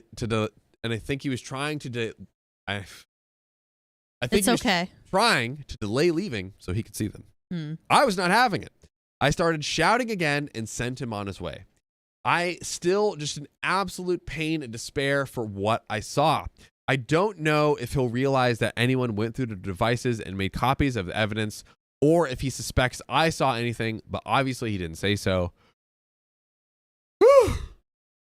I'm tired of this man. After he left, I cried once again. I talked to my mother-in-law that night. Apparently, Luke did show up to his parents' house, which was a surprise, so I'm certain, because I was so certain that he would stay with Amy. Maybe he even knows how suspicious that would look to the children and doesn't want to rock the boat as much. Maybe he knows I'm more likely to let my children see their grandmother than Amy at that point. And he wants to give them his version of the events. Mm-hmm. That, not happening. Kat already shared his version with me that he relayed to her and Jim. That I'm just having some kind of mental breakdown, that he wishes he could help me, but my paranoia is causing me to lash out and turn violent. Sure. I was never violent. I shoved him away when he tried to hold me. That is all. Totally fair. Yeah. And what's so hilarious is that he didn't mention Amy at all to his parents. He didn't frame it as me falsely, quote unquote, believing he was having an affair or anything like that. Yeah. Even though that's his story when he's talking to me. He left Amy out of it when talking to his parents. Convenient. Convenient. Well, guess what? His own mother-in-law Kat, noticed that. She believes me. And Jim doesn't know what to believe anymore. So the husband's mom is on OP's side, but the dad is still kind of like, which, I mean, he should see it by now, but I feel like that's best case scenario, though, for Jim. Yeah. To just be neutral at this point. You know? Oh, really? Yeah. Well, not necessarily like neutral as in, say la vie, but, to not like jump the gun. Because exactly. in fairness to Jim, he hasn't seen any of this evidence or background or Sophie, Tom, anything like that. He hasn't seen what Kat and OP have seen. Yes, totally. Yeah. So according to Kat, he seemed very, very troubled from what he heard from all sides. As for Amy, she's radio silent. Mm. Tom has told Sophie that she's acting like nothing is wrong, but is clearly stressed out. That when her children ask, she makes the same sort of claims. That I'm having some sort of emotional, nervous breakdown and pushing her away, as well as Luke. She doesn't mention anything about my accusing them of an affair, but it still puts it all on me. Surprise, surprise. Yep. Amy has not reached out to talk to me directly, and I haven't tried talking with her since our big argument. I haven't really told my kids anything, just that I'm having disagreements with Luke and Amy, though I was very clear that it's not a question of my mental health. Honestly, I think they all kind of know what's going on. Yep. Sophie continues to be my rock as I try to be there for her and the others, and Tom continues to be our spy in the ranks. God bless Tom. God W bless Tom. W Spy Tom. The double agent. Yes. Right now, my biggest regret is the stress that all of this is causing on the children, which I knew it would, but it still needed to be done. Yep. My life has fallen apart, but it was never my life. That's so true and poetic. Beautiful. Guess how many words that was? How Just many? guess. 6,000? Nope. More? 10. It was 10. it was 9,300. Dude. Someone said it was 3,000 words. Someone said that. Yeah. Who was it? Awesome. Yeah. I will find them. We will. I know Who it is. are It's you? okay. We I will find you. I will find them on the morning meeting tomorrow. But it was a great story. Great. I mean, absolutely great story. Honestly, yeah. Just saga. Freaking incredible. Really was a saga. Oh my God. All right, gang. We only have a few minutes left. Any closing thoughts for us, Lauren? I'm tired. You had your first long stream. Yeah. Yay. What'd you think? I did it. It was fun, right? Honestly, I didn't really notice the time go by that much. It's been 4.5 hours. Cool. Isn't that insane? Like, literally, you get in this chair and you talk with chat, you read the stories, you do not freaking notice. Yeah. It's insanity. It's crazy because, like, I notice time. Yeah. Especially, like, if I'm not enjoying what I'm doing. Yes. I feel every second. Yeah, 100%. Pass. So, hey, that means I like it. But I how many like it seconds here. did you feel past this time? What? How many seconds did you feel past this time? 10. Whoa. Yeah. I was going to ask That's Siri, but huge. it said turn on Siri. You. How many seconds are in 4.5 hours? We've been live for 4 hours and 6 minutes. Too bad. 16,200 seconds. I'm going with that. That's a lot of seconds. I'm going with that. Yep. A lot of seconds. Yeah. I think we have some donuts to read. Yeehaw. Let me read them to you. Mini Rider, thanks for the $5. Also, cool name. Came back just in time to get some more time. Let's go, okay, fam. I might have read that before, but so nice. I read it twice. Yay. Nicole Lynn TV, thanks for the $5. Hey, watch you guys daily as part of my relaxation after work routine. Excited to finally catch a live. Thanks for all the great stories. Hey, Nicole Lynn, did you ever consider that you're a great person and you rock? Why don't you think about that? Think about it. Consider it. That's right. Take some time during your routine to think. Truly. Dude, I went, yesterday was pretty fun for me. I went to a birthday party thing yesterday. Ooh, okay, Went story to a time. birthday party. Talk about it. So it was one of our buddies. He did some animation in LA. He's from Minnesota, and I took him out for Sunday, like a little brunch thing. Nice. And then his birthday was yesterday, so me and Christian went out and shot guns, and then we grilled steaks and potatoes, and then talked about Juice WRLD, and it was pretty good. Christian's a good shot, and our buddy was like, "Oh, dude, nice grouping," because like I always grew up with guns and everything. True. And it was fun. Like I was like, "Oh, I have to show him a nice shot," and I think I did. And you did it. You shot your shot. I did shoot my shot. Yeah. You shooted your shotted. And it landed. Yeah. But there we go. Yeah, it was a good time. That's Hey, cool. let's go. I was surprised, like there were those things in LA. Yes, and also the fact that like an animator would want to do that is interesting. It's Hey, from Minnesota. Well, that makes sense. Minnesota. That makes sense, I guess. Minnesota. But usually Midwesterner. animators are like really, I mean, I wouldn't really know because I'm not an animator, but they seem more like recluse. What are you trying to say? I'm trying to say that animators have no lives. Oh yeah, he stays up to like 4 and like to works. animate. Yeah, but he's doing good on TikTok. It's par for the course. Par for the course. Yep. But you know what else is par for the course? What? The fact that stream ends right now. Of course. I literally perfectly timed that, and it worked so well. So beautiful. Guys, this is the 4th and maybe the final sign off. Are you ready, Lauren? I'm so ready. If you love us, make sure to subscribe. Oh, and we love you. And see you tomorrow. We got